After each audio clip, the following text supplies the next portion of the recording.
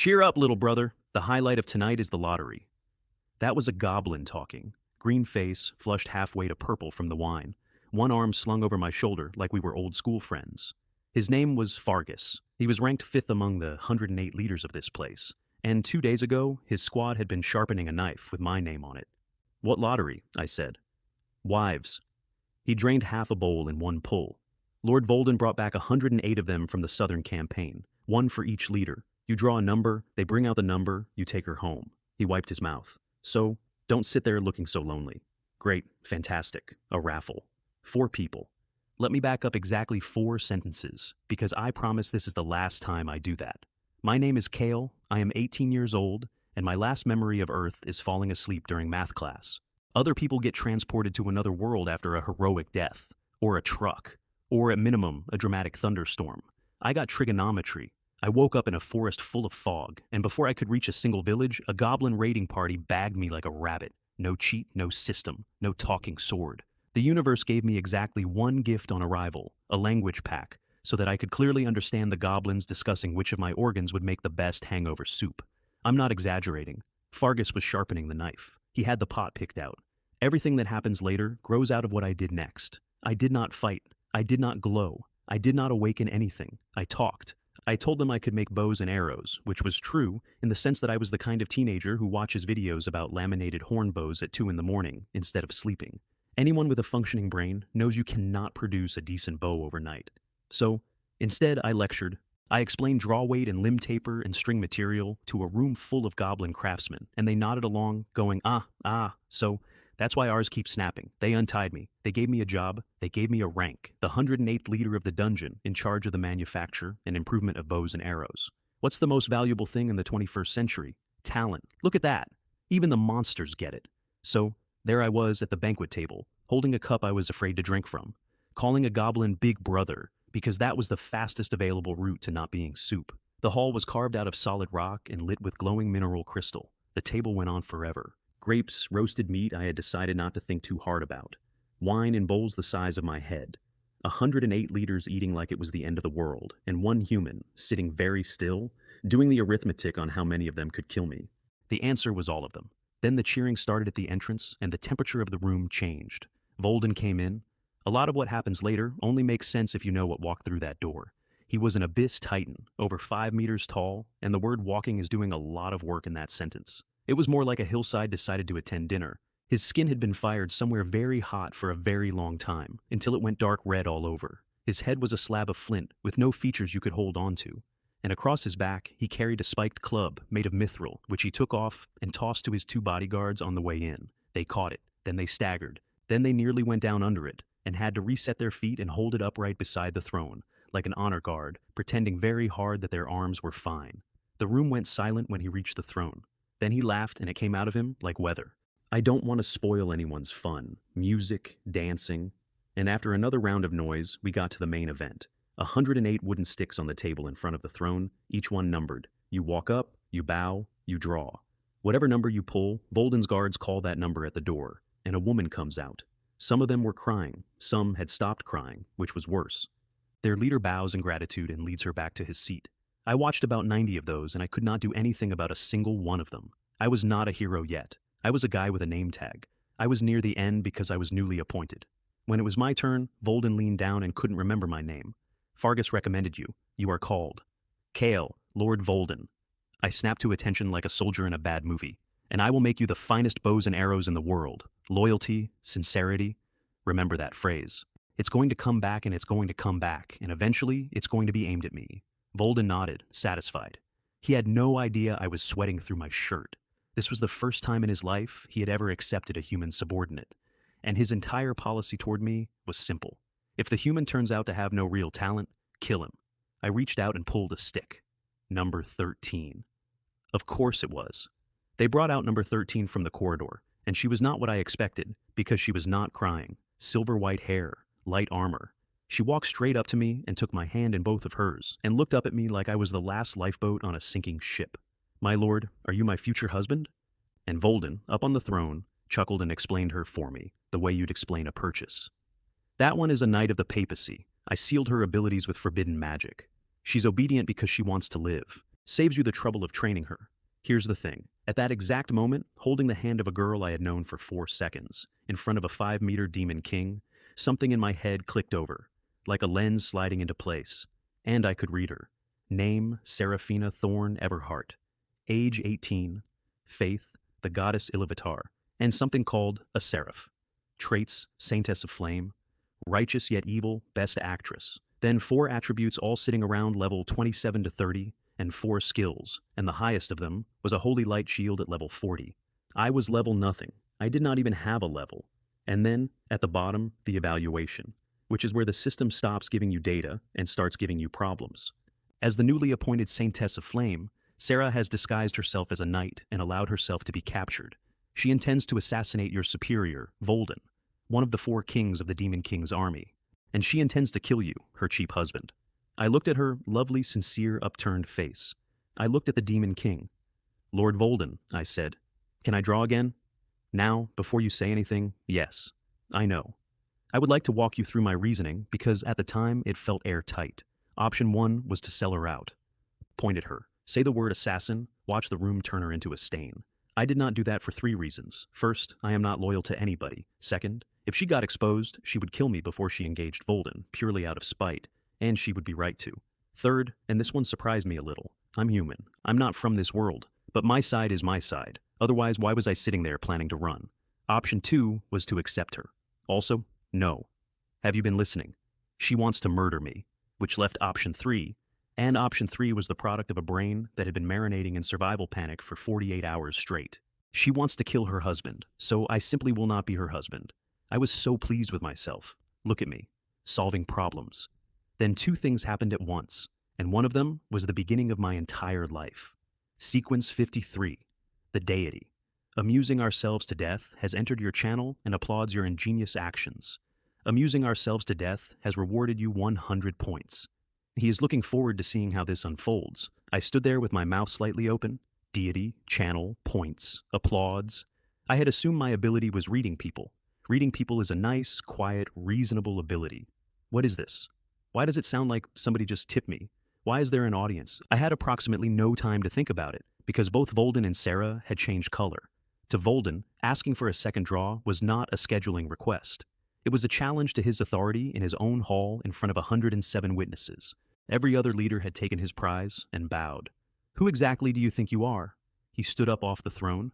When something 5 meters tall stands up, the light in the room changes. What is your complaint about this night? Meanwhile, Sarah had gone tense for a completely different reason. She had spent who knows how long engineering her own capture to get inside this mountain. The entire plan was to be somebody's obedient wife until she could get close enough to put a sword through the Demon King. And now, the traitor in front of her was trying to send her back to the corridor before she'd even gotten through the door, which meant the mission dies and probably she dies with it. Her eyes filled. Actual tears, on cue, gorgeous.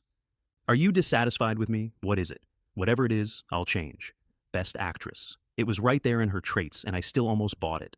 Sequence 108. Pure love. Invincible has entered your channel. Sarah's heartfelt confession has deeply moved him. Pure love. Invincible has awarded you 500 points. He hopes to see you accept Sarah. Is this god serious? Is this god employed? She is acting. It says so in her file. It literally says, best actress in the file that you, a god, presumably also can see. So now I had 2 problems and an audience, and the audience was on her side.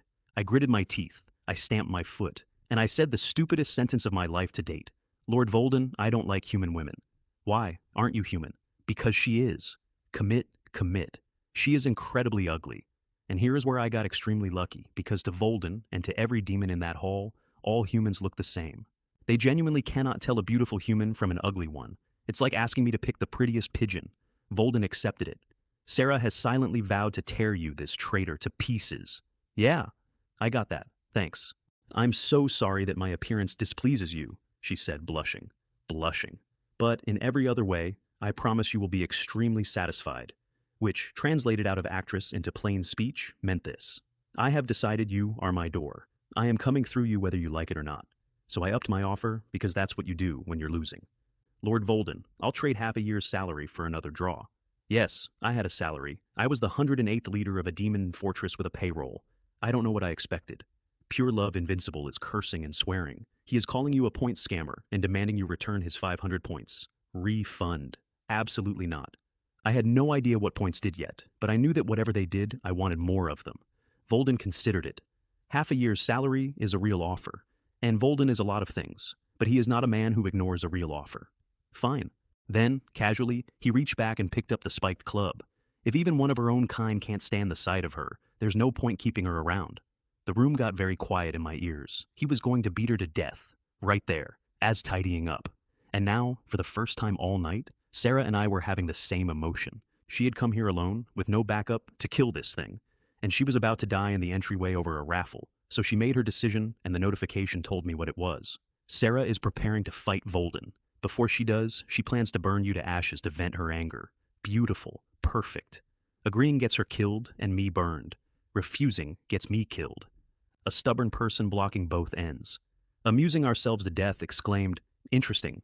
Anne has followed your channel. Your channel has gained its first follower. You have earned 1,000 points and the skill Silver-Tongued level 1. Silver-Tongued. Using it makes your words more persuasive. A God's given ability, delivered at the exact moment of maximum danger. And it was a talking skill. Give me a fighting skill. Give me a running skill. Give me literally anything with a verb in it. But there was no time, because Volden had the club in his hands and Sarah was one heartbeat from lighting up. And I had about a second and a half to pick a side, so I took her hand and pulled her down into a bow with me. Thank you for your generosity, Lord Volden. I withdraw the request. She's the one. Silence. I mean, total silence. Volden silence. Sarah silence. 107 liters silence. Somewhere, a musician stopped mid-note. Sarah had no idea why the traitor had reversed himself, but I felt her exhale. Volden did not exhale. Volden went from confused to furious, in about the time it takes to drop a plate. You little insect, you dare make fun of me? You humans really are fickle. He'd been asked for a redraw. He had granted it, and the instant he granted it, the human took it back. How does one of the 4 kings of the demon race allow a cricket to toy with him in his own hall? It seems it is time to replace my 108th leader. So, that's how my first week went. Look, in my defense, I had been alive in this world for approximately 2 days, one of which I spent tied to a post. I was working with limited information. But here is the whole shape of the next month of my life. I had one skill. It was talking. And the only way out of that room was through the biggest thing in it. Lord Volden. I put every single thing I had into my voice. My loyalty to you is as pure as the sun and the moon. Silver-tongued on. And here's where I learned what points are actually for. Would you like to spend points to upgrade your skill and enhance its effect? Would I? I had 1,800 points and a club coming toward my skull. I dumped half of it in on reflex, figuring if half didn't work I'd throw in the rest. 900 points used, Silver-Tongued level 1 to level 4. I have never felt a change hit that fast. It was like someone swapped my throat out mid-sentence. I was making the same argument, and suddenly it landed. I pledged. I explained my value. I explained that the redraw request had never been a joke, that it had come from genuine remorse and profound respect for the sacred rules of the lottery. And I said the phrase sacred rules of the lottery with my whole chest. Volden's murderous intent visibly drained. What? You seem to make a lot of sense? Fargus stepped in beside me, and this is the first time in this story that the goblin saved my life, which is going to become a habit for both of us. Lord Volden, Kale is the most honest human I have ever met. Not a silver tongue at all. Sure, he's genuinely repentant, he respects the rules, and he really can make and improve bows. He is talented and he is useful. Let him atone through merit. Now, I was extremely moved by this display of brotherhood, and then about 4 seconds later, I worked out the actual math. Fargus recommended me. If I get beaten to death for disrespecting the king, then the goblin who vouched for me is also at minimum guilty of poor judgment and possibly of something worse. He wasn't saving me, he was saving himself, and I happened to be attached, which, honestly, I respected. That's a partnership I can trust, because I can predict it. Volden threw the club back to his bodyguards. They caught it. They staggered again. Kale, I grant you the chance to atone. Go and sit down. Thank you, Lord Volden. Your act of holding hands with Sarah and risking your life to save her brought tears to Pure Love Invincible's eyes. Pure Love Invincible has followed your channel. Your channel has gained its second follower. You have earned 500 points and the skill Mental Barrier, level 1. A mental barrier builds a strong wall for your mind, preventing attacks, spying, and contamination. I looked down and realized I was still holding her hand. Let me be clear about the state of my life at this point. I had 2 skills. One made me a better liar, one protected my brain, And I had two gods, one of whom wanted to watch me destroy myself for entertainment, and one of whom had decided, on no evidence whatsoever, that this was a love story. The god with number 108 in his name genuinely did not know she was going to kill me. He watched her deliver an Oscar-winning performance, and he wept. How is this a god? How did this get hired? I led my new wife back to my seat, and she immediately became the most attentive woman in the room, stood at my shoulder, poured my wine. I am so grateful to you for what happened just now, my lord. From now on, I will serve you with all my strength.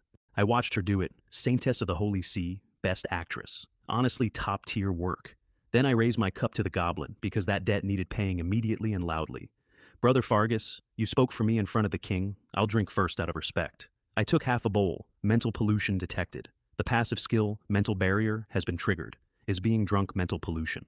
Apparently being drunk is mental pollution, because the skill kicked in and the half bowl went down like water. No warmth, no blur, nothing. I could have been drinking from a tap. This is going to matter a lot later, write it down. Fargus was delighted. That's our finest brew. Most humans can't manage half a cup. Your tolerance is remarkable. Then he leaned in with the fatherly advice. Kale, remember this. Thunder and rain are both the emperor's grace. Even if the papacy knight is ugly, you take her as your wife. I said yes, yes, yes, thank you, brother. I won't say another word. It's all in the wine. And I drank another one straight down, and he cheered. I need you to appreciate the composition of this scene. A goblin who 2 days ago wanted to eat my liver is now giving me marriage counseling. The woman receiving the counseling has privately upgraded her plan to include cutting up the goblin. And a god is crying about how sweet we all look together. Then Volden stood and made his announcement, and the mood in the hall went from party to war. Starting today, everyone prepares for the autumn offensive. Next, we take the border stronghold of the kingdom of Cedric. Then we move out of this cave in the fog forest and live like kings in a human city. The leaders roared. Somebody started a chant. They were extremely excited about the plan to go and burn a town. And the chanting had that quality that chanting always has, where you can hear that not one person in the room is thinking. I drank another half bowl because that's what you do when everyone around you is celebrating a massacre and you'd like to keep your job.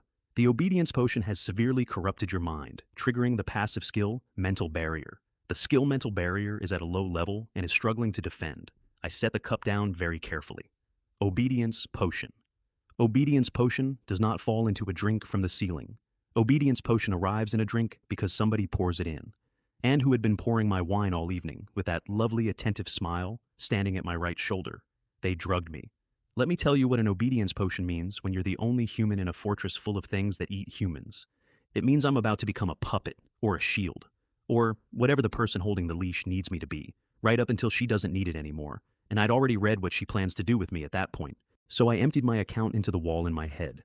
700 points used. Mental barrier, level 1 to level 3. Still not enough?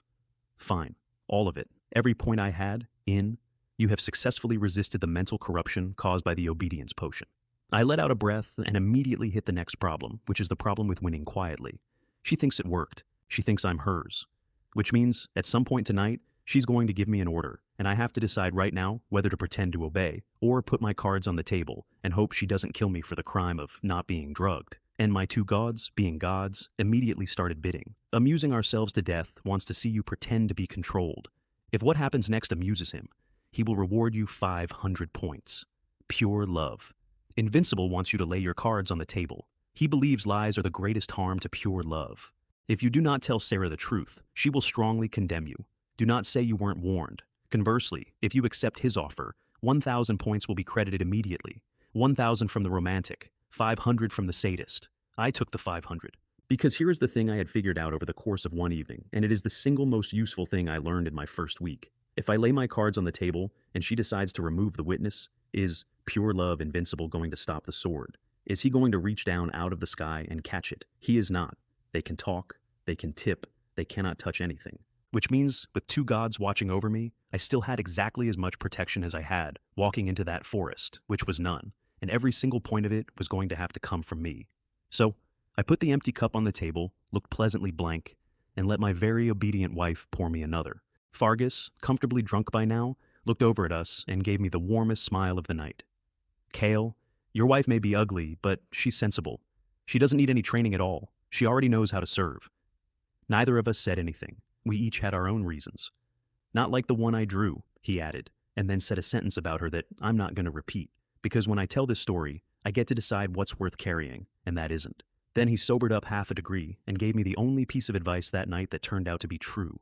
Satisfied or not, they were a gift from Lord Volden, so keep her in one piece. Yes, yes, yes, I said. The rest of the feast went by. Volden left, the hall emptied out. And I walked home through the streets of a demon city doing a very convincing impression of a drunk man, with a girl on my arm who thought she owned me, and the deed to that opinion sitting in my pocket. Home was a wooden shack pressed up against Fargus's, in the middle of goblin territory. Fargus recommended me, so Fargus housed me and fed me. Very generous, also very convenient for keeping an eye on the human. I shut the door, and Sarah dropped the mask so fast it was almost a costume change. Kneel. So I knelt on one knee, being a good obedient puppet. She sat down in front of me, crossed her legs, considered me for a while the way you'd consider something you found in a drain. You damn traitor! You sold out your own kind and sided with the monsters. You have no shame at all. Her voice had a beautiful edge on it. How dare you call me ugly? How dare you make me pour your wine? The moment this mission is done, I will skin you alive. I'm going to be honest with you. In terms of pure human aesthetics, this girl was top of the market, and she was threatening to skin me, and my main emotion was professional respect. She got the cursing out of her system. She didn't touch me, because she still needed me. Then she started the interview. Your name? Where do you live? Kale, and I live in. Small hitch, because the actual answer is a planet with cars on it. So I reached for the only place name I'd heard all week from Fargus. Cohen Town, northern border of the Kingdom of Cedric. Which happened to be almost true, since that's roughly where the goblins bagged me. I told her the capture, the bow making, the recommendation, the rank, all real. She believed every word because she thought she'd bought my mouth. So you were taken from Cohen Town, she said. And for one hopeful second, I thought sympathy was on the way. Then she smiled, and the smile was worse than the cursing. So what if you were captured? Instead of choosing death over submission, you lined up with the monsters. You went looking for this. And that is when I understood the traits. Saintess of flame, righteous yet evil, best actress. It's not a contradiction. She had walked into a mountain full of things that eat people, alone, to kill one of the four kings. And she despised me not because I was useless, but because I had chosen to be alive. Now tell me about this dungeon. Everything. I don't know. What? And I made my first real mistake, which was letting my face do something. Because think about it for 2 seconds. I got dragged in here by a goblin squad 48 hours ago. In what universe do I have a floor plan?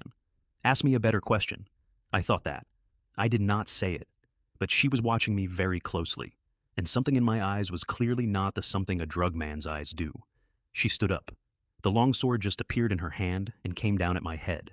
I dodged sideways on pure animal reflex. The sword stopped in the air. It had never been going to land. It was a test. And I had walked directly into it in front of a full audience. You bastard. Her face went white. You're moving against me. You drank the potion. Why isn't it working? Main quest number 1. Survival in dire circumstances. Category, main story. Grade, E. Success condition, survive without being killed by Sarah. Time limit, 3 minutes. Reward, 500 points. Failure, death. 3 minutes. A timer in a shack with a Saintess, over a lie I had held for less than 1 hour. And my sponsors, who had bet on the other outcome, immediately withdrew their support. Amusing ourselves to death is very dissatisfied that you exposed yourself after a single test. He is unwilling to reward you the 500 points. Pure love. Invincible is extremely unhappy with your pretense and your deception of Sarah. This is not pure love at all. He supports Sarah in killing you. My own gods. 3 minutes on the clock. And both of them are on her side. I would like to say I was calm. I actually was calm, which surprised me then, and still surprises me now. Something about a hard deadline clears the mind. Fighting was out. She had 4 skills and the blessing of an angel and numbers 3 times mine, and I had a language pack and 2 conversation abilities. Begging was also out. I had already been labeled traitor by a woman whose second trait was that her righteousness curdles. She was not going to spare a coward. Showing weakness would just make it faster. So, neither fight nor beg. Which leaves the third thing, the thing I'm actually good at. Bluff. All in. Every remaining point into silver-tongued. Due to your low character level, only 300 points can be used. Silver-tongued level 4 to level 5. 300. It capped me at level 5 because my character level was garbage, and left 400 points sitting uselessly in my account, like coins in a broken vending machine. Fine. Hopefully 5 is enough. I stood up. I did not stand up like a man on a timer. I stood up like a man who had been waiting all evening for her to finally ask. Wait, I said, and let it land. The newly appointed Saintess of Flame, Seraphina Thorne Everhart. You think you can kill me? She froze completely. I watched the sword stop mattering to her. How? How do you know who I am? I not only know who you are, I know what you came here to do. You're strange, she said, and I could hear her forcing herself back to solid ground. But even if you know my name, you could never know my purpose. Top secret mission. Sole operative. No one alive should have it. Aren't you here to assassinate Volden? All the color went out of her face. How? How is that possible? You have some kind of special ability. And here, I made my second mistake of the night, which was overacting. I possess power you cannot comprehend, I said, casual as anything. I know everything about you. She turned scarlet instantly. Because everything means everything. I have never wanted to slap myself so hard. I had gotten so into the cool, mysterious stranger bit that I had accidentally implied I could see her whole life. Anyone would panic. I panicked on her behalf. I mean your identity, your strength, and your purpose, I added at speed. Specifically those. Only those. She kept the sword up and started probing. What detection skill is it? I'd guess detection only, no combat ability. Correct. Extremely correct. She could have ended me with one swing, which is exactly why I couldn't let her finish the thought. I'll admit my combat strength is about the same as yours, I said. Which is precisely why I didn't want to fight you, and why I chose to play along with the potion instead. If we start now, it's a stalemate. We're both exposed, and then we both die in a mountain full of monsters. Amusing ourselves to death admires your persuasive skills and has awarded you 100 points. Pure love. Invincible curses you, you liar. You're deceiving Sarah again. Sequence 10. The deity Seraph has entered your channel and is watching you. Seraph. That is her god. That is the thing that granted her a blessing. That is the one being in the audience with an actual stake in this room. And he had just pulled up a chair to watch a human con his Saintess. I decided I'd deal with that later, on the reasoning that gods cannot cut me and her sword can. She lowered it a fraction. So, you weren't captured by the goblins. Of course I was captured by them. Perfectly calm. I simply let them capture me, same as you. You infiltrated too? What's your purpose? Who are you? I had no purpose. I had been grabbed off a road like a mushroom, and my one goal in life was to get out of that mountain and never look at fog again. You cannot say that out loud in that room. Who I am and why I'm here aren't important. What's important is that you and I are not enemies. And the sword disappeared. Main quest, survival in desperate circumstances. Complete. Received 500 points. Character level increased by 5. All 4 attributes increased by 5 levels. Both skills increased by 1 level. And then, for the first time, my own sheet. Name, Kale. Age 18. Faith, none. Features, time traveler, streamer. Constitution 12, Strength 10, Agility 9, Magic 11. Skills, Silver Tongue 6, Mental Barrier 4, Protection, none. Level 9, Fans, Deity number 53, Amusing Ourselves to Death. Deity number 108, Pure Love, Invincible. Points, 1,000, Evaluation. Amusing Ourselves to Death thinks you're an interesting newbie. Pure Love. Invincible thinks you're a scumbag who talks big and deceives young girls. Therefore, your overall evaluation is a newbie scumbag. Go to hell. I looked at those numbers next to the ones I'd read off her, and the comparison was educational. Hers were nearly triple mine across the board. She could have killed me at any point in that conversation, and the only reason she didn't is that I talked faster than she could think. But 2 differences jumped out, and both of them mattered. She had a faith and a protection. I had neither, which is a problem, because in a world of swords and magic, having a god who has actually signed something on your behalf appears to be load-bearing. I'm from Earth. I believe in Marxism. But when in Rome and all that, and if picking a deity comes with a discount, I'd consider it. Not those two, obviously. Not the sadist and not the romantic. I have standards. And the second difference. She had no fans and no points. No channel, no audience. Those 2 lines came attached to my 2 features, time traveler and streamer, which told me something I did not enjoy learning. Gods notice my channel. Gods reward what they notice. Followers mean points and skills and items. And that means somebody, somewhere, set this up. Somebody made me a broadcast. I did not fall through a hole in the world. I was aired. That thought and I were going to have a long relationship. Later, Kale. She was watching me stand there staring into space. Kale. What? Sorry, what? She squared up. Since we each have our own identity and purpose, let's talk. I originally intended to control you with a potion and use you to kill Volden. Clearly that failed. But I am not giving up the plan. I need your unconditional cooperation. Huh. The Saintess is really domineering. You know too much about me. If you refuse, I'll have to use force. You'd raise a hand to me? We're in the same boat. So what? At worst, we go down together. You win. I meant it. Going to war with her was worth nothing to me. You want help killing Volden. That's not impossible, but you'll do something for me in exchange. What? Anything I can do. We'll discuss the specifics later. I wasn't being coy. There was exactly one thing I wanted from her, and it was this. When the assassination is over, take me out of here. Take me through the fog and out the other side. I could not say it, because the second I said it, the mysterious stranger with power beyond her comprehension turns back into a math student who got kidnapped, and the sword comes out again. She agreed to sort it out after Volden died. Fine. And then somebody knocked on the door. 3 sharp knocks in a demon city at night, in a shack in goblin territory. My whole body went cold, and I said the only thing that mattered. Get into bed, right now. Her eyes went absolutely enormous. And then there was a sword. And the point of it was resting 1/100th of a centimeter from my throat. That is not a figure of speech. That is a measurement. Don't get me wrong, I said, without moving my neck at all, because I am fond of my neck. I'm under surveillance in this place. Whoever walks through that door and sees you standing in the middle of the room glaring at me is going to start asking questions. So, get into bed. Why the suspicion? Why should I have to? The knocking became banging. Because, I said, you're my wife now. She smacked her own forehead, genuinely. The Saintess of Flame had forgotten her own cover story. She went under the covers like a cat down a drainpipe, and the door was smashed open. Fargus? Of course it was Fargus. He had a fist raised, an unimpressed expression, and the general air of a landlord. Why didn't you open the door? I stood there with absolutely nothing. And then, from under the blanket, my wife screamed. Just a short, high, embarrassed little scream. Perfectly timed. I would like to say I recovered fast. I did recover fast, but only because she handed it to me on a plate. What are you yelling for? I snapped over my shoulder.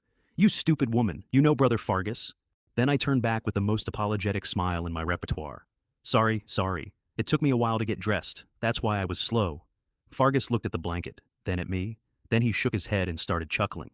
Ah, you were busy. Sorry to interrupt, but it's urgent. He waved me outside. I walked to the door, glanced back once, and made an assessment that I've never had cause to revise. This girl is a natural.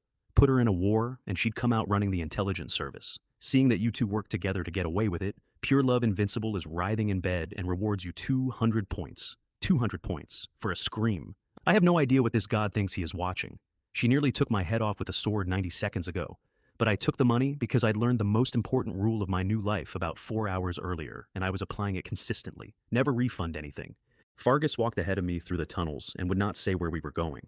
The dungeon at night is lit by magic lamps and veins of glowing crystal in the rock, which sounds beautiful, and is actually just enough light to see that the corridor keeps going. I followed a goblin into the dark, in a mountain full of monsters, and I did the only useful thing available, which was read him.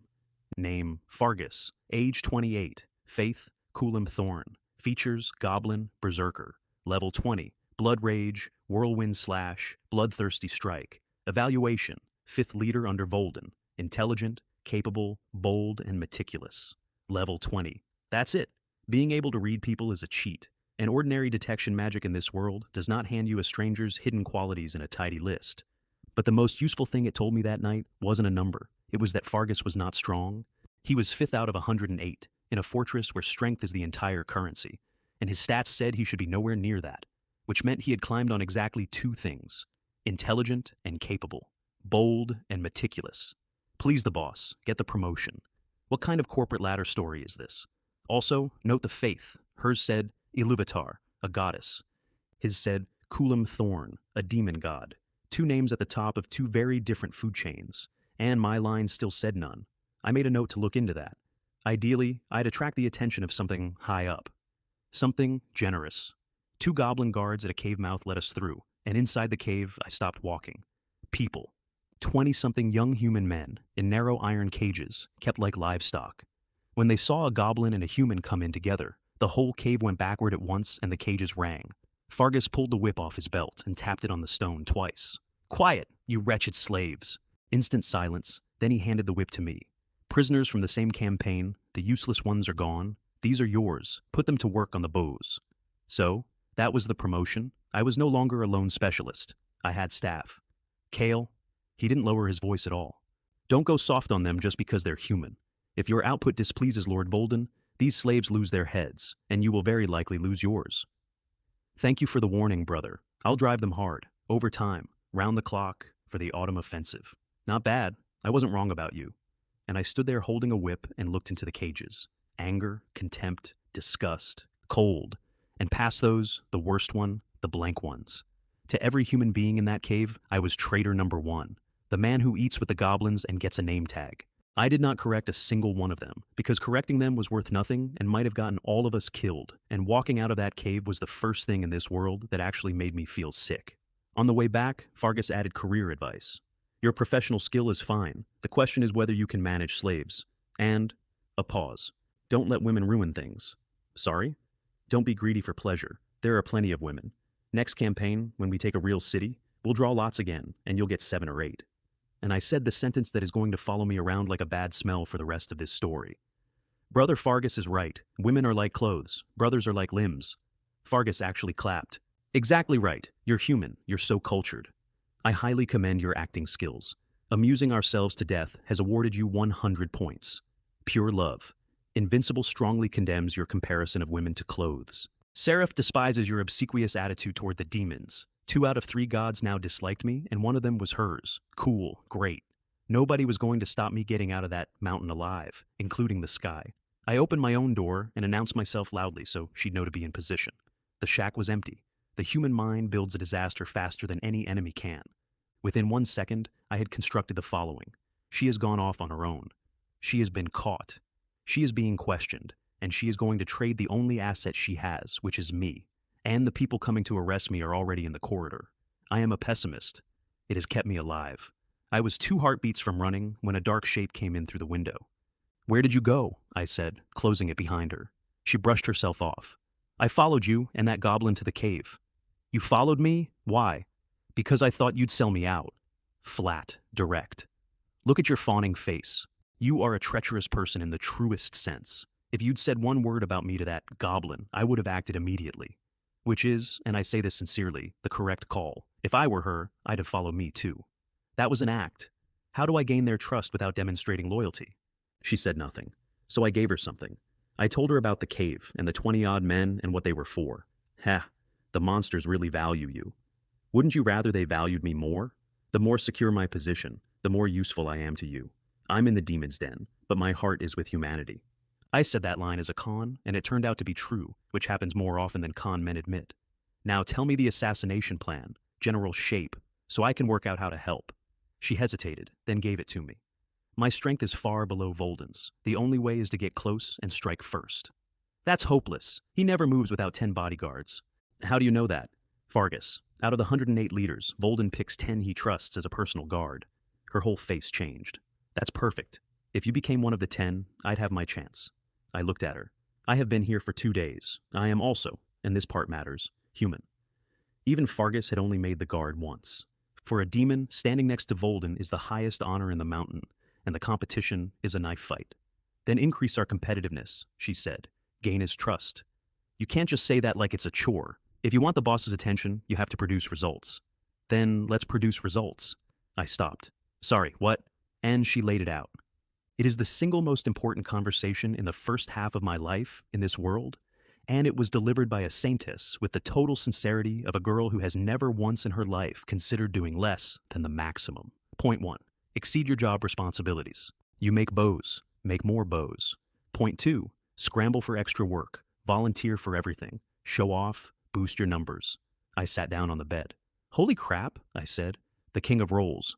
If this girl had been born on Earth, she'd have been the person who ruins the curve. She'd have 3 internships. She would have made a study schedule for the assassination, which, when I thought about it for another 2 seconds, explained her entirely. She was a newly appointed Saintess with unremarkable strength who had decided to solo one of the 4 kings. That is not courage. That is a promotion strategy. What are you talking about? She said, tilting her head, because Rolling King did not translate. I'm saying it's easier said than done. What's difficult about it? Aren't you strong? I'm not weak. If the 2 of us work together, are we afraid of a few monsters? Damn it, that ambition. But I sat with it, and here's the thing. With a Saintess quietly boosting my numbers, there actually was a real path to making the boss look at me. It seems. Feasible? Of course it's feasible. Then one question first, and I need a real answer. Your strength is nowhere near his, and you came anyway. Why do you need to advance this badly? What did the papacy promise you? And she gave me the truth, which I had not expected. My best friend died at Volden's hands. I swore to kill him. So it's revenge. Something in me settled, and something else got worse. Did you come on your own? The papacy doesn't know? Because if that's true, there's no support coming. You're quick, she said, and smiled slightly. You guessed it. If I fail, I die in this mountain. If I succeed, I'll be punished when I get back, and they'll probably strip the sainthood. It doesn't matter. If I don't succeed, I'll die trying. Seraph applauds Sarah's words and hopes you will learn from her. Pure love. Invincible applauds Sarah's words and hopes you'll learn from your wife. Study hard. I'll strive for improvement every single day, sir. So, there it was. One girl. No backup, no exit. Burning her own career for a dead friend. I want to be honest about my reaction, because the honest version is uglier and more useful than the noble version. My first thought was not admiration. My first thought was, this woman has no way out, which means she will not stop, which means I am chained to a runaway cart, and I need to find the brake before it goes over the edge. I've been honest with you, she said. Shouldn't you tell me some things, like who you actually are, what you're really doing here? Don't worry, I'm more reliable than you think. Which is what people say when the answer is a planet with cars on it. She didn't press. She'd decided I was useful, mysterious, and standing on the human side of the line, and that if I twitched, she could always kill me later. Which is exactly what I decided about her. Honestly, a functional working relationship. Two people who each believe they can dispose of the other has more trust in it than most marriages. I yawned. Let's leave it there. Bed. And I lay down. If you sleep in the bed, where am I supposed to sleep? You sleep in the bed too. What? You bast. Don't reach for the sword, I said. We are husband and wife. If the monsters notice anything off, we die, so. She made a sound I can only describe as the noise a kettle makes right before you take it off. I moved over. She lay down on the inside, still in her armor. You're not taking the armor off? That has to hurt. Nonsense. And if you try anything while I'm asleep, her face went red. I advise you to be careful. If you touch me, I'll cut your hand off. Who cares? Then, in the dark, the first round of what became the defining conflict of my domestic life. Don't take all the blanket? So what? Aren't you the Saintess of Flame? So what? There's no stove here for me to light. I'm cold too. Bear with it. You won't freeze. I shifted back a couple of centimeters and immediately felt something press into my spine. Something with a point on it. Don't cross the line, she said. I would like it on the record that she said it first, and that she then drew an actual line down the middle of that bed with her hand, and that this line went on to consume approximately 15% of my waking thoughts for the next month. Don't cross the line. What are you thinking about? You think I'd cross the line? Heh, who knows? Silence. She fell asleep first, which told me how far she'd come, and how little she'd slept doing it. Pure love. Invincible hopes you'll just go for it. He is willing to reward 1,000 points. Amusing ourselves to death seconded. Even at 10,000 I wouldn't have moved. At 1,000,000 I might have considered it, on the grounds that if you have 1,000,000 points you don't have to be afraid of Sarah anymore, and my whole moral framework at this stage was a pricing question. I spent what I had before sleeping, because if you want to leave alive, you get stronger, full stop. Strength 10 to 12, magic 11 to 13, mental barrier 4 to 5. 1,300 points gone, instantly. It's true what they say. Spending is easy, strength so my punches land harder. Magic because it governs how often and how long I can use a skill. And in a world of swords and spells, those two lines are the whole difference between a person and a victim. And I lay there in the dark doing an inventory that was not encouraging. 2 skills. Both of them talking, neither of them capable of hurting anybody. Without them, I'd have been beaten to death by Volden, or quietly finished in my sleep by the girl currently taking my blanket. So I'm not ungrateful. But every single step of my first 3 days had been survived with my mouth. At some point, somebody is going to swing at me from a direction I cannot talk to. I need a combat skill, and I need points. Lots of points. The 2 skills I had came from gods noticing me. Seraph had entered the channel and not followed. If I got him to follow, maybe I'd get something with an edge on it. Otherwise, quests. I'd completed 1 E-rank main quest for 500 points, which was insulting, but years of gaming told me quest rewards vary, and there was a ladder in there somewhere. And underneath all that, the question I kept flinching away from. Streamer. Time traveler I could accept. Fine. Truck-kun's cousin got me. But streamer is a job description. Somebody built a channel. Somebody put me in front of an audience, which means somebody possibly summoned me here to be watched. Am I the only one? Are there others? I never imagined a nap in math class could carry this much risk. My eyelids got heavy and I let the thought go. And the next thing that happened is small, and it is the reason I'm telling you any of this. We woke up face to face. We had gone to sleep back to back. That is a fact I am confident of. You crossed the line, we said, in unison. What? You crossed the line, we said, in unison, again. I had evidence. Your hand is on me. By your own rules, shouldn't you cut it off? She snatched it back like the hand was on fire. You crossed the line too. Come on, my hands, my feet, my whole body are on my side. Saintess, where exactly did I cross? You. She scanned me for anything. Your clothes are over the line. Fine, I hereby surrender this garment to you. Now extend your left hand so I can take it off. You bastard, I am a very good sleeper. You must have deliberately put my hand on you while I was asleep. Oh ho, I have never enjoyed anything more. So you're cheating. Can't the Saintess handle losing? Me? A sore loser? She sat up in a panic. I still need my hands to deal with Volden. Once I've killed him, then you can cut them off. I looked at her extremely serious face and could not determine, at any point in that exchange, whether she was joking. I never fully solved that problem. I'm not sure she had. So, I proposed a system, and the system is important because everything about the two of us ran on it from then on. How about this? You cross the line once, we record it. Then, if, hypothetically, I ever cross it, they cancel out. That way, nobody loses a hand.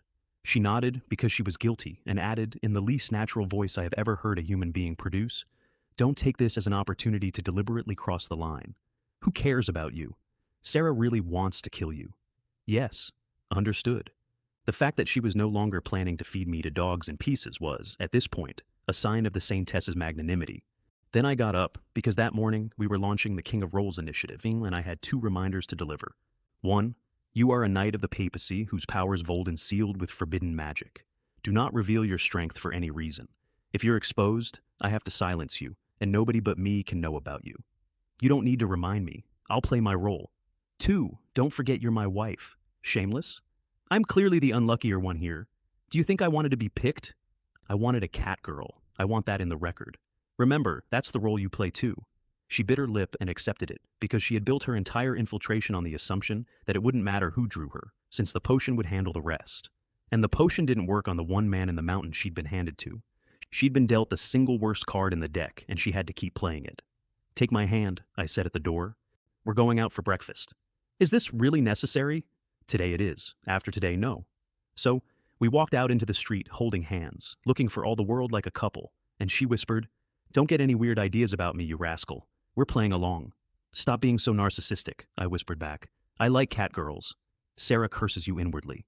She is calling you a pervert. Humans liking cat girls? Utterly perverted. Think whatever you like. I was watching for a different notification, and it came. You and Sarah strolled hand in hand through the morning, showing off your love and showering everyone with sweetness. Pure love. Invincible thought the dog food was delicious. Therefore, he gifts you a prop, a perfect love letter. A prop, not points, an actual item. This god had moved from tipping to gifts, which meant the ceiling on this whole arrangement was much higher than I'd assumed, and it also meant something I found genuinely unsettling. It really was a live stream. Title, Perfect Love Letter, Grade A. 1. Using a perfect love letter will surely move the target and make them obey your commands. 2. Single use and not very effective against targets with high resistance to mental attack, or entirely ineffective. Value, 1,000 points. A mind control item. Rank A. 1 shot. And my first thought, obviously, was Volden.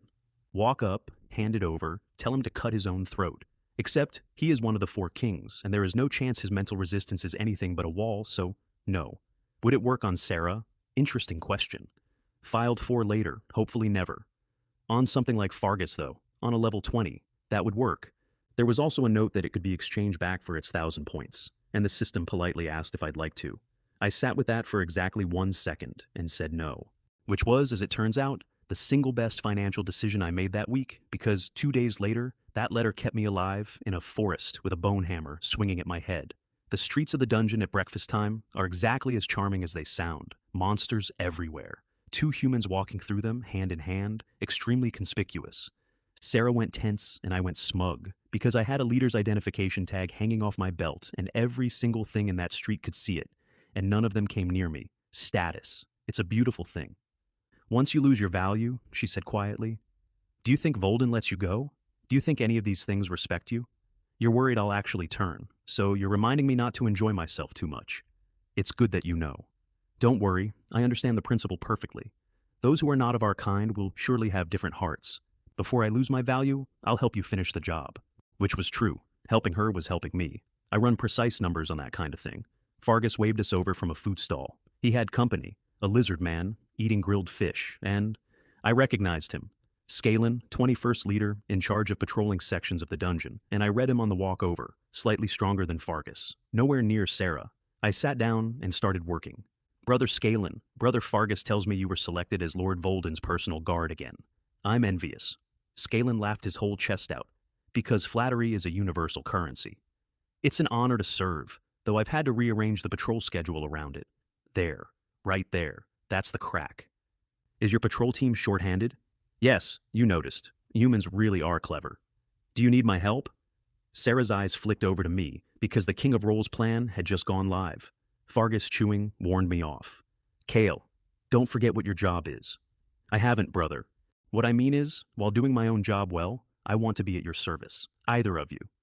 Both of them went quiet for a second. Then Scalen swallowed an entire fish and slammed the table. Kale, you're so eager to improve, and that's exactly why I'm going to ask you for help. Scalen is eager for help. Your volunteering is exactly what he wants. One breakfast, one volunteer. I had bought my way onto a patrol, which was the only route I had to the outside of that mountain. And then a goblin guard came sprinting in, and the day changed. Lord Fargus, one of the human prisoners, escaped while the guards weren't looking. Escaped? No, we caught him again. Then why are you talking? Chop him up. This. The guard looked at me. Didn't you say last night the prisoners are under Lord Kale's command now? Fargus smacked his own forehead. You're right.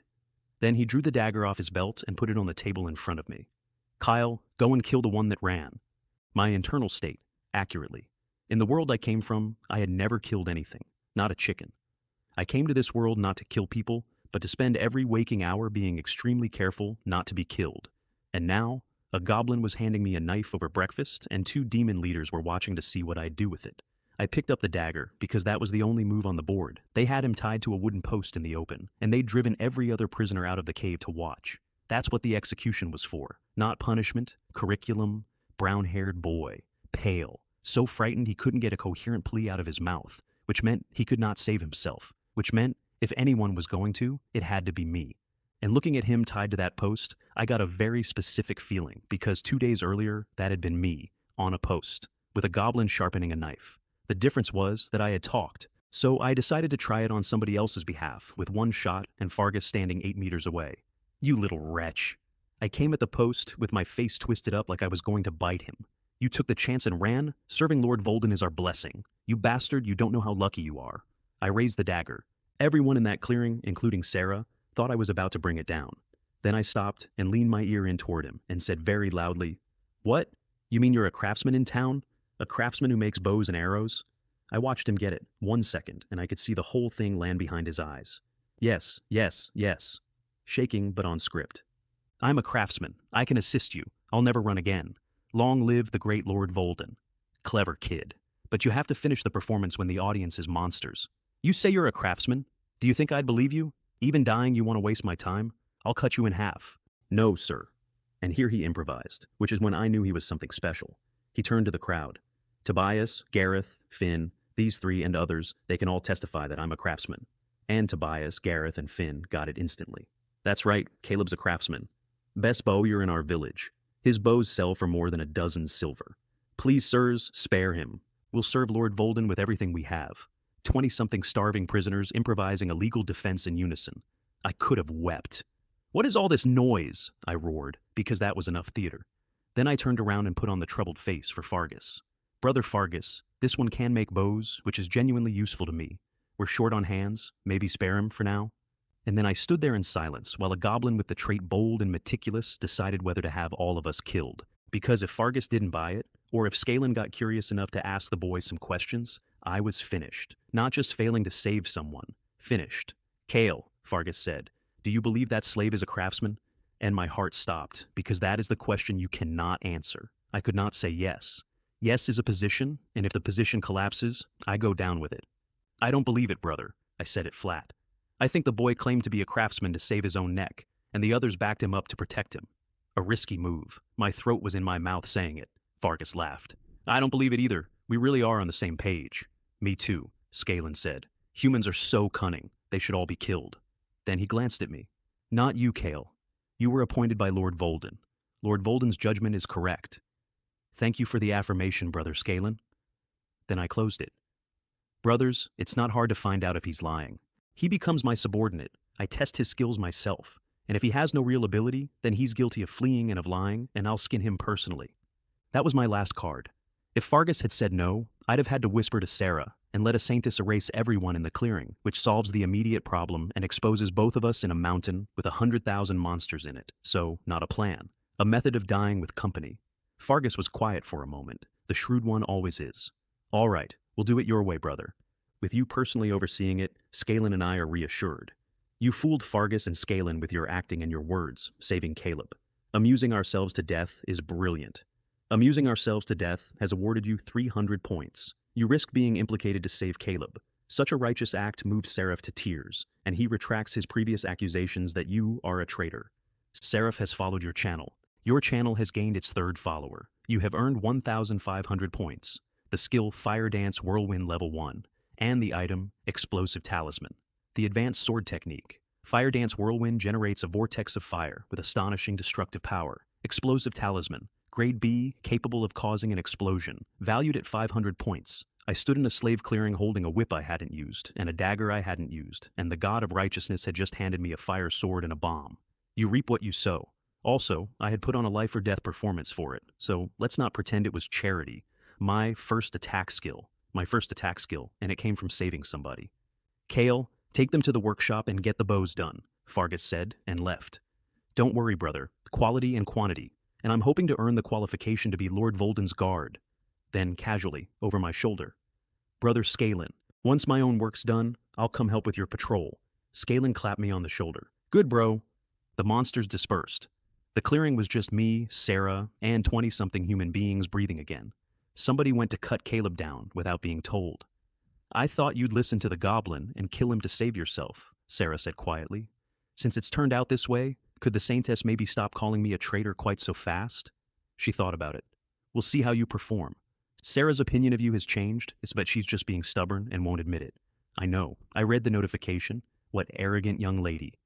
Thank you, Lord Kale. Caleb on his feet, gripping my hands. I will always be loyal to you. You are the only son in my heart. The others picked it up. Savior, benefactor, all of it. I did not accept a word of it, and I said the only thing that was actually going to keep them alive. Get to work. Because their fate was still in monster hands, and because I had absolutely no way of knowing whether one of these grateful men would sell me out tomorrow for a better blanket. Gratitude is not a plan. Output is a plan. So, the workshop of the dungeon acquired the following scene. The newly appointed 108th leader, 1 human, 20-odd human prisoners, and a production line. I brought the assembly line to a fantasy world, split them into groups, clear division of labor. 1 man does knocks, 1 man does staves, 1 man does fletching. It had a certain beauty to it, like screwing screws in a factory in another dimension. You really have some ideas, said Sarah, who was on the line, because she was the boss's wife, and therefore also a screwdriver.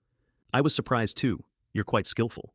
Of everyone in that room, the fastest learner was the Saintess of the Holy See, natural-born screwdriver. She had not considered that framing.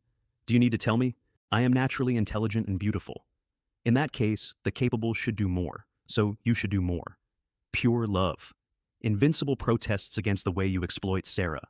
He wants to see you exploit Sarah in another way. Or be exploited by Sarah. This god wanted paid content. In a workshop, in front of the staff. But by that point, I had the 3 of them figured out. And understanding your clients is the whole business. Pure love. Invincible wants romance. Amusing.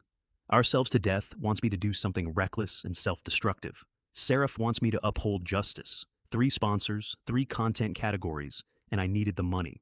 So I was going to serve all 3.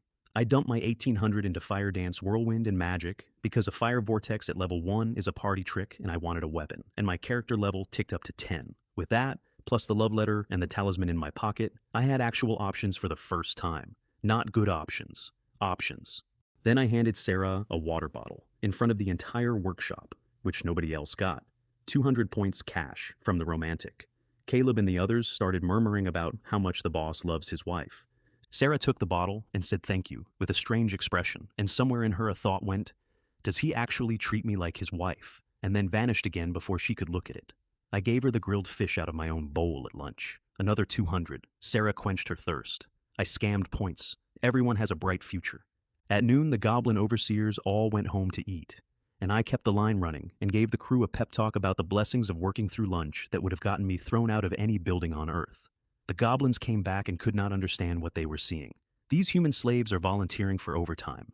The results were extremely good, which is the part I feel worst about. People started looking at me differently, and I made the whole thing worse by putting Sarah in charge of the afternoon shift. You're planning to slack off. I'm joining Scalen's patrol. I help him today, someone else tomorrow. Wasn't diversifying your effort your idea? She had no answer to that. So the line is yours. Don't be soft. Squeeze every last drop of surplus labor value out of them. I really underestimated you.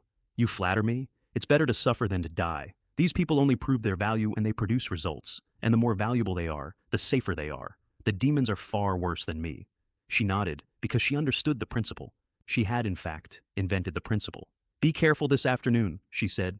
You care about me? She rolled her eyes so hard I heard it. I'm worried you'll be exposed and caught. Someone as spineless as you would confess the instant they hit you. I'm worried about being implicated. Which was correct. If they caught me, I would have talked before the second question. They wouldn't even have needed to hit me. They could have shown me the equipment. Humph, I said. I'm a tough guy in Cohentown. Nonsense. Tell me honestly, where are you from? I don't believe Cohentown. I have never seen anyone with black hair and black eyes. What do you care where I came from? We're in the same boat. And I left for the patrol, and one more reminder on the way out. Caleb's quick. Use him for management. Then I went to work for a lizard man, and that is where the killing started. Scalen's lizardman squad handled the west side of the city and the forest past the western exit. When I got there, they were already forming up, and the deputy in charge was a tall, dark lizard man called Xylo, level 18. 10 lizard man warriors under him, plus one more, plus an orc. Over 2 meters, blue-faced tusks, carrying a bone club, level 20, name Grok. Also seconded to help with the patrol. Orcs are not bright, is the general opinion. They are also tough, resilient, and strong enough to turn a person into a puddle with one swing, so I made a point of being extremely pleasant to Grok, on the grounds that he was on my side. And then, standing in a courtyard next to my new colleagues, the system spoke up. Side quest.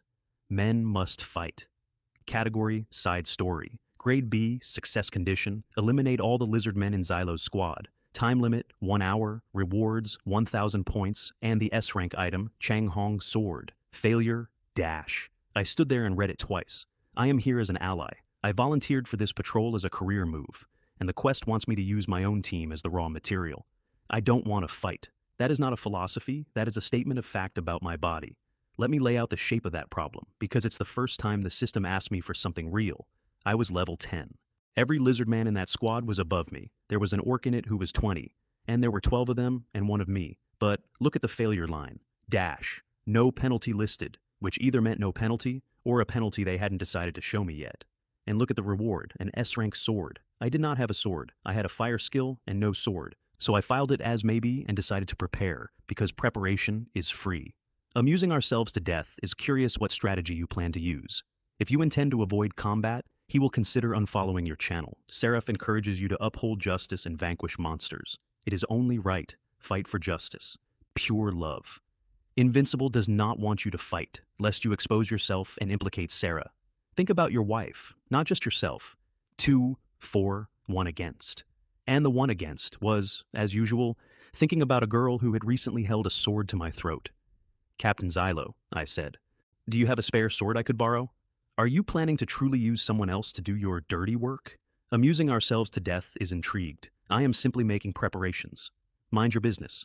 Xylo sent someone off and came back with a one-handed blade. A knight's sword. Last time I went to war with Lord Volden, I killed a kingdom knight and took it. He was very proud of that. His men cheered. I pinched my nose and praised his bravery, because I was a human, borrowing a dead human's sword from the man who took it, in front of an audience, and there was no version of that moment I was going to enjoy. We went out on patrol. Inside the city I did nothing, obviously. 30 minutes of walking corridors and greeting checkpoints, and half my window burned. Next, outside the city, as Xylo called, stay alert, and a chill went down my back, because alert was the one condition under which this did not work. The hidden mist forest sits on top of the dungeon like a lid. Fog most of the day, every day. It is the fortress's first line of defense and the reason I had never seriously attempted to walk out. Without a map, you don't escape that forest. You just die more slowly inside it. I want that on the record too, because people later assumed I stayed out of ambition. Also, and I noticed this and did not like it, the orc kept looking at me. Just looking. Not smart looking, dumb looking, but consistently. Then Xylo flicked his tongue, pupils narrowing, and pointed his sword southwest at a noise. Chase it down! The squad went off like sharks. I let myself drift back into the middle of the group, on the reasoning that if something serious happened, I would definitely be protecting my lizard man teammates from behind them. And in the mud, we found footprints. Human footprints. A human trespassed here. Xylo grinned. That reckless human is tonight's snack. These monsters genuinely did not consider me a human being. They discussed eating people to my face, and in that second, my mind snapped shut around a plan because a trespasser changes everything. Somebody walked into this forest and did not die. Somebody knows the way in, which means somebody knows the way out. I had to reach that person first. Wait, Captain Xylo, I put on the eager junior officer. I suggest we split into 2 groups and flank them from both sides. Leave them no way out. Great idea. Instant approval. He did not think about it for a second. I'll take 6 warriors left. You take the rest and grok and swing right. Let's do it. And that is the whole trick. Not strength, not a skill. A helpful suggestion delivered by somebody with a name tag. They separated us. 12 became 6 and 6.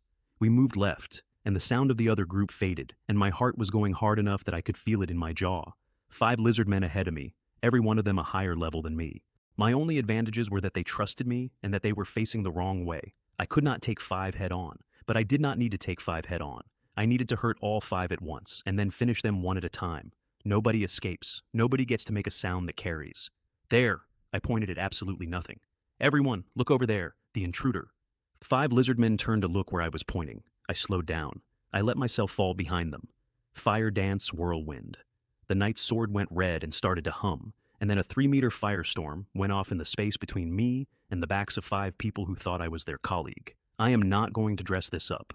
It worked because they trusted me, and it worked from behind, and one of them got most of the way through the words, "How dare you betray Lord Volden," before I answered him.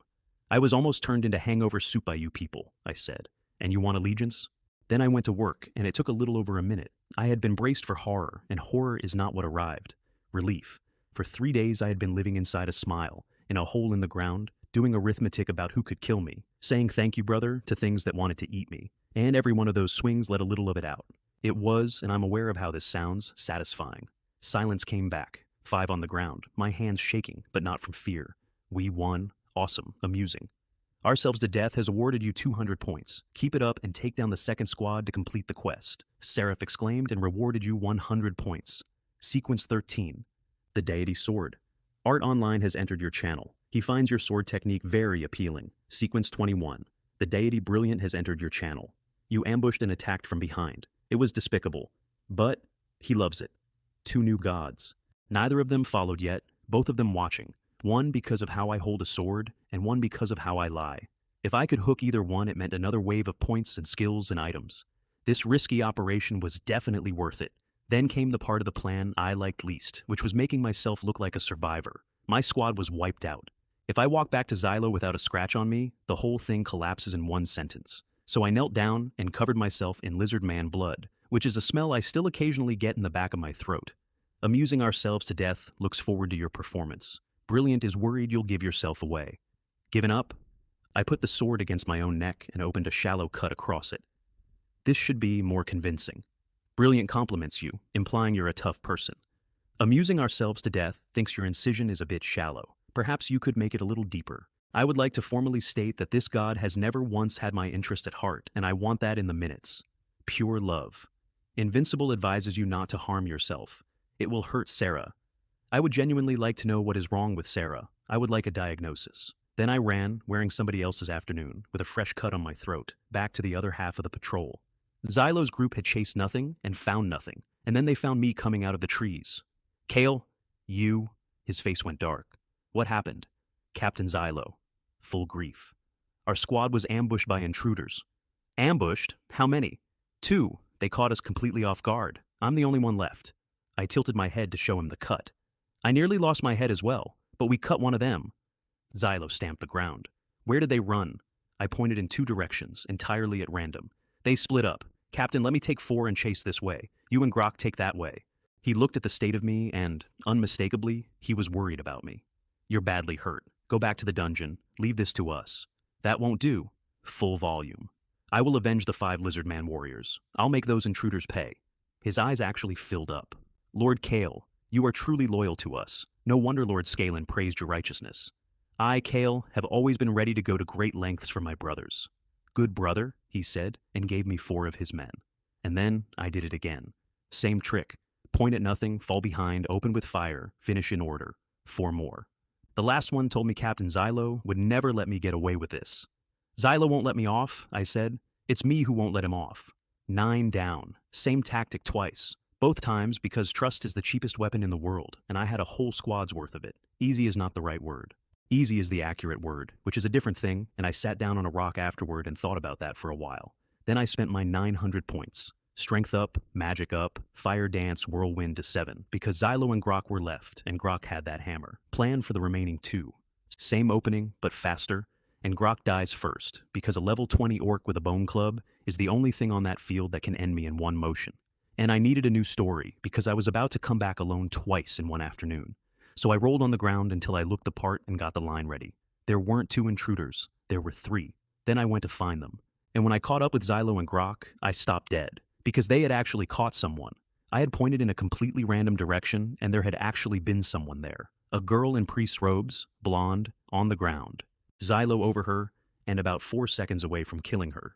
And she looked up and saw a human standing at the tree line and shouted for help. Hey! Xylo didn't even turn around. You've come to the wrong person, foolish woman. Lord Kale is on our side. Her face when he said that. I'm going to carry that one. No! Her scream brought Xylo around, and both of them stared at the state of me. You're alone again? You were ambushed again? Don't even mention it, Captain. Full despair. There weren't 2 intruders. There were 3. They did the same thing to us. I only escaped by risking my life. They're right behind me. Let's take them together. We have the advantage. Xylo stood very still. 10. My 10 lizard man brothers. All gone? I'm sorry, I said, and tried to produce tears, and could not. I need to practice my crying scenes more. That became a genuine professional concern of mine, and later I asked the best actress for lessons. Sorry, Captain, but they were all great. Now let's avenge them. And Xylo bought it. Yes, revenge. I'm going to eat her 2 companions right in front of her. And then, from behind him, Grok spoke. Wait, Xylo. Kale is lying. I smell it.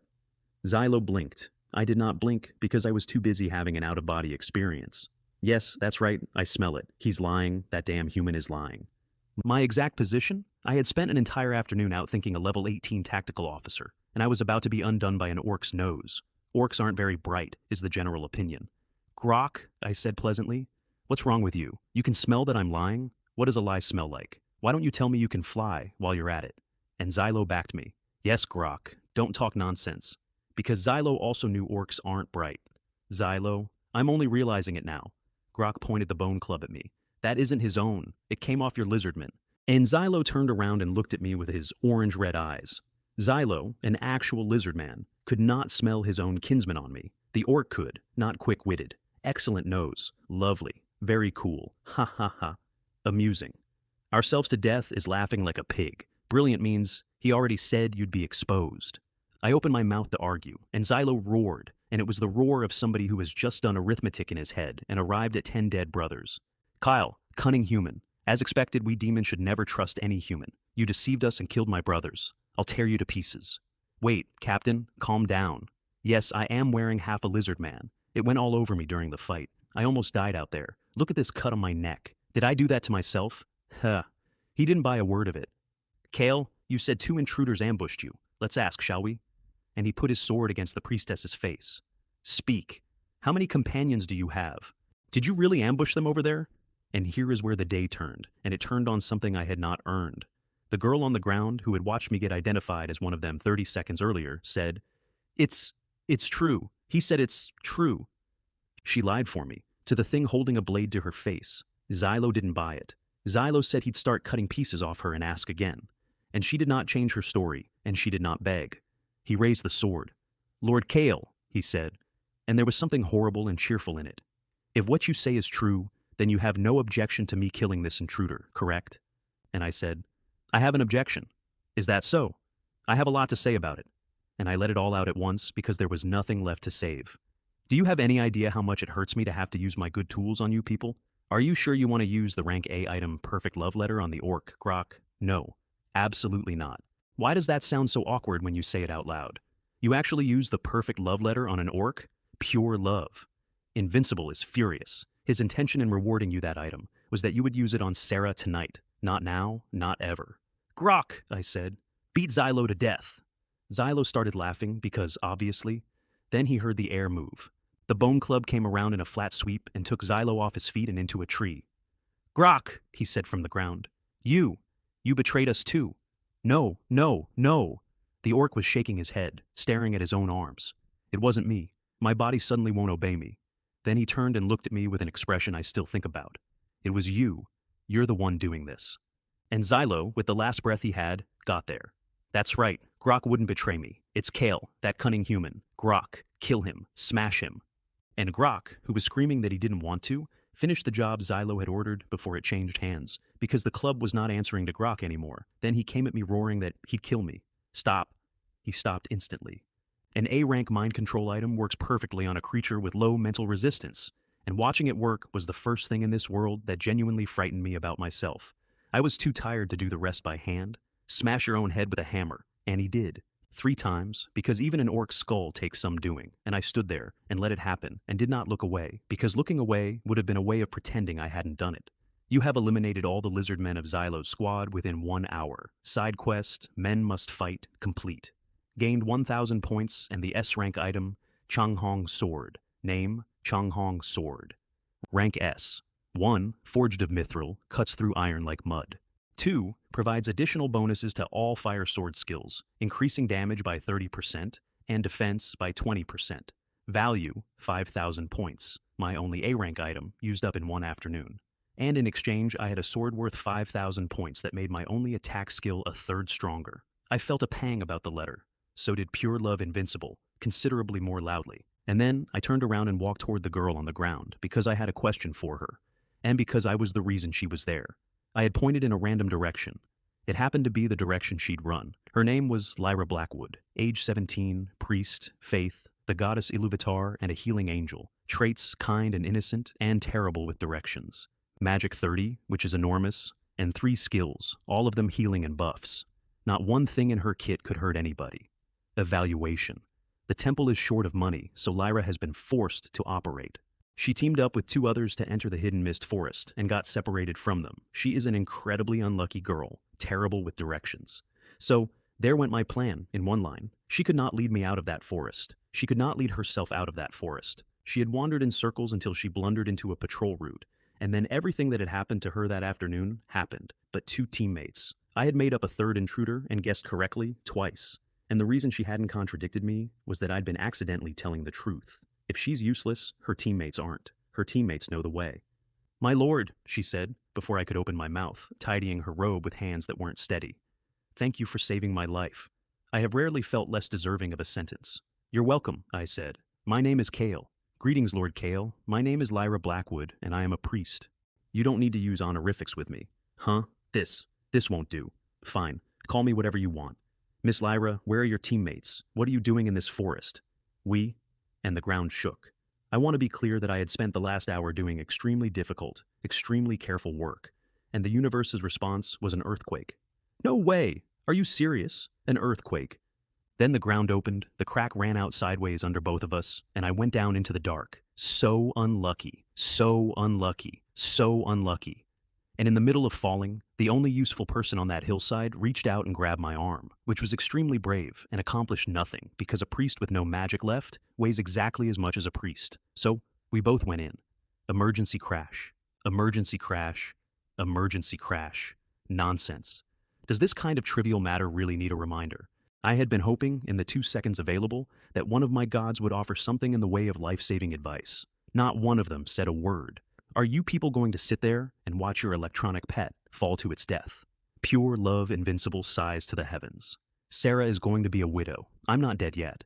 In a crisis you rely on yourself, which by that point I had learned so thoroughly it had stopped being a lesson and become a reflex. Changhong Sword. The blade came into my hand out of nowhere, and I drove it sideways into the rock wall, and it bit, and I stopped falling with 1/2 meter of mithril buried in stone and both hands locked on the grip. We slid a while, and then there was a crack, and the sword jammed in a crevice and held. I hung there, sweating. Above me, a narrow strip of sky. Below me, nothing I could see. And on my leg, A priest. She had not caught me. She had grabbed my leg on the way past, which is the only reason she wasn't already at the bottom. Kale! Lord Kale! Don't move! Don't move! Because I could feel it. The sword was working itself loose. Lyra, find a foothold on the wall. I understand, Lord Kale. And she tried immediately with her legs, which counts in her favor. Everything within reach was sheer. Kale, sir, we don't have any more pills. She gave up in under 15 seconds. I had read her file, so I knew she had a courage blessing. It's not pill time yet. Put a blessing on yourself and calm down. I can't. My magic is all gone. Wonderful. In this situation, Lyra was, without exaggeration, a weight. Amusing ourselves to death suggests you kick Lyra off to lighten the load. Pure love. Invincible seconded this. Seraph strongly opposes, calling it an unjust act. 2 out of 3 gods voted to drop the girl. And I want to be honest with you about the next part, because everybody who tells a story like this claims the thought never crossed their mind. It crossed my mind. Let's not rush into that. Last resort only. Calm down, Lyra. If there's no place to stand, then make one. The wall's soft soil. Stretch out your leg and dig one. She got it instantly and started digging, which is when I learned that she was slow to hope and quick to work. Hurry, Lyra, hurry. The veins were standing out on my hands, not because I couldn't hold my own weight, because every time she moved, the sword shifted. Click, click, click. We both dropped a few centimeters. Is it ready? I have no strength in my legs. Based on mechanical analysis, it is predicted that the Chang Hong sword will come free of the crevice in 1 minute. 1 minute. And I ran the arithmetic, because I always run the arithmetic. Without her on my legs are free. With my legs free, I can find purchase. With purchase, I can self-rescue. It is not even close. I gritted my teeth and made a decision. And then she made it for me. Lord Kale, very calm. Calmer than she'd been all day. Without me as a burden, you can survive, can't you? Lyra, thank you again for saving me from the lizard man. I can only repay this kindness in my next life. A breath. Please take care. I'm thinking of letting go. And I said instantly, okay, let go. Which is the single worst thing I have ever said out loud, and I said it fast. And I said it because I meant it. And I want that in the record because I'm not going to pretend I was better than I was. There was a pause from down by my ankle. Lord Kale, I have a last wish. Tell me quickly and I'll do it. I hope you can come. The sword slipped again, and she let go mid-sentence and finished it while falling into the dark. Visit the temple in Koin town. And then a sound, a thud, a short, unimpressive, extremely close thud. Lord Kale? Her voice from directly below me, in an entirely different register. We're about 2 meters below the surface. It's the ground. 2 meters. I had spent the most morally significant 90 seconds of my life hanging above a drop of 2 meters. I pushed off the wall, pulled the sword out, and let my numb arms fall, and landed on solid rock like a man stepping off a curb. If I had known, I would have jumped immediately. That's the whole lesson. It isn't the height. It's never the height. It's that you can't see the bottom. I lit up the sword, which turns out to be a wonderful torch. And there she was, dusting herself off. Golden hair everywhere, tear tracks all down her face. Because for 1 second, there she had genuinely let go. Are you all right? Thanks to you. If we'd fallen all the way down there, we'd have died for certain. You're welcome. And if you hadn't reached out for me, you wouldn't have fallen at all. This. She smiled crookedly. Not only did I not help, I became a burden, and I still have to thank you. And then I did something stupid, which was to tell her the truth. Actually, I was planning to kick you off to lighten the load. She flinched. You must be joking, right? She was looking at me like I was a rescue, like a savior or a hope, or whatever it is people decide about strangers who show up at the worst moment of their lives. Haha, I said. Just kidding. I have thought about that exchange more than I expected to. Now, about where we were. It seems to be an underground ruin, Lyra said, crouching in front of a stone tablet. She's a priest of this world. I'm a guy from a planet with cars. When she tells me what a rock says, I believe her. The firelight showed characters I couldn't read at all. It's ancient Iluvatar. She lit up like a kid with a puzzle box. Lord Kale, if I decipher this, it might tell us where the exit is. Then I'll leave it to you. I stood there holding a burning sword as a lamp while she traced letters, and the dark passed. The edge of the light did not feel like a place with an exit in it. It felt like the dungeon, actually, except without the comfort of monsters you could talk to, and I watched her face go from excited to serious to a color I didn't like at all. Lord Kale, this isn't a record of an exit. Her fingers were shaking. This is a sealing stele. It records the name of a servant of an evil god who was sealed here by the ancient gods. The thousand-faced, soul-devouring shadow, Nyaros, a servant of an evil god. It's said to be the messenger of a god with no form, a thousand illusions. It distorts minds and feeds on souls. It has no fixed shape. Everything you see is only a projection, and it can summon the souls it has devoured to serve it. She stood up so fast she nearly fell. The tablet says it's sealed deep inside these ruins. Lord Kale, run. Its servants may already be. And the scraping started. That's the detail I remember. Not the wailing that came after. The scraping. Like bone turning against bone, or a rock deciding to crack, coming from every direction in a place that had been completely silent. Then the wailing, all at once, from the whole dark, and the sound wave physically hurt. And in the little circle of light I had, pale, twisted, translucent shapes started pulling themselves out of the floor, out of the walls, and out of the ceiling above our heads. Some of them still had human shape. Most had given that up. Claws and teeth and a green fire where the eyes should be. Souls Nyaros had eaten and kept. Guards, jailers, and extremely enthusiastic about the 2 fresh ones that had just dropped in. Lyra went white. I went white. Even if I ran, where exactly was I running to? Hidden quest triggered. Hidden quest. Ghostly figures. Category, hidden. Grade A. Success condition, fight your way out of the underground ruins. Time limit, dash. Rewards, 2,000 points, the skill Demon Slayer Blade level 1, and the trait Ghost Hunter. Support items, virtueless map, 1 high-grade mana recovery potion, support items. That was new. Main quests and side quests had never given me tools up front. A map. A map gets me out. I called it up with a thought. Dear user, the virtueless map has begun navigating for you. Fine, whatever, I'll make do. Give me the shortest route out of these ruins, I said, in my head, politely. Okay, please wait a moment, it is being processed. Picture the scene. I am in a sealed tomb. The dead are climbing out of the ceiling, and the divine navigation software is buffering. Lord Kale, they're coming. 2 of them came in fast and low, claws going for the chest. And they were quick, but flames turn out to have a special relationship with that kind of thing. 1 horizontal cut took both of them, and they came apart into black smoke, screaming.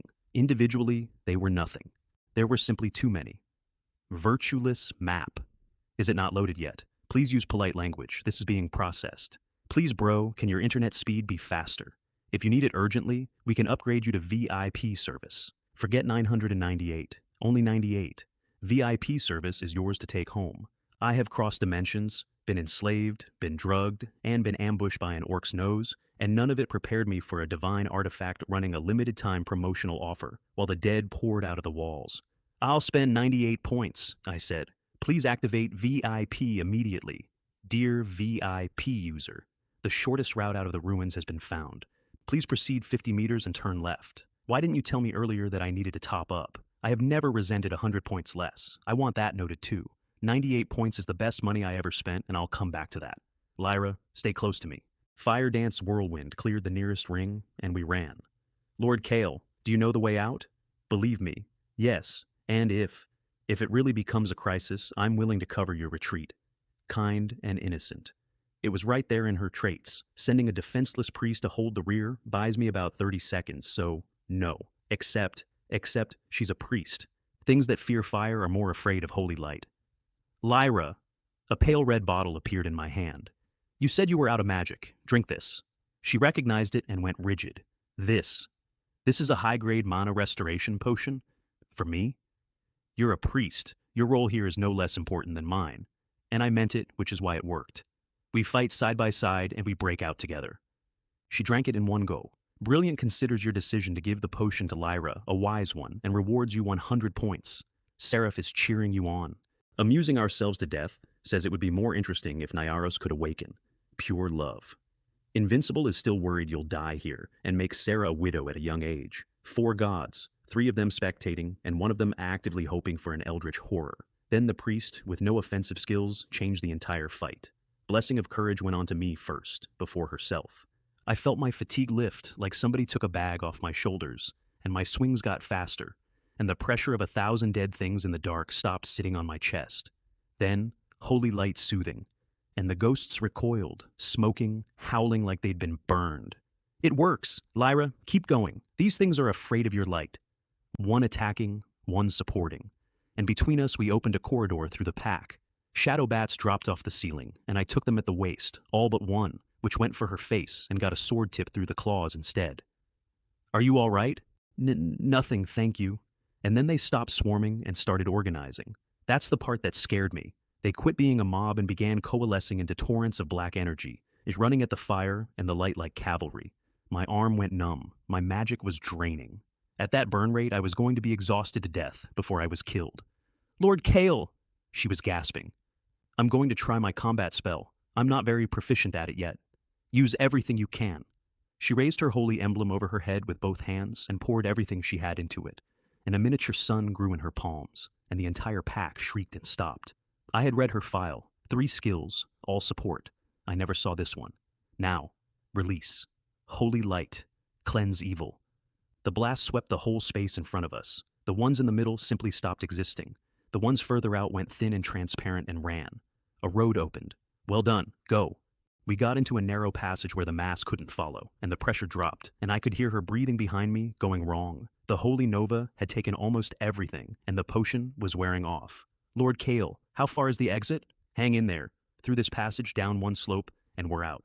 My magic was nearly gone too, and my arms were finished, and without the 98-point navigation subscription, we would have died in there, both of us, in the dark, without ever finding a wall that led anywhere. The passage wound down. The wind got colder.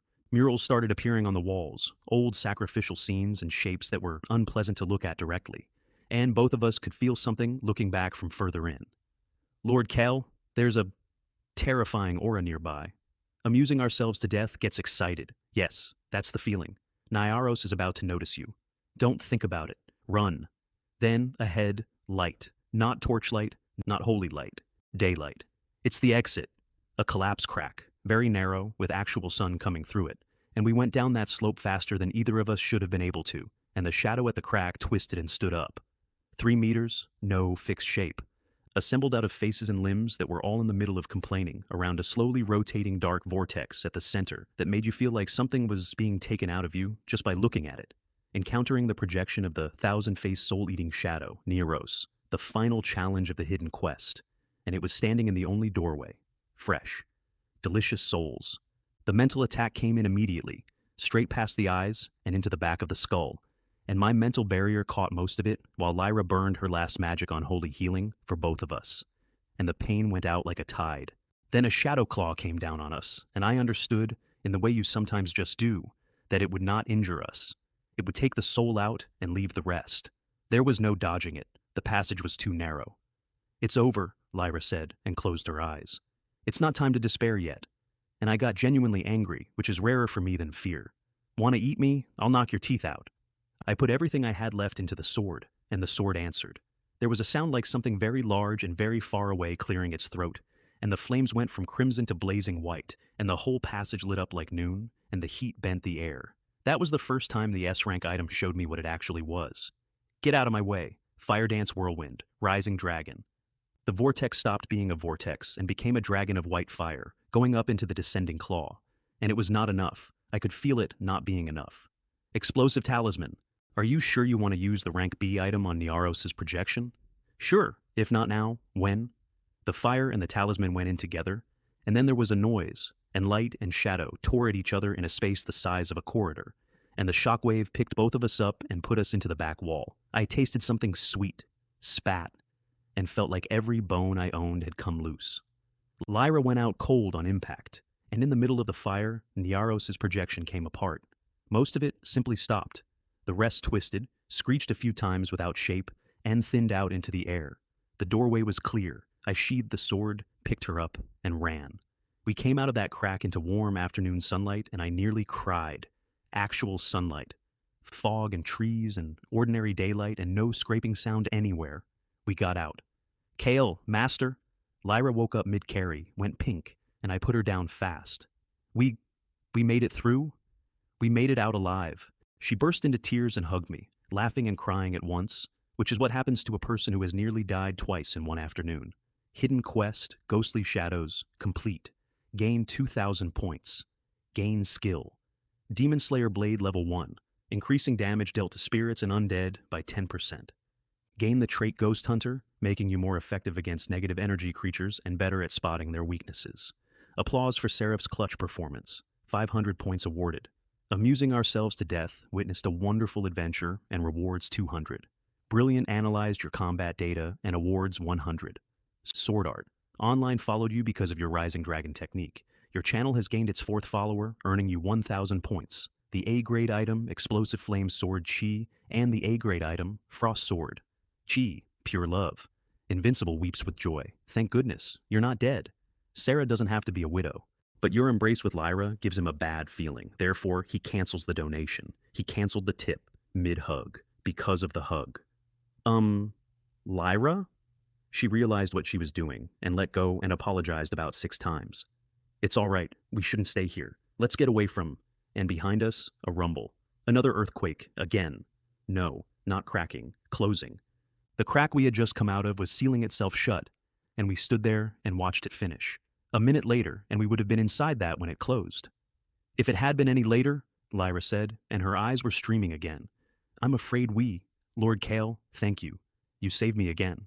No, we fought side by side and broke out together, which was not modesty. Without her light, I would still be in there, and I knew it. And I have never once been sentimental about who does the work.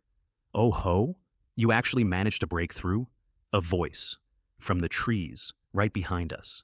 Lord Kale truly lives up to his reputation as the 108th leader appointed by our Lord Volden. His abilities are indeed remarkable. However, a pause you could drive a cart through. You seem to be completely disloyal to Lord Volden. And every part of me went cold at once, because there is exactly one way to have that sentence available. Somebody had watched me wipe out the patrol. Somebody had watched all of it. I had 4,000 points in the account, and I spent every one of them before I said a single word back, because whatever was in those trees, talking was not going to fix it. Constitution to 14, Strength to 16, Agility to 11, Magic to 19, Mental Barrier to 8, Fire Dance, Whirlwind to 11, Demon Slayer, Blade to 5, Level 10 to 14, and the fatigue from the ruins scrubbed out of my body as an afterthought. I skipped silver-tongued entirely. Whoever this was had already watched me do it. There is no talking your way out of an eyewitness. Stop playing dumb and show yourself. I made myself smile. Since you've caught me being disloyal, you want to drag me back to Volden? Let's see if you have the ability. Provoke them out. You cannot fight what you cannot see. Lyra got ready beside me, planning to burn her last drop of magic on blessing me, and had privately decided that if I died, she was not going to go on living as a prisoner. I found that out later. It was that kind of afternoon. Then a figure dropped out of the air and landed on one knee 100 meters away, and dust came up around her, and a black cloak came down off her shoulders, like wings folding. And I knew her, which was the worst part. Alara Nightshade, Dark Elf, 3rd leader under Volden, Interior Director, age 103, which we are not going to discuss.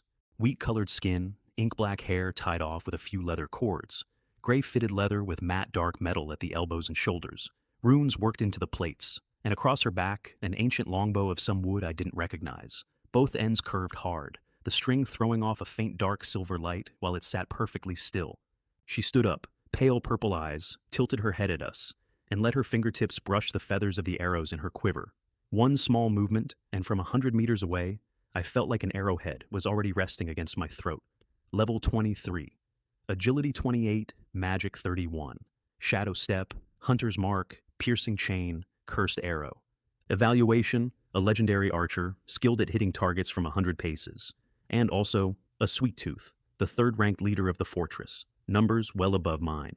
And she had shown herself instead of shooting me from cover, which was the only good news available, and which I read as her underestimating me and immediately decided to be grateful for. No time. Strike first. Wait, she said. Don't rush to do anything. Let's talk. Cunning and shrewd. It was right there in her file, so I ignored her and attacked. Wait. She slid out of the way of a fire cut. Can't you understand human language? Go tell my Chang Hong sword. I was setting up to burn both A-rank sword chi on her, which would not have killed her, but would have hurt. I really need to talk to you, you bastard. She had to snap off 3 arrows at Lyra just to make space, which meant I had to come back and block them, which meant she got her distance. You! And then she did something that stopped me completely. She put the bow down on the ground, a perfect opening. So I charged again. Kale! Actually snapping now. Don't you understand, you idiot? I don't want to fight you. I want to talk to you. Talk? Stall for time? Go talk to my Chang Hong sword. And this is where the legendary archer of the Hidden Mist Forest found the one dialect I was fluent in. Damn it, if you kill me, my 2 subordinates run straight back to the dungeon and report your betrayal to Volden. The sword stopped on the left side of her neck. Successfully persuaded, using language I could understand. So, you don't plan to report me, I said. Why? Could you take the sword off my neck first? I took it off. She wasn't alone, so killing her solved nothing. Let's hear it. She picked her precious bow up off the dirt, put it back over her shoulder, and said, I really don't intend to report it, because I am a traitor too. What? My very next thought was, wait, was I the only one? Aren't you the third leader? Volden thinks the world of you. She laughed. Aren't you a leader too? Isn't Volden fond of you? I'm not a demon, I'm human. I'm not a demon either, I'm a dark elf. And, right, fair. Dark elf is not the demon race. I had been in that mountain for 4 days and had already started sorting everything into us and them along the lines somebody else drew for me. Then she gave me the history, and it explained the whole geography of my new home. The Lloyd Dark Elves had lived in the hidden mist forest for generations. Then Volden arrived with an army and took the caves and informed every race in the forest that they now submitted. The Dark Elves allied with the goblins and the Flying Feather tribe and fought him. You can guess how that went, since she was standing there wearing his rank. Afterward, the alliance fractured 3 ways. The goblins submitted completely. Part of the Flying Feather tribe became genuinely loyal, and the Dark Elves bowed on the outside and stayed one single thing on the inside. I have never given up, she said, and the pleasant conversational tone went out of her voice. I will kill Volden sooner or later and avenge my dead. Enduring humiliation and biding her time, for years, while reporting to him daily. Kale, you infiltrated too, didn't you? She looked straight at me. I knew you weren't loyal, so I followed you today. I watched you wipe out the Lizardman squad, kill Xylo and Grok, and rescue this priestess. That confirmed it, so I showed myself. Then she sighed. Honestly, I was going to make contact right after you handled Xylo. Then you were unlucky enough to be swallowed by the Nyaros underground ruins.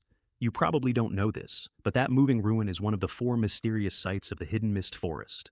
Once you fall in, there is almost no chance of survival. I had given up and was going home. I did not expect the 2 of you to walk out of it. Moving ruin, 1 of 4, almost no chance. I did not tell her about the navigation subscription. You came out alive, which proves your strength and makes me even more determined to talk to you. But I needed the other answer first, and I needed it badly because it was a question about my life expectancy. You said you followed me. Why did you suspect me at all? Because if my cover had a hole in it that a 3rd-ranked leader could see, then every other leader in that mountain might see it too. She understood exactly why I was asking. Don't worry, I'm probably the only one who could have suspected you. A pause. My suspicion about you starts with your wife. What? Lord Kale has a wife? Said Lyra from behind me, in a voice I had not heard her use before. It's not real. I drew her by lottery. It's for show. Pure love. Invincible is furious. How dare you deny that Sarah is your wife? It is utterly shameless. You have already shared a bed. You bastard, don't turn your back on her now that she has done your bidding. You know Sarah's true identity, I said, ignoring the sky. That's right, Ilara nodded. I represented the Lloyd Dark Elves at the Conference of All Races, at the temple. I met Miss Rena when she was a candidate for sainthood. And, if I'm not mistaken, she is Saintess of the Holy See by now. You guessed right. Then of course she infiltrated. Anyone with a brain knows her target is Volden. And the moment the 2 of you turned up together, I started wondering whether you were quite so simple either. And there it was. My cover did not have a hole in it. My cover had a Saintess attached to it, which meant, and this was the genuinely useful conclusion, that as long as nobody else in that mountain knew who Sarah was, nobody else had any reason to look at me twice. I filed that away, and I have never stopped being aware of it since. As expected of Lord Kale, Lyra announced to the trees. A lone hero who ventured into the demon's lair alone. I did not correct her. What was I going to say? I was taken there in a sack by the goblin, whose name I now use as an affectionate nickname.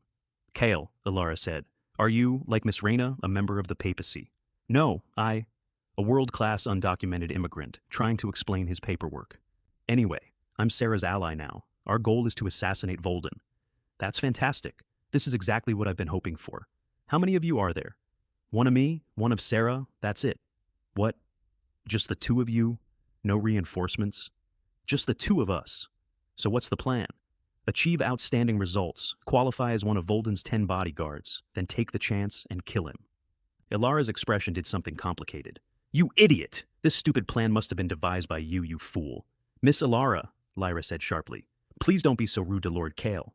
This plan was Sarah's idea, I said. Ilara went quiet. Ahem. A tactical cough. This plan isn't bad. It's just way too reckless. Thank you. Thank you very much. I have been saying that for 2 days. Then what do you suggest? An alliance? Then we pool our information and make a real plan.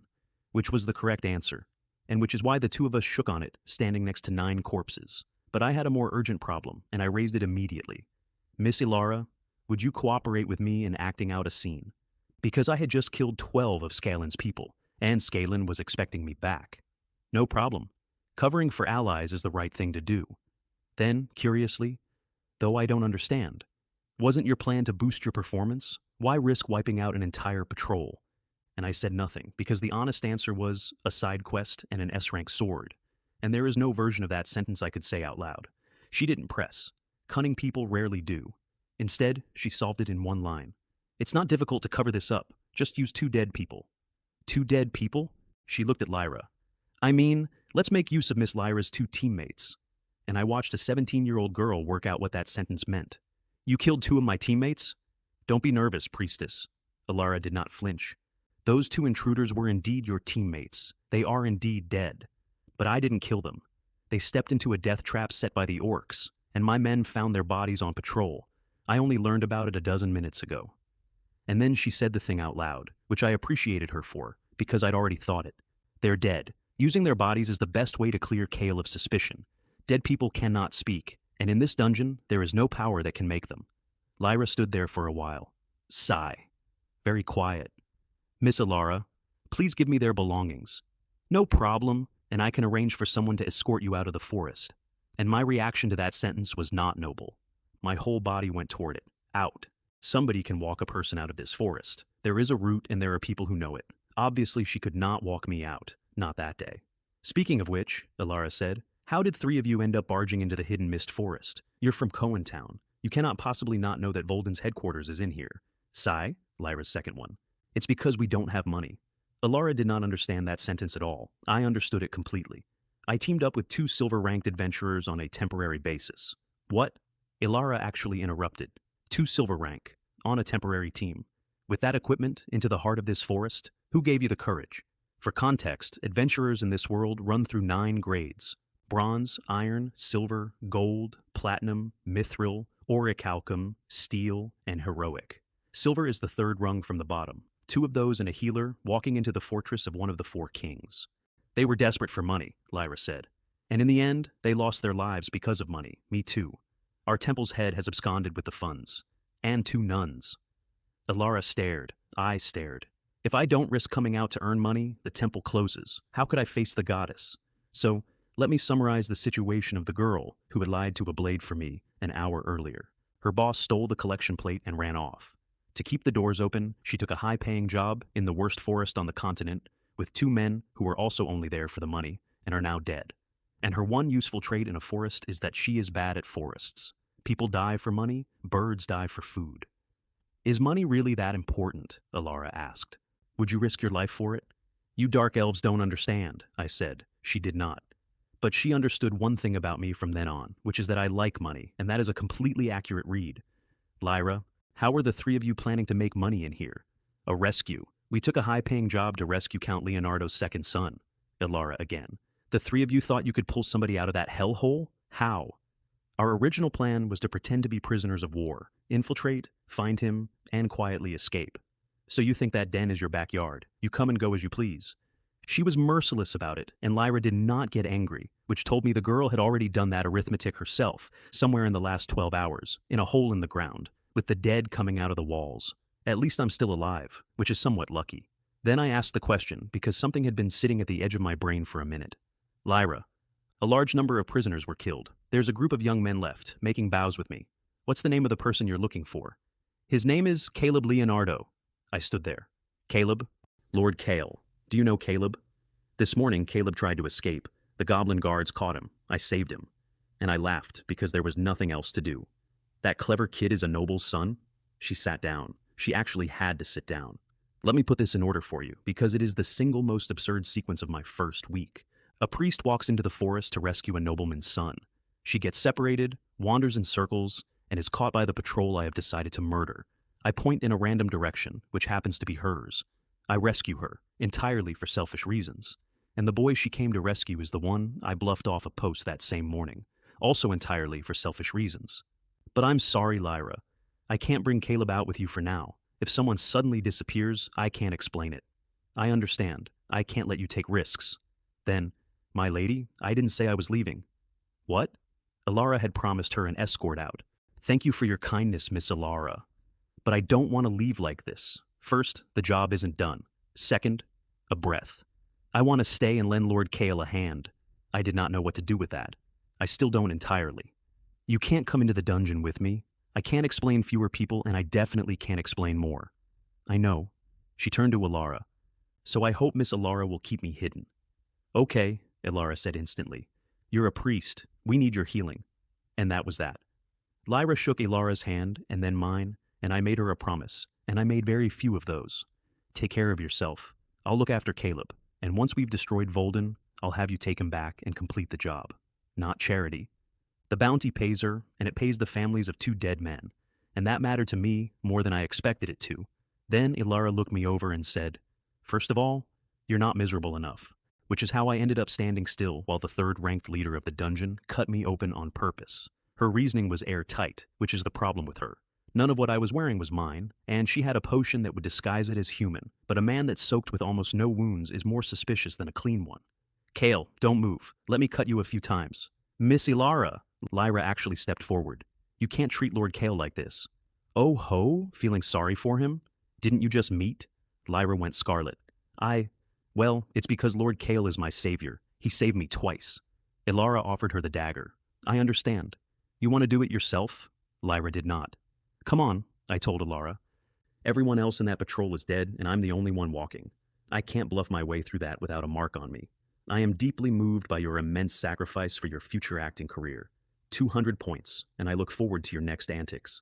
Brilliant thinks your plan to get away with it is risky, but as for what the risks are, well, he won't say.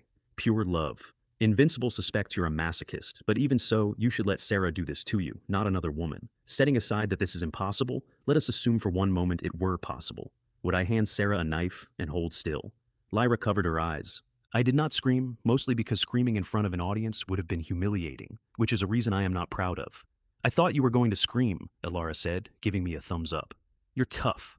My face was doing something involuntary. That's all? It's nothing? As expected of Lord Kale, said Lyra, who was by that point a lost cause. Ilara whistled up 2 subordinates from the trees, one to walk Lyra to the dark elf settlement, one to go and prepare 2 bodies. At the goodbye, Lyra hugged me. Lord Kale, she said into my shoulder, we said goodbye. So, we must see each other again. I said, pure love. Invincible is cursing you. Fortunately, the power of the gods cannot directly affect reality.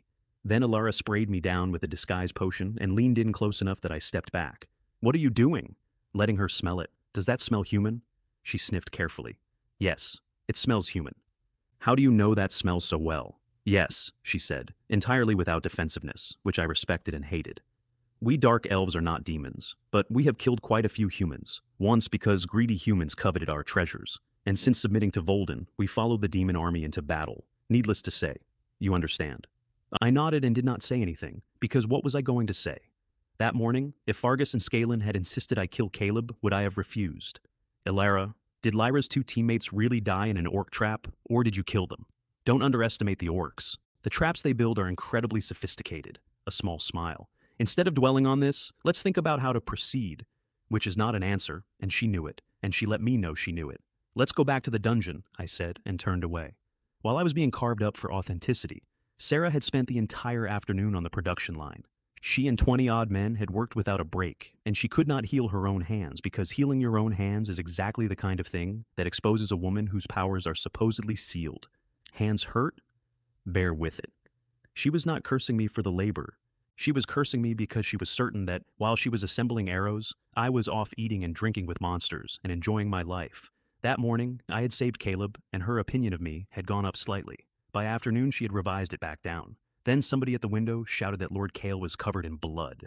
She got there in time to see me carried past on a makeshift stretcher by 2 demon guards, with a dark elf walking alongside, heading for the central hall. And what happened in her head next was better thinking than most people manage in a crisis. Her first reaction was that I had been exposed and questioned. Her second was, no. Because if he had been questioned, he would have confessed inside a minute. And if he had confessed, they would already be here for me. Then she went out because she had an identification tag. Because she was my wife. The stretcher was Alara's idea, incidentally. It sold the story better than walking. A patrol that met something terrible, fought, and produced exactly one survivor. Sarah came out of the workshop with her face doing something I had not seen it do. Kale, what? What's wrong with you? She grabbed my hand. Tears immediately on demand, perfect. Is this the power of a best actress? Crying scenes are my weak point. I made a note to ask her for lessons, and I was completely serious. Sarah, I did the voice of a man at the end. Don't worry, Lord Volden will stand up for me. Which was for the guards. Then I patted her arm twice, and she got it instantly. Nothing serious, not exposed. You, go back quickly, get to work. Keep making bows for Lord Volden. That bastard, she thought, and let go of the stretcher, and watched it go. Veteran actress. She had already worked out that my deathbed performance was a performance. She just didn't know what for yet. Ilara, walking beside me, watched the whole exchange and could not place it. Camaraderie or love, I'll ask later. So I sent my wife back to tighten screws and got carried to the central hall.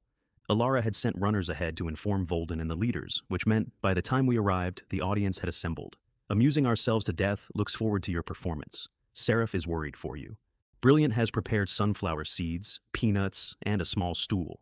Pure love. Invincible is still shedding tears over Sarah's sincere feelings and has awarded 200 points. Note, these points are not for you. They are for Sarah. Lord Kale, Ilara said, and she was genuinely nervous, which I found reassuring in an odd way. We're about to go in.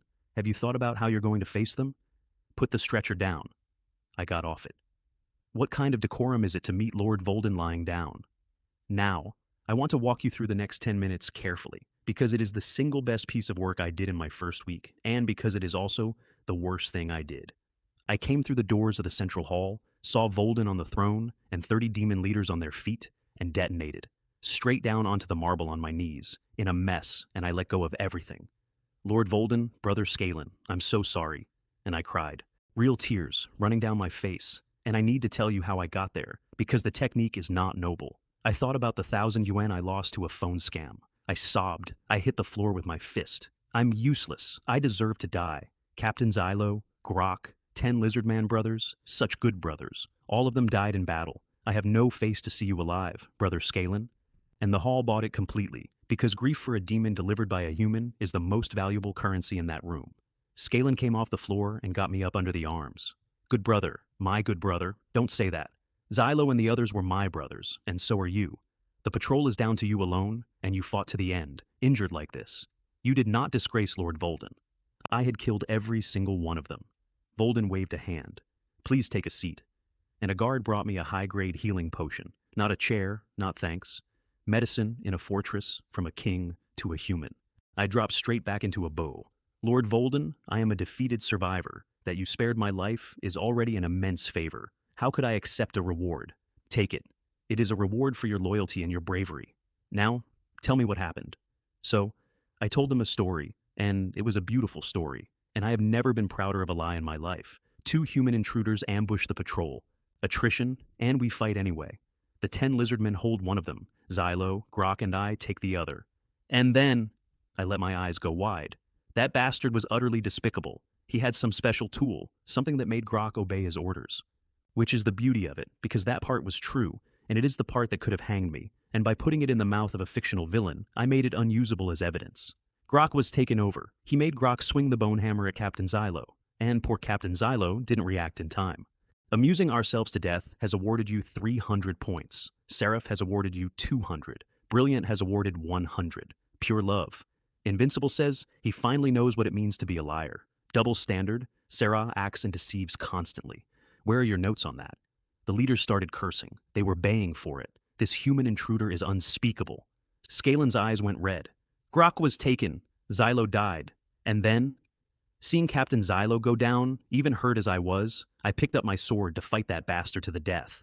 And I thought he would take Grok and beat me down too. He didn't. Why not? He ignored me, Brother Scalen. Full grievance. He said he'd deal with his dying demon dog personally. Scalen slammed his tail on the stone. He insulted you like that? So I swore to kill him. And he, taking his time, first ordered Grok to end himself with the hammer, and then came for me. And that is when the orc leader in the hall, a mountain called Thorg, beat his own chest and made a sound I did not enjoy hearing. Grok, He was an extremely skilled warrior, and he died by his own hammer. He had, in fact. I had told him to. Every demon leader in that room wanted to devour the intruder who did it. I was somewhat nervous about that. Amusing ourselves to death has rewarded you 100 points. He looks forward to the day you bring disaster upon yourself. Seraph rewards 100, praising your courage. Brilliant rewards 100, thinking your tactical deception quite effective. I had earned 300 points before the play was over. So Xylo and Grok were gone, and I was a wounded man waiting for the blade, and at the critical moment, I turned. Lady Alara arrived, and Alara, the second actor, came in right on her line. 3 arrows, and the bastard who came to kill me fell. He never expected Lady Alara to appear. I was patrolling outside and heard fighting in the distance, so I came. A pause exactly the right length. It's just a pity. If I had arrived earlier, I could have saved Xylo and Grok. With me here, how dare any human intruders act so recklessly? Then she knelt to Volden. It is my fault for failing in my patrol duty. Please punish me. Which was the masterstroke, because Volden had to say no. No, you and Kale did your best. Those 2 intruders were too cunning. First the ambush, then the special tools. It was impossible to defend against. We were both secretly delighted. Absolutely no opening the champagne at halftime. So, both intruders are dead. Yes, Lord Volden, Ilara said. While escorting Lord Kale back, I ordered my men to collect the bodies, the intruders, and Xylo, and Grok, and the lizardmen. Bring them up. And here it was. Xylo and Grok were going to be examined by the room. And Xylo and Grok had died exactly the way I described, because I had described what happened. I had told them the truth, with one substitution. The cunning and treacherous intruder was me. Skalin went to look at the 2 human bodies. 2 silver rank adventurers who took a job because they needed money arranged on the floor by Alara and me until they fit my story. Skalin looked once, then turned to the throne with a request. Lord Volden, please grant me these 2 corpses as a reward. I want to make an example of them. Give me one, said Thorg. Other leaders wanted them too, and none of them had the rank to compete. Granted. And I stood there and looked at the 2 men on the floor and apologized to them silently, and swore that if I ever got out of that mountain, I would find their families and settle it. And it was not a noble impulse. It was an account I opened because I could not stand the balance. Wait. A voice. Let me take a closer look at these 2 corpses. And Alara's heart and mind did the same thing at the same time. A figure came out from the left side of the hall. Fargus, 5th leader, my good brother. The one whose entire file said bold and meticulous. Hold the whole picture. The 2 human bodies had been dressed to fit. Xylo and Grok were genuine. The lizard men were genuine. Nothing in that pile was a lie, except which hand had done it. But Skalin and Thorg are hammers. Fargus is a scalpel. What if there is something I overlooked? Because if there is, then Sarah and 20-odd men in a workshop die with me, and Alara's entire tribe gets erased by an enraged Volden, and both of us stood there and ran that arithmetic in full, and there was nothing whatsoever we could do about it. The hall went completely silent. Everyone watched him. He knelt down by the bodies and started going over them, and he turned one of them over to check underneath. My hands were shaking. I put them behind my back. Amusing ourselves to death hopes Fargus will discover something fishy. That would make things interesting. Is this god trying to kill me? I sincerely hope he could hear what I was thinking. Seraph's heart is in her throat. She prays that you are all right. 3 minutes. I counted them. Then Fargus stood up and turned and looked directly at me and started walking. Fast. Like a gust of wind, and he was in front of me before I could arrange my face, and he opened his arms and hugged me. Kyle, my good brother, you've suffered. Those 2 human intruders deserve to die. I have never been so frightened in my life, including the parts of this story with actual monsters in them. Brother Fargus, voice shaking easily. It's all my fault for being useless. What are you saying? Your actions prove your loyalty to Lord Volden. Then he let go, and his eyes went over the knife wounds on my body, and something moved in his face, just slightly. And he said nothing at all. I noticed, and I told myself it was nothing, because I wanted it to be nothing, and it is the loose thread that eventually unravels this entire arc. Then Volden issued 3 orders, and the 3rd one broke my brain. 1. The 2 human corpses to Skalin and Thorg. 2. Double the patrols outside. Full preparation for the autumn offensive.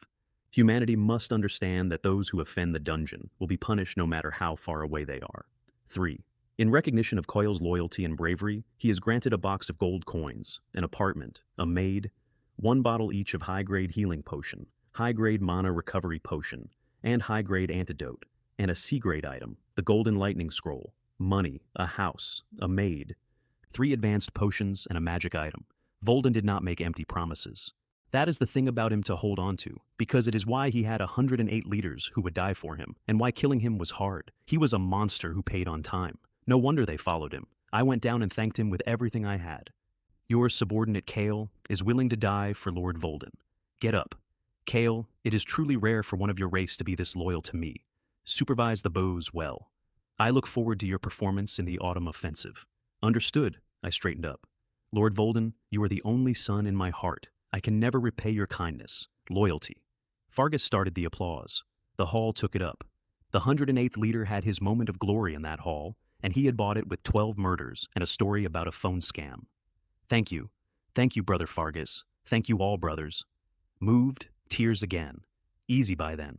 And Alara stood off to the side, watching an entire fortress clap for the man who had wiped out their own patrol, and I could see the thought forming on her face, and it is a thought she never entirely put down. Was he acting? Was he really acting? Then they brought me my maid. She was a cat girl, orange ears, standing straight up, waiting for an order. And before you say anything, yes, I picked her on purpose. I had said out loud at that banquet that I wanted a cat girl. The universe had made a note, and if a demon king insists on giving me a reward, I am not going to pretend to be better than I am. What's your name? I said. Reporting to Lord Kale, I am a slave. I only have a slave number, not a name. And that stopped me. Let me tell you about her, because I only learned most of it later, and it changes the shape of everything. She was born in that mountain, raised in it, trained as a maid from the time she was small enough to be trained. She had known for years exactly what her future was, which was to become some leader's maid or some leader's property, and she had made her peace with it the way you make peace with weather. She had never once been outside. She had never seen a sky. And everything she knew about humans was that they were cruel and that they had wars, so the only question she had about her new master was whether he would be worse than the last one, and she was praying quietly that he would not. It's not very convenient not having a name, I said, and then thought about it for 4 seconds, because I am terrible at naming things. Let's just give her a common one. How about Kiki? If you don't like it, choose another. And she dropped onto one knee so fast it startled me. Thank you, Master, for bestowing upon me a name.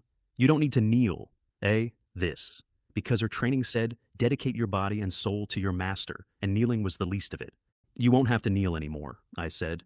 We'll discuss your salary when we get back. Work here a while, and if you don't like it and want to quit, that's also fine. Salary, resignation, total confusion.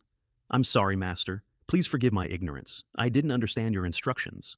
And I looked at her, and she genuinely had not understood the words, not the concept, the words. Let's talk about it when we get back. I pointed at the box on the floor. Can you carry that box of gold coins? No problem, Master. Okay, let's go home. So I walked out of the central hall of a demon fortress with a box of gold and a cat girl who did not know what a wage was, having been publicly honored for a crime. I was not complacent about any of it, because I had just permanently and irreversibly made myself the enemy of every demon in that mountain, and only 3 people alive knew it. Which meant the next step was to introduce Sarah to Alara and start stacking up every hidden thing in the hidden mist forest that hated Volden. This gamble had gone on long enough that it had stopped being a gamble and become a career. Sarah came home that night to find me packing and an orange cat girl in a black and white maid outfit helping me do it. She stood in the doorway for a while, trying to decide which question came first. Who is she? This is Kiki. From now on, she's our maid. She takes care of our daily needs. Come and help. We're moving. Her mouth opened and nothing came out. Hello, Miss Reyna, said Kiki respectfully to the lady of the house, because I had mentioned there was one. Hello.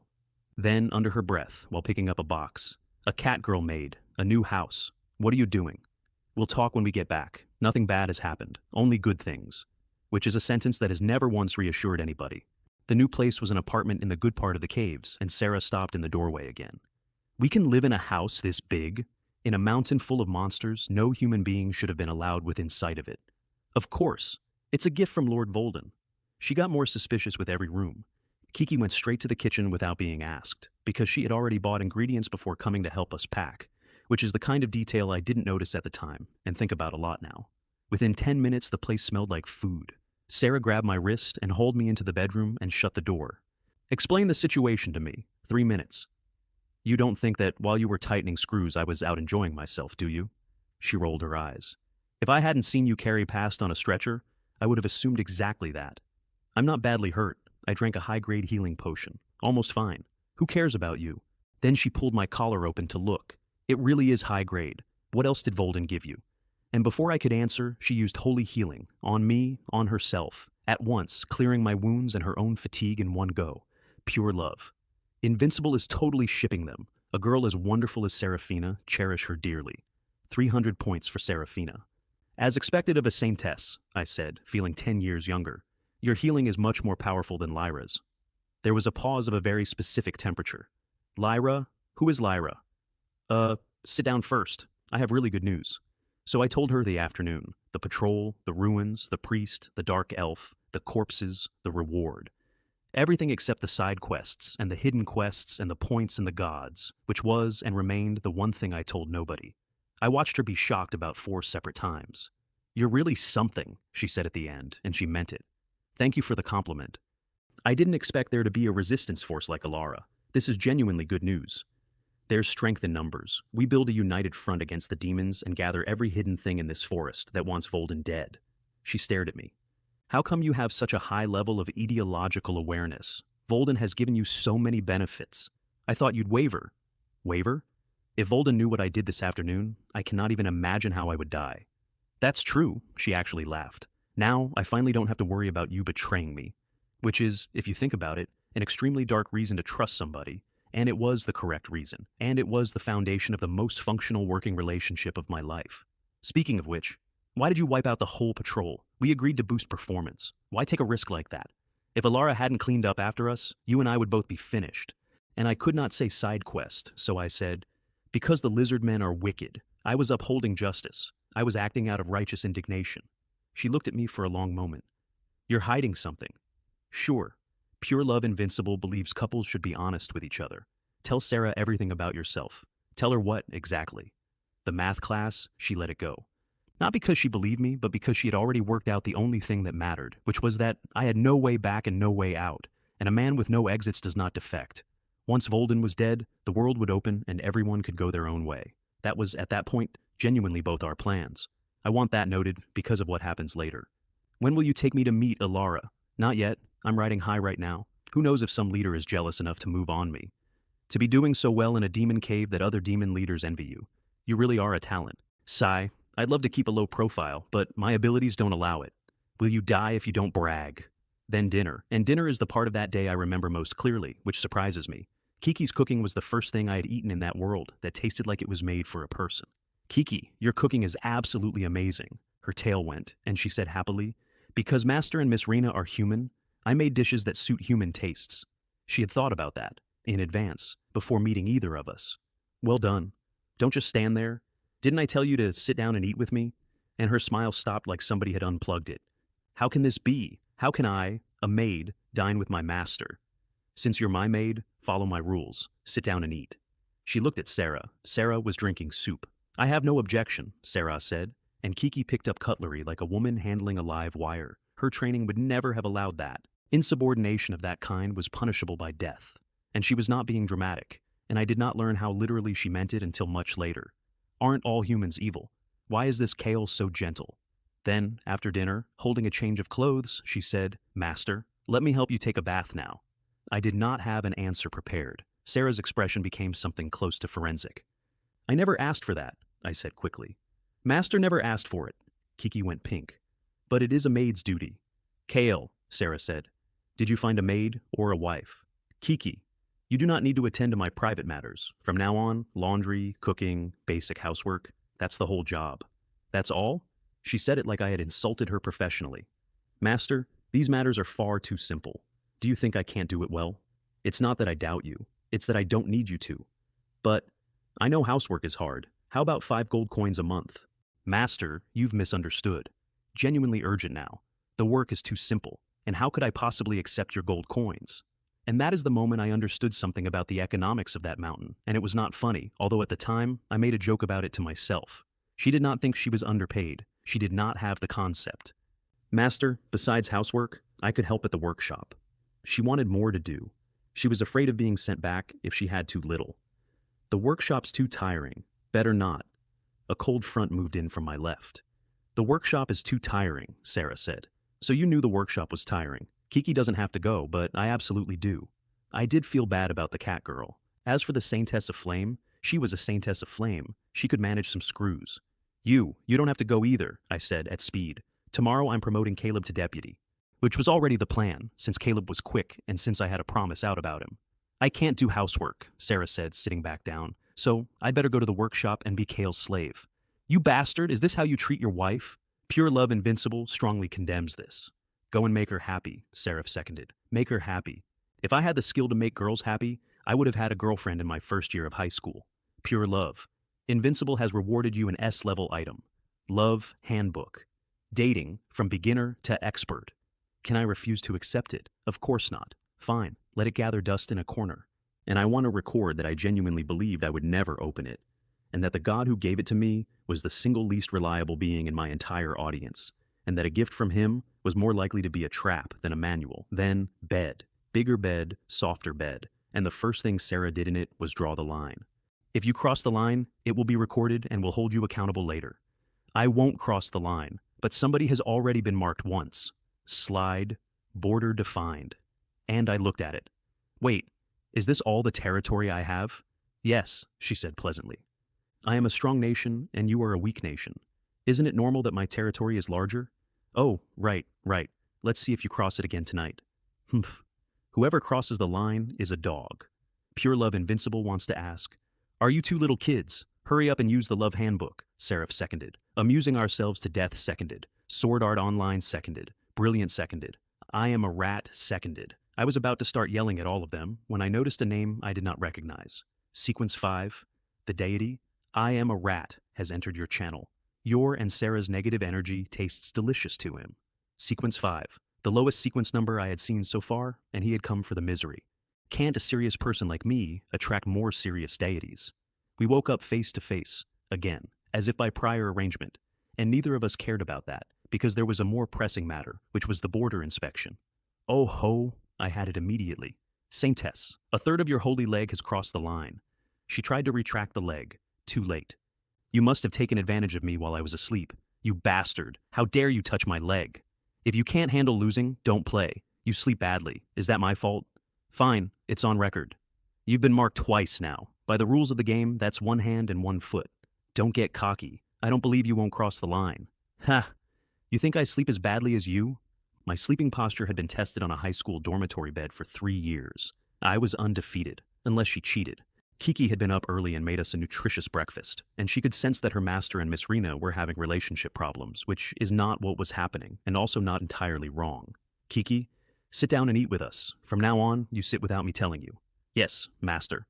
Nervous and secretly pleased, she had decided she was extremely lucky. By the way, I was chewing very good bread. Some of this food isn't from the dungeon. Where did you buy it? Because Kiki had grown up in that mountain, and I had been there 5 days, and Kiki was, it turned out, an encyclopedia. The Thorn Market. It's quite far. It has most of the ingredients you'd only find in a human market, though the price is a bit high. Thorn? I chewed on that. Where have I heard that name? Lord Thorn is the 10th leader. He and his tribe are responsible for transporting ingredients from the human market into the dungeon. A werewolf. 10th of 108. And in charge of the supply line that goes out to human markets and comes back. I sat there with a piece of bread in my hand and thought about that for quite a long time. Of course it's expensive, I said. First, only they can get those goods, so it's a monopoly. Second, transport costs, labor, materials, spoilage. Wow, as expected of master. She clapped her hands lightly. My master is truly knowledgeable. I shamelessly accepted this. Choosing a cat girl was the correct decision. Lord Kale, said Sarah, can't delicious bread shut you up? Sarah did not understand why she was annoyed. Possibly the smug face. Possibly the second recorded crossing. In any case, Kiki praising me made her very unhappy, which I did not notice at all. After breakfast, while Sarah changed, Kiki whispered, Master, did I upset Miss Rana? Huh? No, don't overthink it. Really. Don't worry, I won't kick you out. As long as you don't want to quit, you can keep working for me. Which was true. I had already decided that when I left that mountain I was taking her with me, partly because leaving a free cat girl maid behind would surely incur divine retribution. Mostly for a reason I'll get to. That's wonderful. I wish to stay by your side and serve you for the rest of my life. A lifetime seemed excessive. I let it go. In short, you didn't offend Sarah, and she isn't angry with you. So she is angry with you? She dares? And I glanced over my shoulder because Sarah was still in the room and out of range. As expected of my master. Her eyes lit up. But master, there's so little housework. I'm idle most of the time. Let me help at the workshop. This silly child. Because here is what I had actually done the previous night, which was read her. Kiki's constitution, strength, and agility were absurd. Not good for a maid. Absurd. Racial talent, presumably, and completely unused. When you have free time, I said, practice your martial arts more. Believe me, Kiki. You have a real talent for fighting. I was not flattering her. It was in the file. Skill scrolls exist in this world. If I could get my hands on some, I could teach a cat girl with those numbers to fight. And a maid who can fight can protect herself. And also, entirely coincidentally, function as a bodyguard. Free battle maid. It is the single best investment I ever made, and I made it for shabby reasons. I understand, master. After the chores, I'll start training. She said it with her whole chest. I was delighted.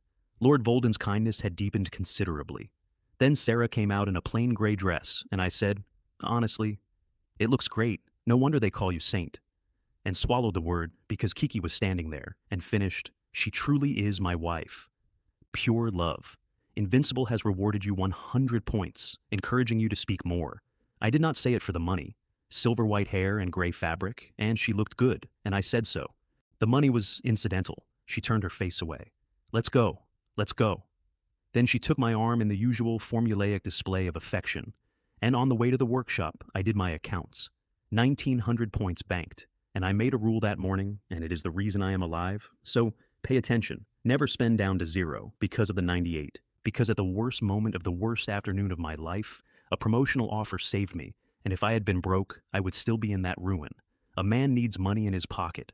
Always keep a few hundred in reserve. So, where to spend the limited funding? I'd been dumping everything into strength and magic and combat, which is what you do when things are trying to kill you.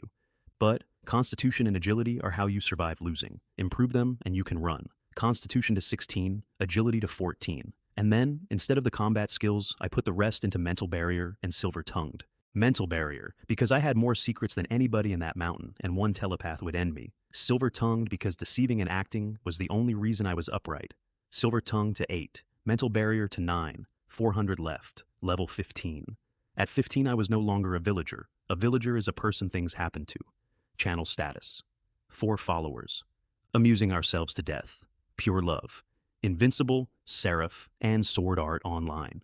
2 lurkers who had entered and not followed. Brilliant and I am a rat. My guess was that my brilliant wisdom was not yet impressive enough for one, and that the other fed on despair, and I was, unfortunately, a fundamentally cheerful person. Inventory. Chung Hong Sword, S rank. Explosive Flame Sword Chi and Frost Sword Chi, A rank, both of which I intended to save for something that genuinely needed killing. Love Handbook, S rank, in a corner, gathering dust. Plus Volden's gifts, a high-grade mana potion, a high-grade antidote, and the Golden Lightning Scroll, all of which could be exchanged back for points, and none of which I was going to exchange, because items do things, points cannot. Then I glanced at Sarah's sheet, out of habit, and I stopped walking.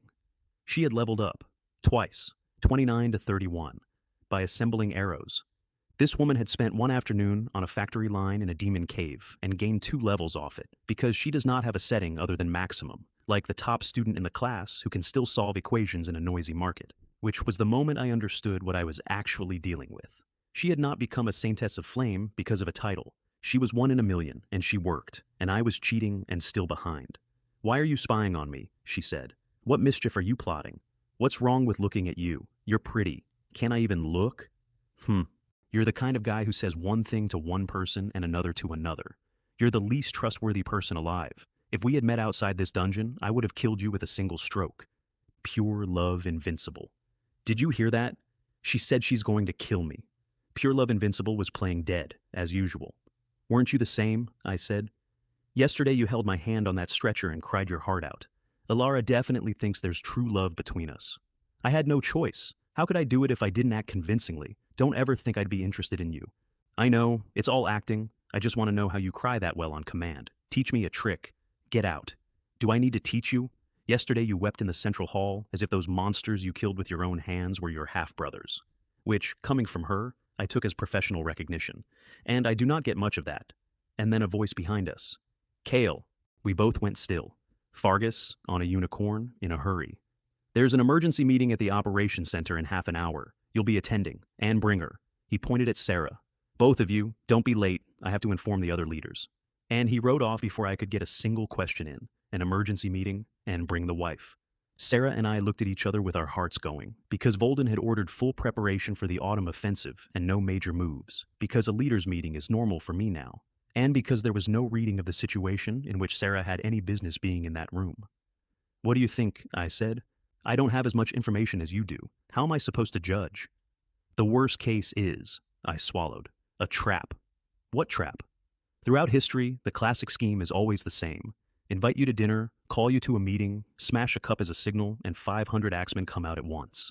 She could not place which country or century I was referencing, and got the point regardless. "You mean they lure us in and kill us?" I nodded. "Maybe," she said entirely calmly. "Aren't you nervous? Aren't you scared?" "The probability is extremely low."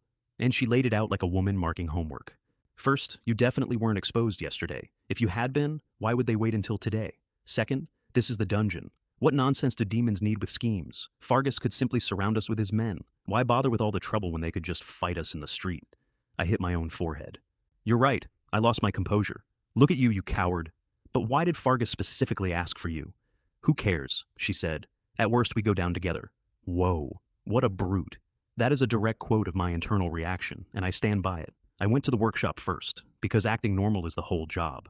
I promoted Caleb to deputy in front of everyone, mostly because he was quick, and partly because these men only stayed alive by producing results, and Caleb understood that without being told. "Don't worry, Lord Kale, Miss Rena. We'll do our utmost." That's exactly the mindset. I'll find a way to improve everyone's food and lodging. I did not tell him about the rescue. Fewer people knowing is fewer people talking. Then we went to the operations center, and the moment I walked in, I relaxed, because it was a meeting room. 8 or 9 leaders already seated, and no compartments anywhere large enough to hide 500 axemen. Skalin was there, Thorg, Ilara. I did not go anywhere near Ilara. I went and sat next to my big brother Skalin, because that is what a man with nothing to hide does. "Brother Skalin, Brother Fargus called me in, but he came and went so fast I didn't get to ask what happened." "That's right," Skalin said, leaning back. "I didn't ask either." So, Skalin didn't know either. I looked at Thorg. "Where's Thorg?" He shook his head. "I don't know, but it's urgent." 10 minutes before the hour, Fargus came in with 4 more leaders, exhausted from running around the mountain making announcements. I poured him water and asked nothing, because the meeting was about to start anyway. 13 leaders down both sides of a long stone table. I pulled a chair over and put Sarah slightly behind me and to the side. The room went quiet. Footsteps in the corridor. Heavy ones. I had assumed Volden. It was not Volden. It was a dragon. Fraser Alvaro. Second of the 108, Volden's right hand, known as the Tyrant. He is not a true dragon, technically. Dragonkin. A sub-dragon race. That distinction did not help me at all. He filled the doorframe, 2.5 meters. Dark red scales over muscle with a metallic sheen on every plate, a head with all the dragon features and none of the softening, membrane wings folded back, and a pair of weapons at his waist that were neither knife nor claw, with edges glowing a dull red like they had been drinking. Every leader in that room straightened up. Thorg toned himself down. That is how you know. His amber vertical pupils went slowly across the room, and every single person they touched felt it in their spine. And I read him, because I read everything, and because I had never once been able to read Volden, and had assumed that was simply how strong things worked. Fraser Alvaro, age 404. Faith, the demon god Kulim Thorn, and the dragon god Nidhogg. Features: wyvern, tyrant, bloodlust.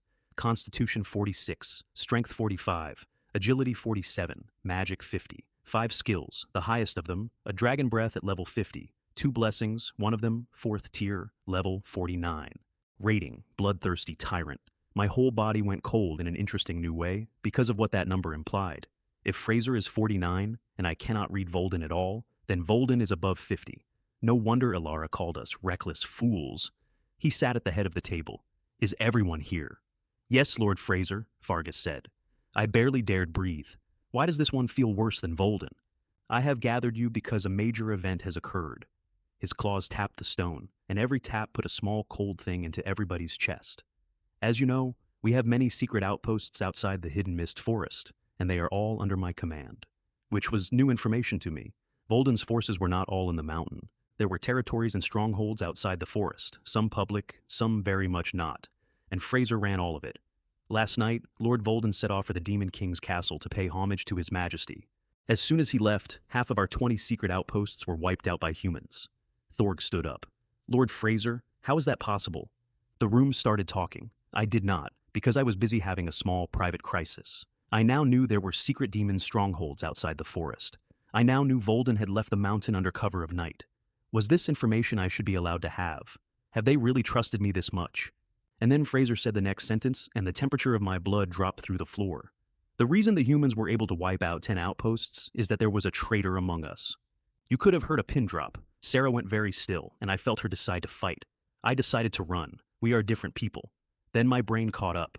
Wait, 10 secret outposts I only learned existed 40 seconds ago. What does that have to do with me? The traitor he means is somebody else entirely. And then, obviously, the second thought. I looked across the table at the dark elf girl, Ilara, and she was already looking at me. And in that one glance, we both got our answer, which is one of the very few purely good moments I had in that mountain.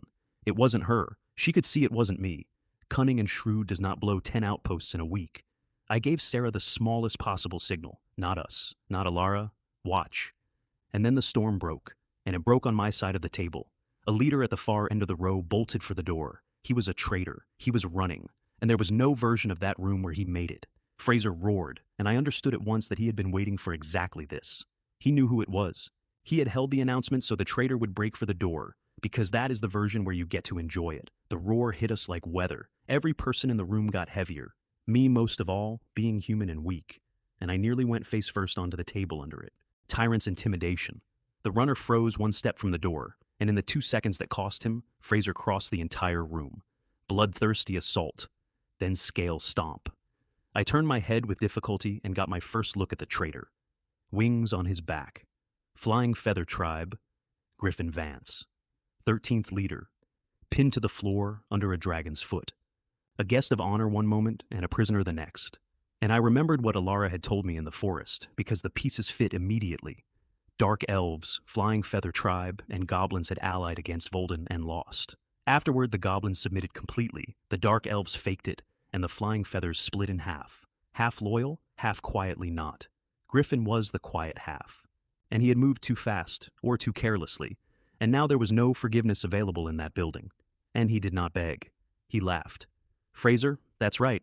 It was I who worked with the Lionheart Knights of the Holy See and the Ashton City Defense Force to wipe out your 10 strongholds in one stroke. Even if you kill me now, it was worth it. The room came up off its chairs, fists on stone. Everyone wanted a piece, including me, including Ilara, loudly, because our position had just become extremely delicate. A Flying Feather leader was a traitor, which makes it very hard for Fraser not to wonder about the dark elf, and about the human he honored yesterday. Loyalty that is not absolute is the same as absolute disloyalty. That is not my line. That is the operating principle of that entire mountain. Fraser did not kill him. He had things to say first. Griffin, that you became the 13th leader shows Lord Volden treated you well, and you betrayed us. He has barely left the dungeon, and you have already gone so far as to work with humans. You invaded the Hidden Mist Forest, and you erased every tribe in it, Griffin said. We will remember this blood feud forever. Oh, is that so? And Fraser turned his head and looked into the room. Ilara, do you dark elves remember that too? There it was. He was not asking. He was making an example, and I had underestimated him, and I never did it again. Ilara's face went ashen. That is all in the past. Back then the tribes of this forest were foolish enough to oppose Lord Volden's army. Having witnessed his majesty and received his blessings, we dark elves will remain forever loyal, without a single disloyalty. Me too, said the goblin leader immediately. Ricket Green Grip. The goblins had actually submitted, and they were terrified of being tied to Griffin, and Ricket went considerably further than he had to. You spineless cowards, Griffin said. Loyal to the demon race? Do you have any respect for the warriors of 3 races who died in battle? Ilara was about to answer, and Ricket got there first, and this is why I never trusted a goblin except one. Shut up, traitor. Lord Volden is wise and powerful, and has never treated us unfairly. I regret that we goblins ever fought against him alongside you and the dark elves. He did not pursue the matter. He promoted us. I can never repay his kindness. And you not only lack gratitude, you worked with humans to destroy our bases. Lord Fraser, please execute Griffin and exterminate his entire clan. Holy crap. That bastard's really ruthless. He used the Flying Feather Tribe as a token of his own loyalty, which is a move I understood immediately and completely, and which is why the goblins had survived. Also why I would have hated being one. Ricket, you bastard. You'll die a horrible death. Griffin had been hit hard enough that talking was costing him something. Ilara, Rickett. Fraser, calm as furniture. I will not doubt the loyalty of your goblins or your dark elves because of Griffin's betrayal. Our Lord Volden has always trusted those he employs, and would not suspect you without cause. So, do not worry. Simply continue to serve with all your might. Which is the single most threatening sentence I heard in my first week, and it was phrased as reassurance. Thank you for the advice, Ilara said. We dark elves will never betray you. Me too, Rickett said. And then, having intimidated the dark elf and the goblin, the amber vertical pupils came around to me. Damn it. Do you still want to intimidate this loyal subject? When Volden was praising me yesterday, were you not there, or were you blind? Kale! My face lit up like a lamp. Lord Fraser, what are your orders? Kale, though you are human, your loyalty is evident to all. And he drew the strange scimitar off his waist. Could you trouble yourself to slay Griffin? There was exactly one answer available, and I gave it instantly, and the speed of it is the part that bothers me. Lord Fraser, this is not trouble at all. This is clearly a reward. Loud, bright. Which of you leaders wouldn't want to slay this creature personally? I never expected the honor to fall to me. Fraser laughed and was delighted, genuinely delighted. As expected of a loyal subject appreciated by Lord Volden, Kyle, come forward. And then, casually, after you slay the traitor Griffin, you will fill the vacancy as the 13th leader. I did the flustered refusal, because you always do the flustered refusal.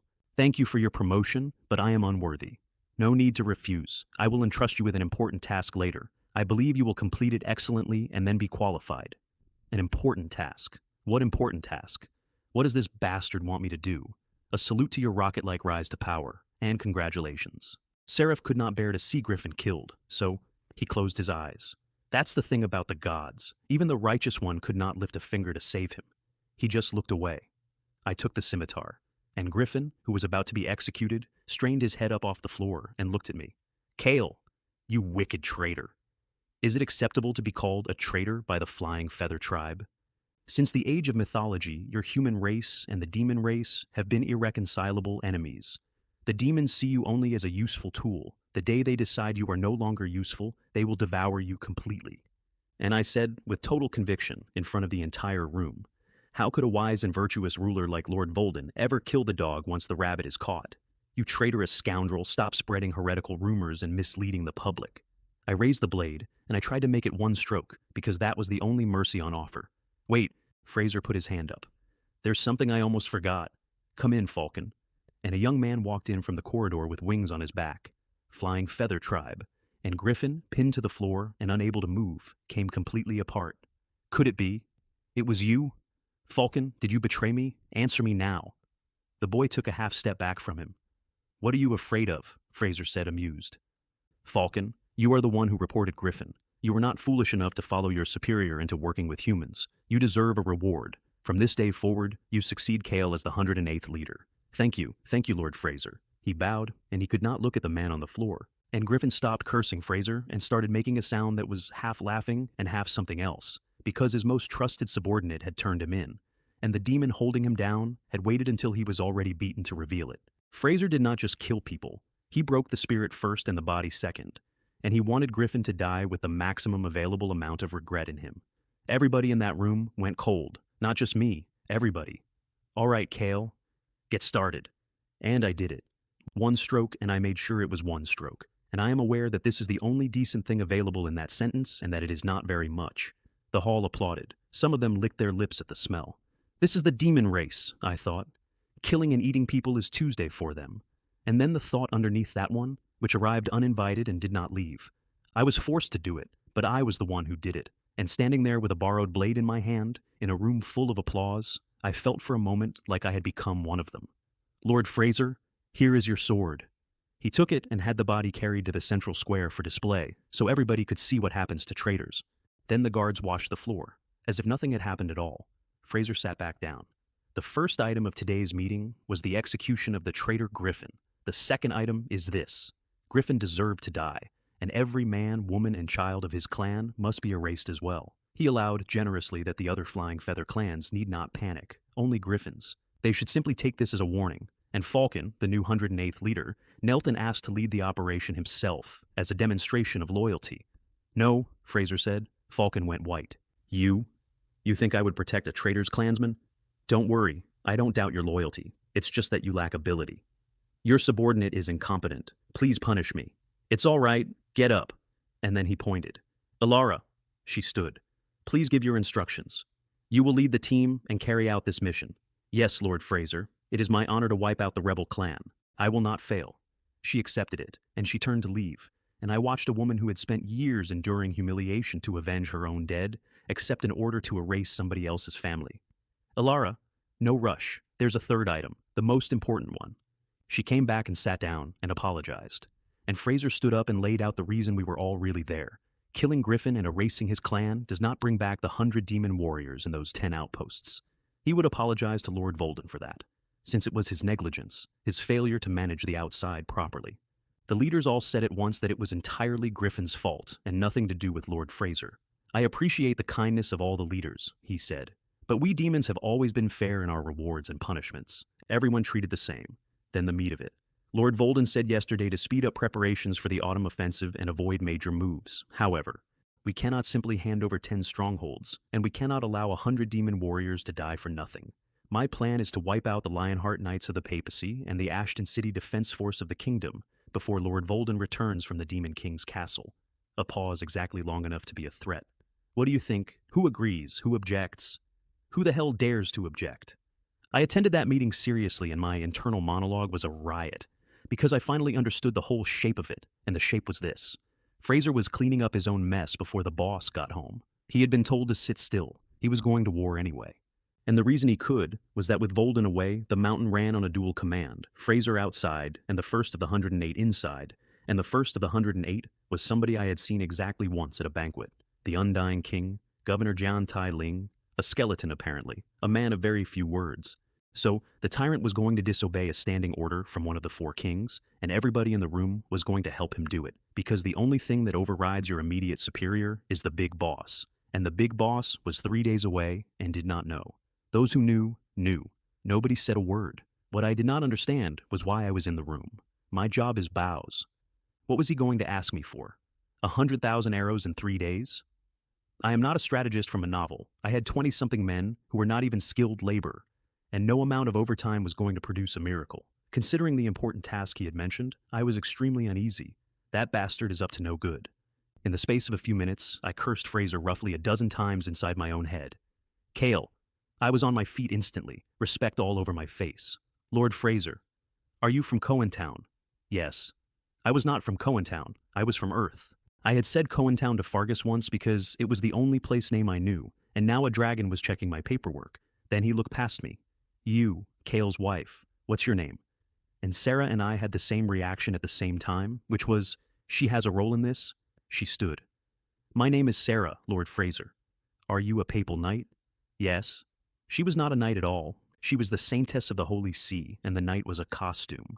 Of the 5 knightly orders of the papacy, which do you belong to? And this is the moment where the whole thing nearly ended, and where I understood how badly she had been cornered by her own cover story. The Lionheart Knights. The Lionheart Knights, who had just destroyed 10 of Fraser's outposts. She could not change it. She had told Volden that on the day she was captured. It was in the record. Changing it now was a confession. And I sat there, in a war council, listening to a dragon ask my fake wife to give him a full briefing on the human army he was about to attack. For context, since I had to learn all of this on the fly in a war room, the papacy has 5 knightly orders: Lionheart, Templar, Deathbird, Holy Hand, and Starseeker. The Lionheart are the largest and get loaned out to other nations, which is why they were sitting in a kingdom border town in the first place. The papacy, the kingdom of Cedric, and the Ilris Empire are the 3 strongest human powers on this continent, and because they share an enemy, they are relatively united, and the papacy is the oldest and the strongest of the 3. The Hidden Mist Forest borders the northern edge of Cedric. Volden had spent the previous season wrecking that border. So, the Ashton City Defense Force plus the Lionheart Knights, plus intelligence from Griffin, took 10 strongholds and 100 warriors, which is, and I did the math on this while nodding attentively, about 1/10 of what was owed. Tell us what you know, Fraser said. We have had little contact with these 2 armies. Give us the general shape, and we'll get the gist. He genuinely was not trying to make it hard for us, which was worse. Because I knew nothing. Not a syllable. I had never been in a human town on this planet. I could not even invent it, because you cannot cook without rice. Staying silent was worse. Silence tells Fraser that Kale's body is in the dungeon and his heart is in Ashton, which is treason with extra steps. So, I bought time. I do have some intelligence on the Ashton City Defense Force. Grave face. But it's a bit scattered. Please allow me to go back, organize it, write a proper report, and then present it to you. And I stood there and watched a dragon decide whether to make me talk right now. All right, he said. This operation isn't urgent. Go and regroup. Thank you for your understanding. And I had about a second and a half of relief before I remembered that Sarah did not have that excuse. Fraser turned to her. Kale isn't with the Ashton Force, so he needs time. But you belong to the Lionheart Knights. You shouldn't need any time at all, should you? Of course not, Lord Fraser, she said, absolutely calm. She'd had her answer ready since the moment he said her order's name. I have never been so glad to be standing next to somebody. So that was why we were both in the room. It made sense. It was fine. I picked up my water cup. Kale! I put the water cup down.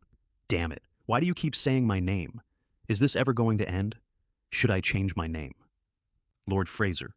Before Sarah speaks, I have one more question for you. Annie pointed at her. Do you trust this knight of the papacy? I did not understand the question at all, which he could see. Kyle, I and the other leaders here can trust you. We do not trust her. Who knows how much of what she says is true and how much is false, or whether all of it is false. And I got it. He wanted me to vouch for her, put my name on her testimony. Fine. We were in the same boat and I was never going to betray her. I believe her. She is as loyal to Lord Volden as I am. Sarah opened her mouth to pledge her own loyalty, and Fraser raised a hand to keep her quiet. He was not finished with me. You trust her. Why? Because she's my wife. Hehehe. Actually amused. I have long heard that among you humans, a partnership is a very strong bond. Mutual trust is only natural. As expected of Lord Fraser, your research on humans is thorough. He ignored the flattery entirely and went on. Trust is a form of loyalty. You trust her, which is to say you are loyal to her, but you are also loyal to Lord Volden. A pause with a floor missing under it. So, the question is, who are you more loyal to? A free question, a gift. I answered without hesitation. Of course I am more loyal to Lord Volden. Good, very good. And then he drew his sword and slammed it down on the table. Kale, I order you to kill Sarah. Silence. Holy crap. It was a trap disguised as a free question. He had walked me through the whole thing, one reasonable step at a time, and got me to sign the paperwork myself. Pure love invincible, shocked and furious. Seraph was both shocked and furious. Amusing ourselves to death, believes Seraphina is an important character, and it is not time for her to leave the story. I have no objection, said I am a rat. I merely sensed the oppressive atmosphere and wanted to chime in. Now. I have thought about this moment for a long time, and it is the first time in this entire story that I refused. Not the first time I schemed, the first time I refused, not out of nobility. Plainly, I could not afford to lose Sarah, and I could not afford to fight Fraser, and a man who does not want to touch either wall has to find the middle of the corridor. I did not pick up the knife. I grabbed Sarah's arm and pulled her down onto her knees next to me. Lord Fraser, have we done something wrong? No. Did we say something wrong? No, not at all. Then why? You're not going to cut her, are you? And I looked up, straight into the amber vertical pupils of a level 49 tyrant, which I do not recommend. Lord Fraser, if Sarah were a traitor like Griffin, if she betrayed Lord Volden, I would kill her without needing your command. A breath. But she has done nothing wrong, and Lord Volden is known for a fair and just system of rewards and punishments, isn't he? Without fault, there is no punishment. What I did there is the entire trick, and I used it for the rest of my life in that mountain. I did not defy Fraser, I invoked Volden. Pure love. Invincible is deeply moved. Protect our Sarah. 500 points awarded. You really won't kill her. He picked the sword back up.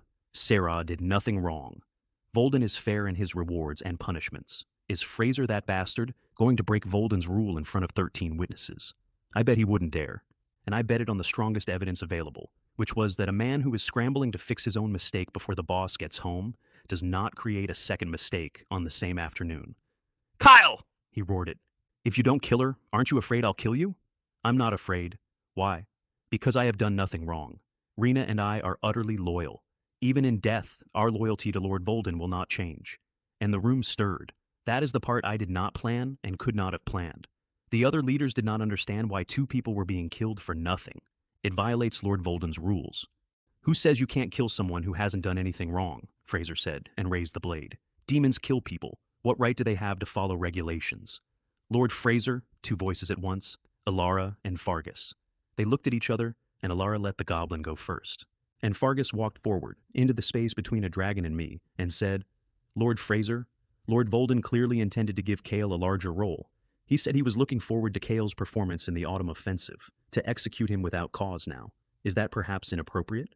I had expected Alara. Alara was an ally. I had not expected Fargus. Brother Fargus is so loyal. I second that, Alara said. Then Scalen, then Thorg. And the reason is the entire return on the investment I made in that forest. Those two believed I had nearly died for Xylo and Grok. Scalen had called me good brother. Thorg had lost a warrior.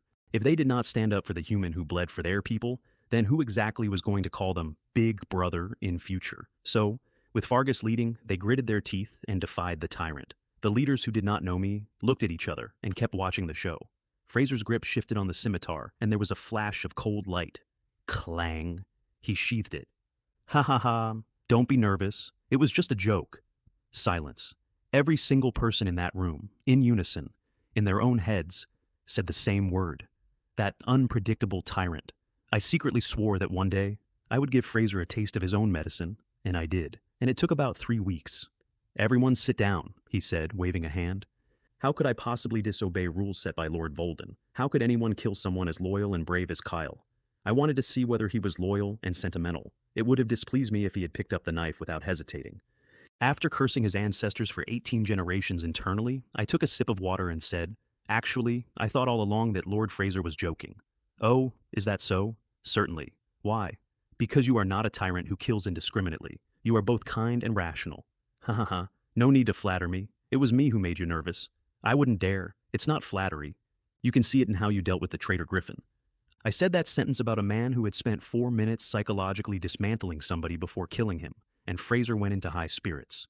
To express my apology, I will remove the forbidden magic Lord Volden placed on Seraphina so she can regain her fighting strength as a papal knight, which was, in fact, hilarious, because the seal had never done anything. It seals a knight. It does not seal a Saintess of Flame. She had been carrying it around like a hat. Thank you for your kindness, Lord Fraser, I said, bowing first. Sarah caught up instantly. Thank you for your kindness. I will serve the demon race as a demon knight. And I thought, good, very good. It would be extremely useful for Sarah to be allowed to show a little of what she can do. This is what you deserve, Fraser said. And after that test, Sarah, I can trust you now. We all can. So, former knight of the Lionheart Knights, give us a proper introduction to the Lionheart Knights. Yes, sir. And she stood up and talked for half an hour. Their symbol, their creed, their emphasis on honor and courage and compassion, their reputation for individual bravery and for charging into things. It came out smooth and confident and slightly recited, and I sat there and enjoyed it enormously, because I was certain of 2 things. 1, she was not going to reveal anything core. 2, she almost certainly did not know anything core because she was a Saintess, and Saintesses do not get briefed on troop rotations. Fortunately, she had Best Actress in her file, and she was better at this than I was. Fraser nodded, satisfied. Thank you for your hard work. You flatter me. Unfortunately, I am only a low-ranking knight with limited knowledge. It's all right. You and Kale go back and put together a report. We'll formally formulate the battle plan tomorrow. Then he handed out assignments to everybody else like a wicked teacher setting homework. And once I relaxed, I became like any employee in any meeting anywhere in the universe, which is to say, absent. I did pay attention when something useful came up. I was trying to learn this world, and the demons had no libraries and no interest in study. So my only method was talking to people, talk to demons, talk to my staff. Chat idly, then listen, then imagine the outside. I wanted to go home so badly it was a physical sensation, and I mean human society, not Earth. I had downgraded my definition of home considerably in 1 week. Walking out afterward, I felt oddly wonderful, in the specific way you do after surviving a catastrophe. Ilara went past us fast with a grim face. Fraser sent Ilara to exterminate Griffin's clan, I said quietly. Which means Fraser doesn't trust the Dark Elves either. Sarah had already worked it out. Send the Dark Elves to erase the leading resistance family of the Flying Feathers, and no surviving Flying Feather will ever ally with a Dark Elf again. 1 order, 2 potential enemies permanently separated. Our alliance just lost the Flying Feather tribe, Sarah said, and there was real anger in it. I swear to kill that bastard Fraser. Me too. We walked toward the workshop, because I needed a report, and Caleb was the only human on the payroll who had ever been to Ashton. You're really daring, she said. What if Fraser had demanded it on the spot? Whatever, I shrugged. Aren't you the same? You're betting he'll believe you. How much of what you said in that room was true? About 20 or 30%. 7 or 8 out of 10 made up? You're really good at making things up. Likewise. By the way, I thought you'd listen to Fraser and try to stab me. How could that be? Huh? You wouldn't actually, like me? No, really not. I'm not cutting you because I'm afraid you'll cut me. Roll. Caleb had been there, it turned out, and knew almost nothing, having never served in the military, which was perfect. A small amount of real information is exactly what a convincing report is made of. Don't tell anyone I asked about the Ashton Defense Force. Yes, Lord Kale. He knew not to ask what he shouldn't ask, which is the rarest skill in the world. Keep working hard here. Lord Fraser has promoted me to 13th leader. I'll improve the brothers' food and lodging as soon as I can. Congratulations, Lord Kale. You truly are worthy. I put a hand up to stop the flattery and sent him back to the line. This Caleb looks a lot like you, Sarah said as we left. Brown hair, blue eyes. How? He's just as good at flattering. You don't know anything. This is called a true man can bend and stretch. Behind us, the workshop had opinions. Caleb, what does Lynn the skin stripper want with you? That was a blonde called Donald, and yes, they had a name for me, and yes, it was Lynn the skin stripper, and they had earned the right to it. Donald. You mustn't be disrespectful to Lord Kale, Caleb said sharply. He came to tell me he's been promoted to 13th, and that our food and lodging will improve.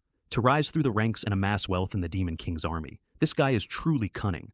Caleb glared. Donald slapped his own mouth, said, "Not a traitor, Lord Kale, look at my mouth," and immediately went to the toilet for the 7th time that day, having earlier bragged to the man at the next workstation that nobody knows how to slack off better than he does. Remember, Donald, he becomes important, and I promise you, nobody was more surprised about that than me. We went home to write, and here's where I discovered a limitation nobody warns you about. I can speak this world's language perfectly. The language pack handles it. I cannot write it. I got about 4 sentences in and completely forgot how to form the characters. So I turned to Sarah and asked and got, "Who was it who boasted that nobody writes reports better than him?" I got up. "What? Aren't you going to write anymore?" "I'm going to Kiki. I'll dictate and she'll write it down." "Sit down. Clam. This is how you write it," she said. "You idiot." And she taught me, character by character, at the table, with a very bad expression on her face. Your flirting made pure love invincible smile like an auntie. He rewarded you 300 points. That was not flirting. That was remedial handwriting. We finished in the afternoon and swapped homework. "Fraser must have sent scouts," she said, frowning. "If their reports differ from ours, I'm afraid. Wouldn't it be normal to say our information is simply out of date?" "That's all we can do." She put the paper down. "What I'm actually afraid of is that once these reports are in, we get assigned something else." "Yeah? Yeah. You think Fraser lifted my seal as an apology? That bastard wants us to become demon warriors and fight the allied forces alongside the demons." She was right, and I had already got there, and neither of us liked it. "I cannot point my sword at the Lionheart Knights and the Ashton Defense Force," she said, and looked at me in a very specific way. "What are you looking at? I have no intention of being a traitor." And then I said the sentence that turned this whole thing from a survival story into an operation. If Fraser really wants us in this, then we play along. And we find a way to coordinate with the allied forces from inside, and we make him bleed. Sarah came up out of her chair. Great idea. Genuinely lit up. With my status, I can absolutely make the Lionheart squad leader trust me and cooperate. Then I got nervous, because I recognized the expression. "Wait, you're not planning to volunteer for a fight with Fraser, are you?" "Otherwise," she laughed. "Killing Volden is the ultimate goal. That doesn't stop us wiping out other demons on the way. We eliminate their warriors, and we damage Fraser. And if the demons take heavy losses in this battle, let's see how he explains himself to Volden." She had gone from assassination plan to full military sabotage in about 9 seconds, and she was radiating competence, and I found it extremely alarming. It would be best if it worked. The risks are considerable. It's all about human effort. You dared to kill an entire patrol inside the dungeon. Why wouldn't you dare pull a heist outside the forest? Which is a sentence I had no defense against, because it was technically a compliment and technically a trap. "This needs to be discussed with Alara." She agreed. Alara had the most intelligence of the 3 of us by an enormous margin. Shall we go find her now? No. And this is the kind of thing that keeps you breathing. It would be normal for me to visit Fargus or Scalen or Thorg.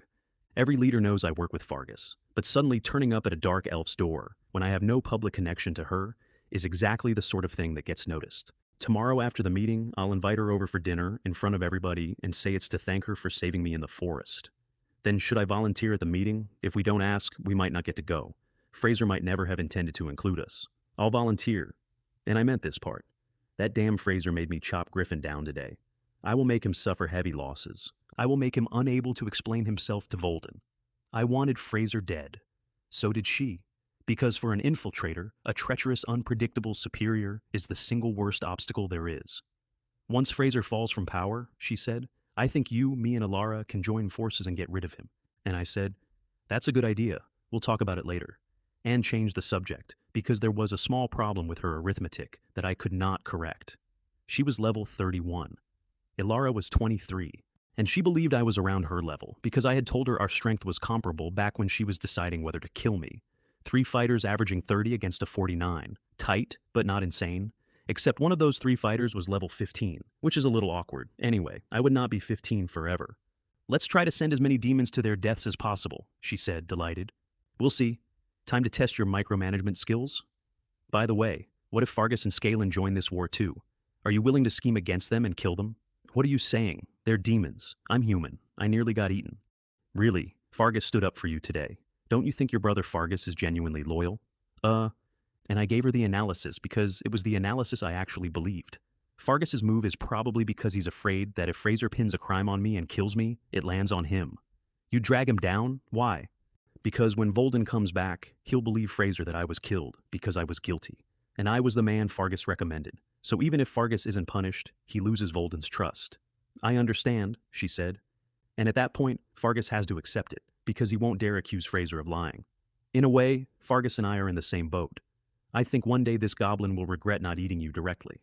I laughed at that. I laughed at it for about 3 weeks. Kiki knocked and said dinner was ready, and I patted her fluffy head on the way past. And Sarah immediately asked her whether serving me was easy, but serving her was very hard. And Kiki went white and said neither was hard at all, and afterward whispered to me that Miss Rena hated her.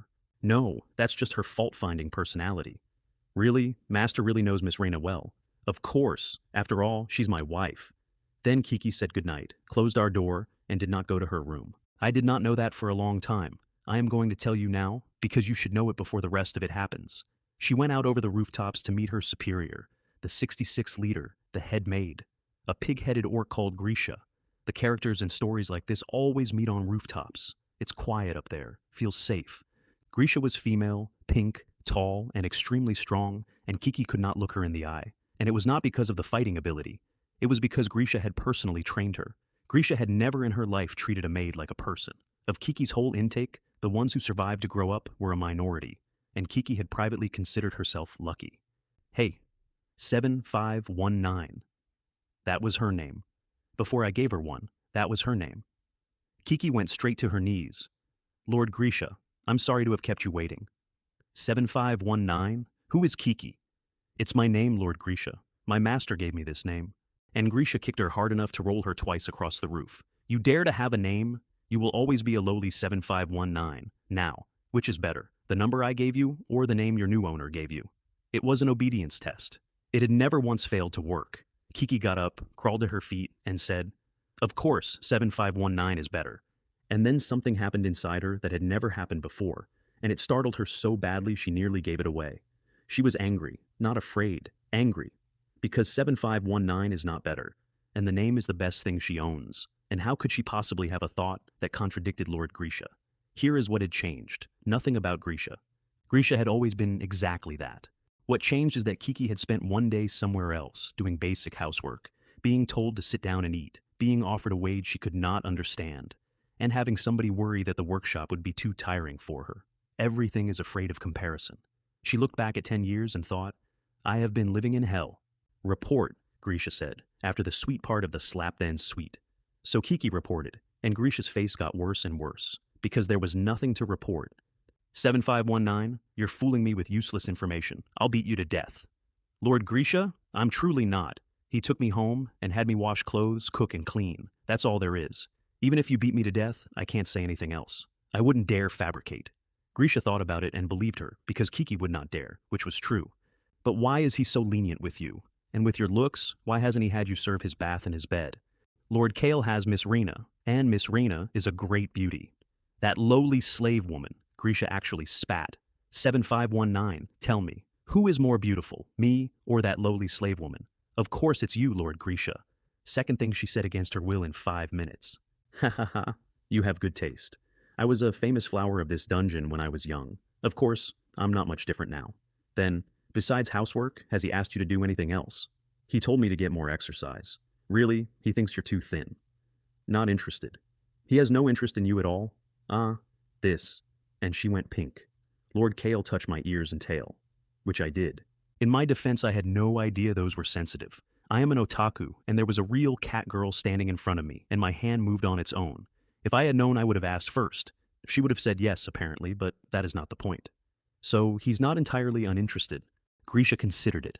This Kyle is strange. Is it because of Sarah that he can resist you? Does he actually have a good relationship with that lowly slave woman? Yes, they have a very good relationship. And that was a lie, because Kiki had spent one day in my house and worked out the single most dangerous fact in that mountain, which is that Sarah and I were not a couple at all, and were obviously performing. She had that. She could have handed it over on the roof that night, and Grisha would have taken it to a leader, and Sarah and I would have been finished by morning. She did not report it. I want that on the record before anything else in this story happens. To think he's on good terms with a lowly slave woman, Kale is just a lowly human slave himself. They're all the same, Grisha said, cursing, because she despised humans most of all, and because my promotion to 13th had gone down her throat like a fly, and she did not dare oppose it out loud. And she said the phrase, lowly human slave. And Kiki, standing there with a bruised stomach, wanted to kill her. The thought lasted about a second, because Kiki knew perfectly well she could not beat Grisha, let alone kill her. But the second thing that arrived in that second stayed. She was more loyal to her current master than her old one, and toward the old one, she had nothing left but hatred. 7519, keep watching Kale and Serafina. Report anything unusual immediately, and since Kale is interested in you, continue to seduce him. Huh? Although you are not 1,000th as good-looking as me, your charm is definitely superior to that lowly slave woman's. Seduce him for secrets. Don't you understand this simple principle? Kiki, who by that point had a fairly good sense of me, thought he won't and said, yes, I understand. Next time you'd better have something valuable, otherwise. And then Kiki made one mistake, which was to ask a question. In my opinion, Lord Kale is extremely loyal to Lord Volden. Was it Lord Volden's order to place me at his side? Or yours? She got punched in the stomach hard enough to go down. Don't ask questions you shouldn't. You've been away from me a single day, and you've forgotten the rules. And then Grisha administered what she called family discipline, which is what it was called when Grisha decided a maid had made a mistake, and during which crying or resisting could get you beaten to death. So Kiki curled up and took it exactly as she always had, except that her mind was not what it had always been. Before, she endured it numbly. Now, she wanted to rebel, and not only for herself. Because that Soa had called Kale a lowly slave, she remembered that I had told her she had real fighting potential. She believed it because I had said it. And lying on a rooftop under a boot, she thought, perhaps not so long from now, I will be the one standing. 7519, stand up.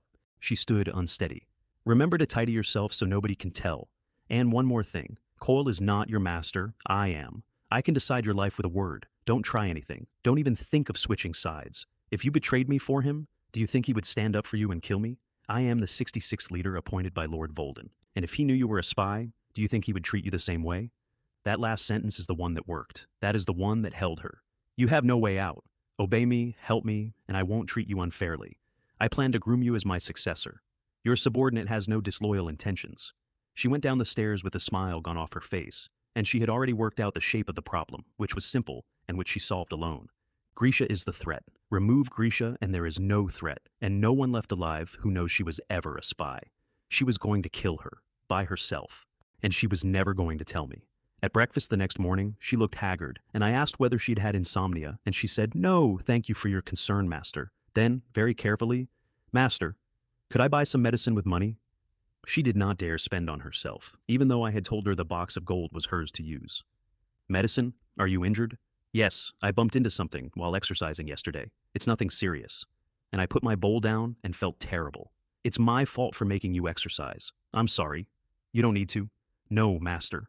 And she wanted to hit herself for choosing that excuse. "Exercise is great, I enjoy it. Bumping yourself is normal. It's really nothing. Are you sure you want to keep training? If you don't want to, just say. I'm sure. I want to become stronger." And her eyes did something I had never seen that sweet, gentle cat girl do.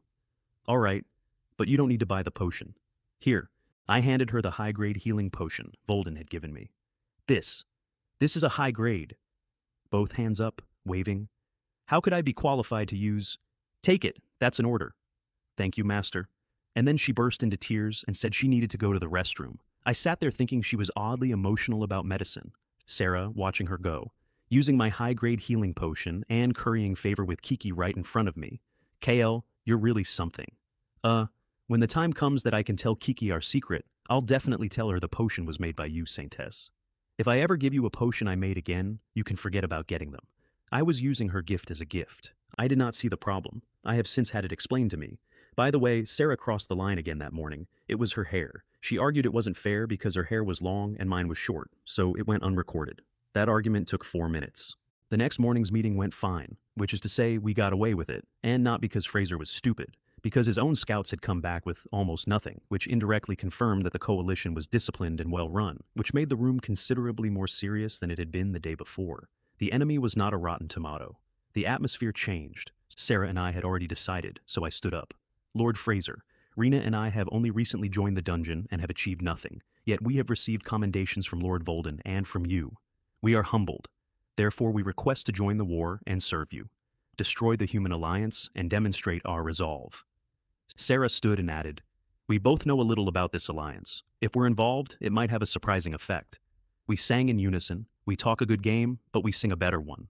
Fraser nodded. The other leaders were touched. Here were two people who could have handed in a report and stayed out of a war, volunteering to risk their lives. These two loyal ministers.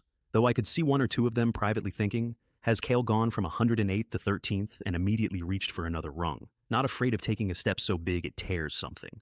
Ilara, of course, knew perfectly well we had ulterior motives. Then I got greedy, which occasionally works.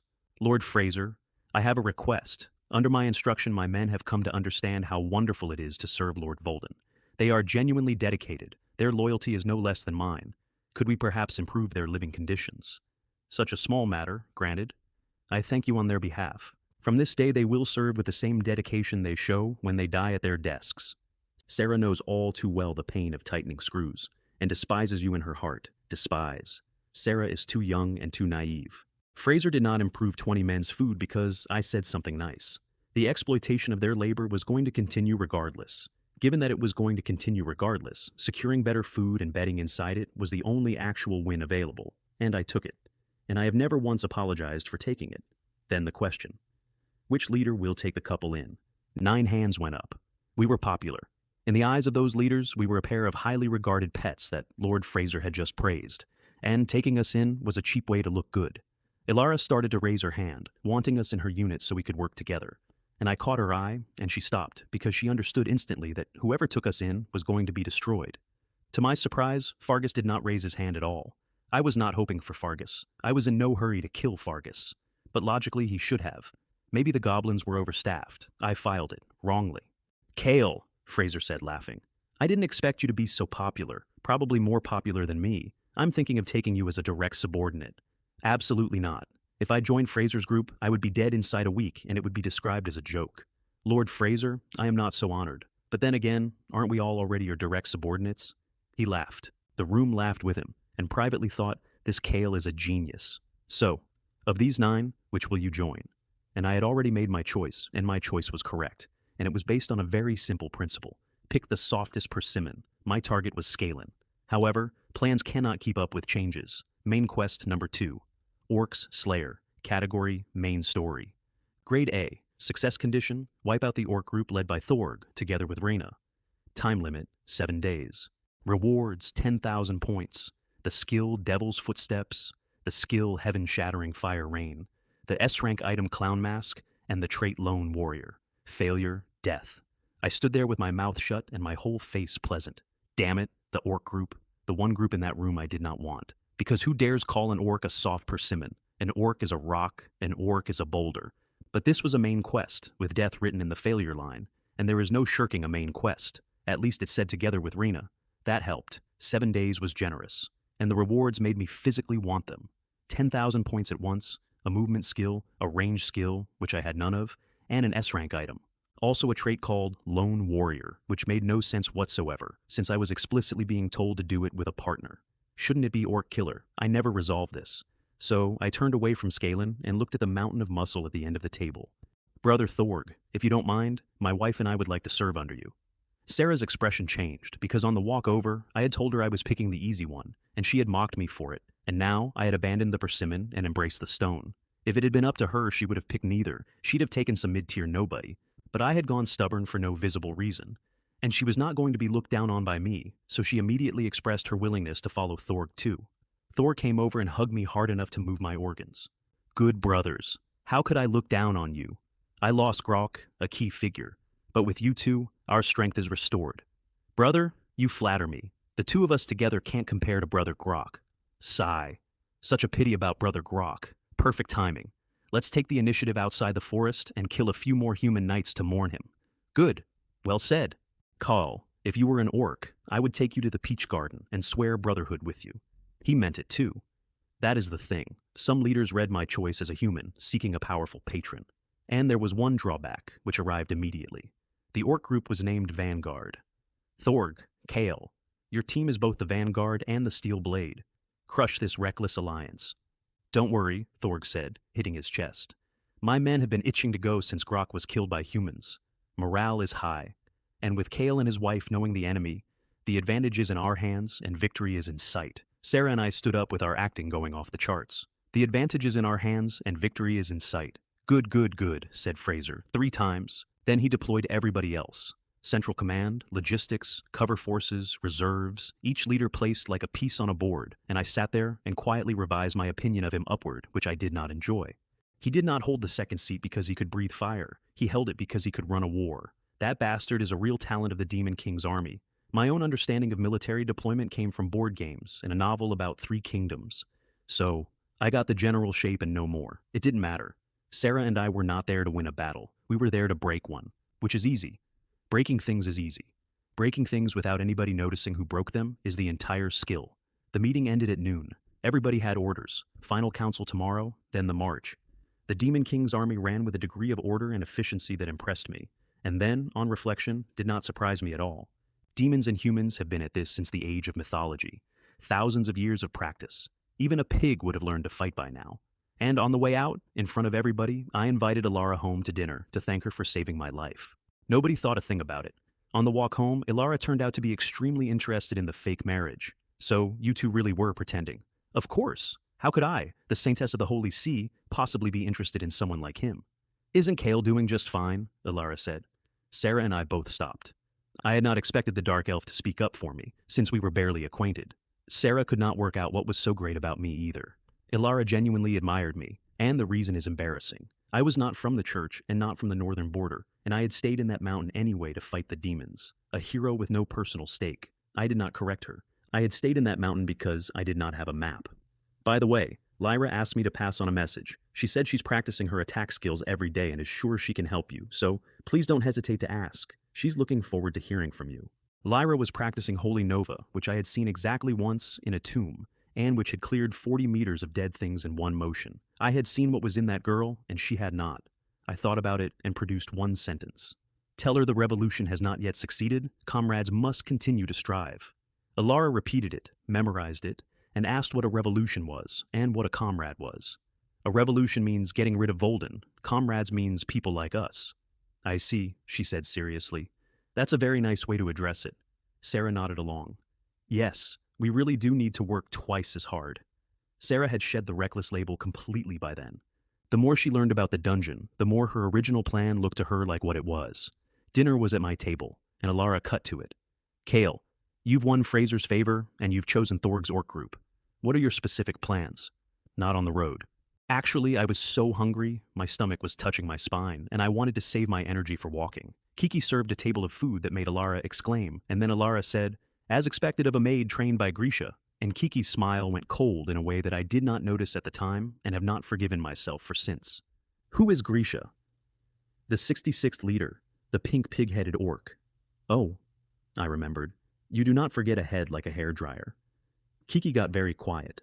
Ilara, being an outsider, had no idea that among the maids Grisha trained there was a category called spy maid, and Kiki was not about to volunteer it because she was certain I would despise her and throw her out. And if that happened, she genuinely had nowhere to go.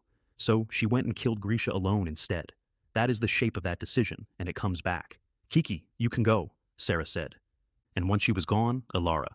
What? Is Kiki still an outsider? We don't know her background, Sarah said. We dare not recruit her rashly. Kale seems quite satisfied with Kiki. I changed the subject, because there was no explaining to a dark elf and a saintess the destructive power a cat girl maid has on a certain kind of person from my planet. Then I laid out the plan, which took about 4 sentences. Contact the human alliance, coordinate an attack from within and without, so Fraser's counterattack collapses completely. Wipe out Thorg's orc group along the way. Fraser, having lost an army in an operation he launched against a standing order, takes the fall.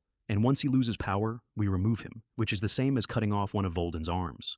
Ilara listened, went pale, and said, "This plan is ingenious, each step linked. However, in my opinion, there are 3 difficulties." There were far more than 3 difficulties. There were no easy questions on that entire examination paper. First, establish contact with the Alliance. "That's easy," Sarah said. "I'm the Saintess of the Holy See. I'm not with the Lionheart Knights, but I'm enough to earn their trust." Indeed. Second, wiping out Thorg's orc group is a very large problem. "It's not very meaningful to discuss theoretically," Sarah said. "Each situation needs to be analyzed individually, and there will always be a solution. Skip it. Next." Ilara looked at me. I looked at Ilara. For the second major question, Sarah had written the word solution and moved on. "Is that all right?" "The last difficulty is Fraser. Killing him won't be easy." "Haha," said Sarah calmly. "Ilara, you must be underestimating us. Once Fraser falls, I certainly can't beat him alone. But I'm not alone. I have Coil, who is as capable as I am, and you. 3 against 1. If that isn't an advantage, what is?" Ilara smiled broadly because she had asked the question precisely to test us, and now she was more confident. And of the 3 of us, one was laughing awkwardly because one of us was level 15 and pretending to be 30, like a man in an orchestra holding a flute he cannot play, though. Once main quest 2 is done, 10,000 points, 2 skills, an S-rank item, and a trait land in my account at once, and it becomes very hard for me not to rise. So the question is, what if the quest cannot be completed? And that is not a question I get to consider because the failure line says death, and my examination paper does not allow skipping. "So, in conclusion," Sarah said, "the key to this operation is whether we can wipe out Thorg's orc group. Per Fraser's orders, you'll be vanguard with Thorg, and my squad provides cover," Ilara said. "How do you want me to cover you?" "Analyze each specific problem in its specific context. The situation changes. We wait and see. The purpose of today is to align granularity, connect underlying logic, and complete matrix-closed loop." "Can you speak like a human being?" Sarah said. I coughed. "In short, we talk today so we can operate tomorrow." "I understand," Ilara said solemnly. "Rest assured, I will do my utmost." We trusted Ilara completely, and the reason we trusted her is the only reason anybody trusts anybody in a place like that. She had no way out, neither did her tribe. "Oh, right." Ilara remembered something. "You need to be careful walking at night lately." "Who's messing with me?"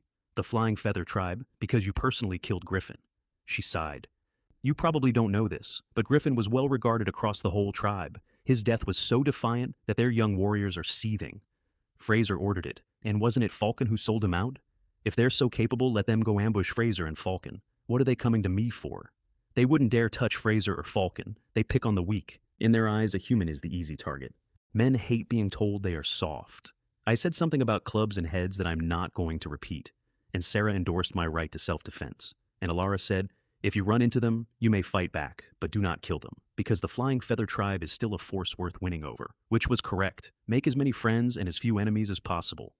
"Fraser's intentions in sending me to erase Griffin's clan are truly sinister," Ilara said, and drank half a glass in one go. "Yes, he still doesn't trust the Dark Elves. He probably trusts me more than you." Kale. "Sometimes I really think you're loyal to the demons. You're more of a traitor than a human traitor." "Without my restraint," Sarah said, "he would already be a criminal." "Oh, right. We can never repay the Saintess's kindness." And the 2 of us started bickering in front of her. Ilara stopped and stared, because in public we were inseparable and incredibly affectionate. Then she laughed because she had finally understood something. They really are just pretending. She stood up and raised her glass. "I need to prepare for the march, finally. Wish us all the best." Sarah rose and declared, "Destroy the tyranny of the demons, and let glory return to the light." I stood up and said cheers. "After we win," Ilara started, "don't set a death flag." "Flag? What is that?" "Anyway, nothing. Meeting adjourned."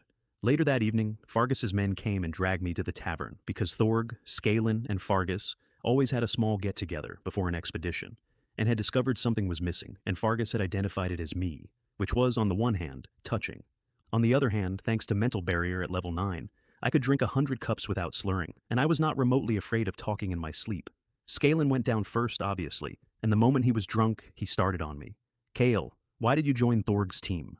His orc group is already strong and doesn't lack people. My Lizardman team just lost Xylo's entire patrol, and we need players. And you went to Thorg. Do you look down on us, Lizardmen? I would like it noted that I lost him that patrol, and that he was hurt about the staffing. How could I look down on you, brother? I don't believe it. Fraser promoted you to 13th, which is above me.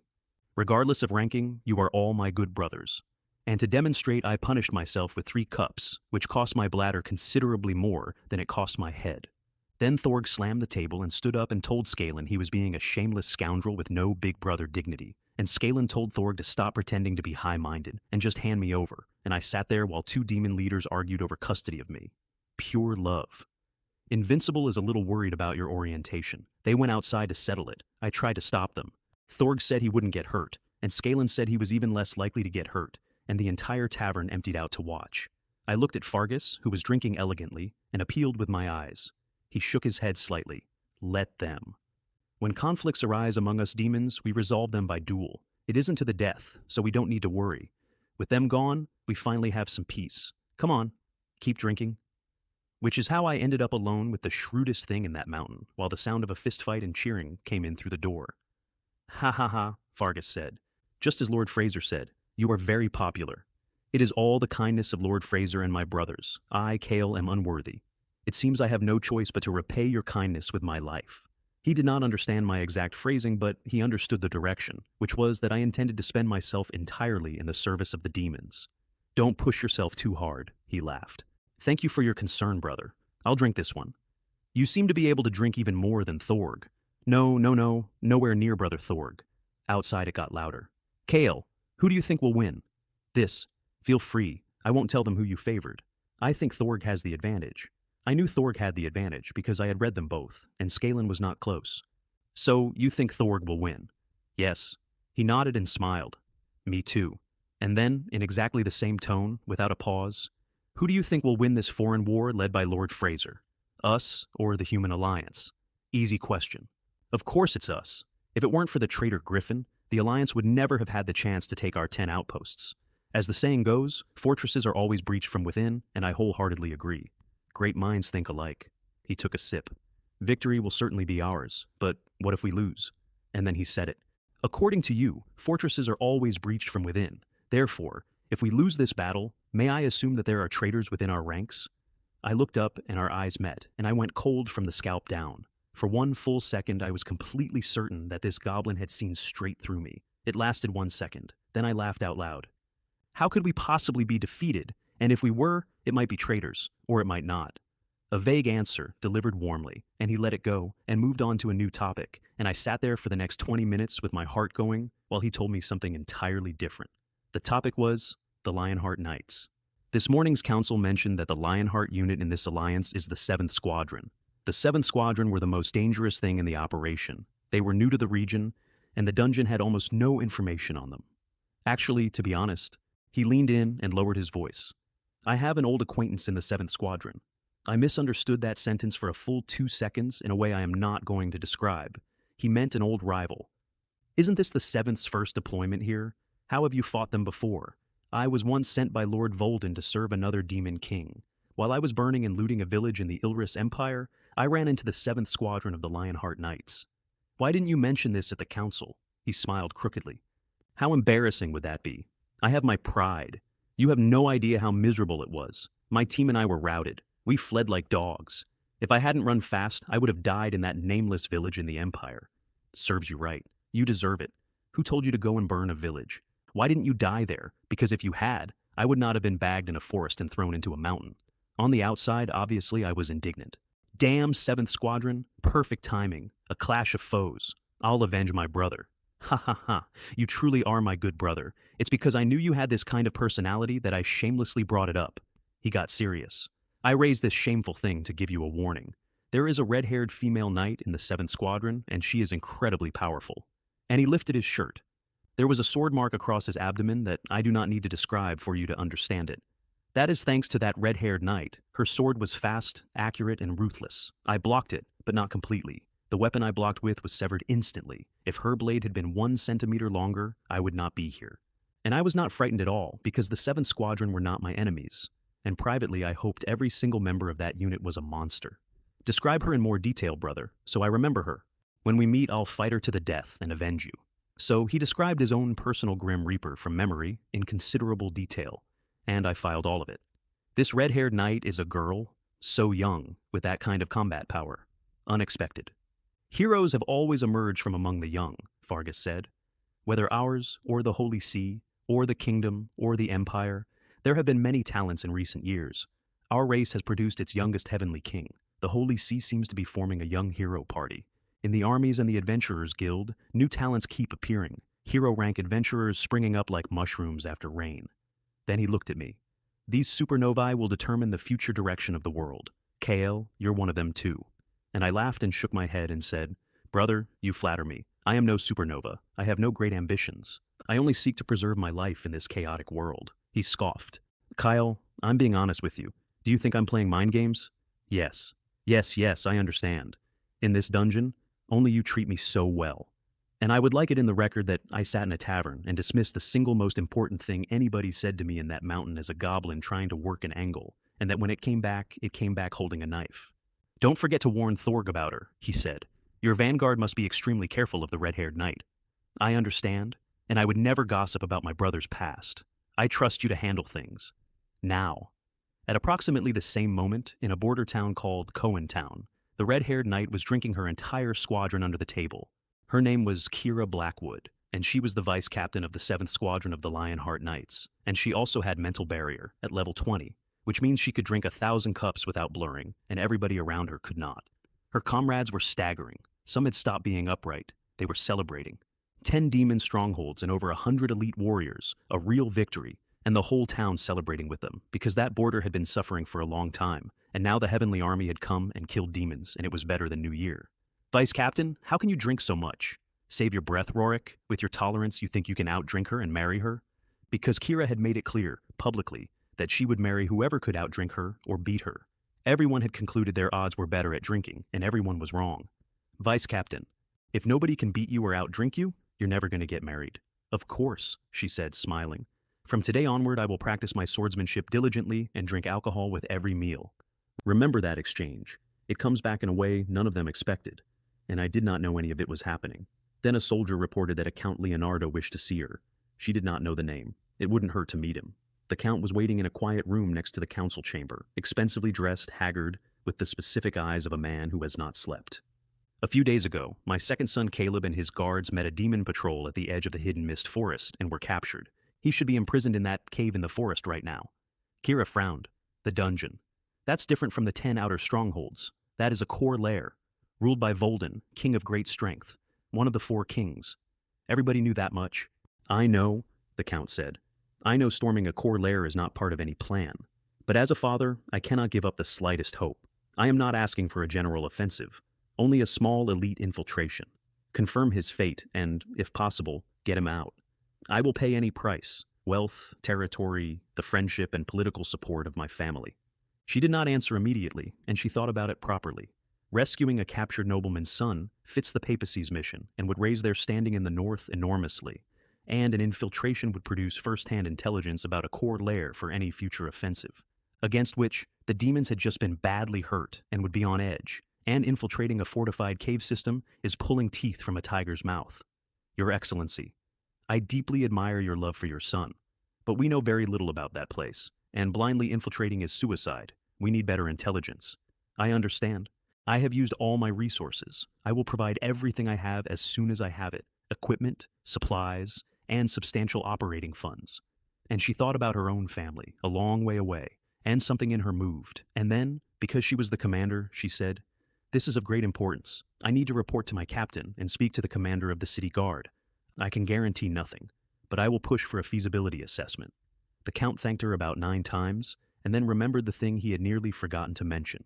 Actually, a 3-person team has already gone in. Adventurers? They weren't originally a team. One was a priest, the other 2 were silver rank. What? She actually raised her voice. They dared to break into a demon lair to rescue someone? Isn't that just suicide? Which was rude and correct. Lyra and her 2 companions. A trio who would rather die than lose money. Please don't misunderstand, I didn't force them. It was them. I understand, she said. A generous reward will attract brave men. Life is precious. Money is more valuable. Before joining the Lionheart Knights, she had been a mercenary in 18 different companies, and she was a legend in that world, so she knew exactly what a purse can persuade a person to do. They never returned, did they? No. Please give me everything on your son and on those three. After the Count left, she went out onto the terrace and looked at the hidden mist forest, lying in the dark like the spine of an enormous animal. Danger. When has Kira Blackwood ever been afraid of danger? At 14, she had wiped out a bandit company that had held a trade route for 5 years and made her name a threat in the mercenary world. At 16, she took 10 straight matches in the arena of the Ilris Empire, going for the championship, and moved even the proud nobles of the empire. At 18, the Grand Master of the Lionheart Knights recruited her personally and made her vice captain out of turn, and everybody expected her to be the Order's sharpest blade. Her whole life had been a dance with something with teeth in it. So, what if it is a demon lair? So what if he is the king of great strength? He is a harder whetstone. She could almost see herself cutting through the dark of that cave, with the demons going down like wheat. She turned around with her red hair going out behind her and walked to the captain's office. Just wait, demons. Your Grim Reaper has arrived.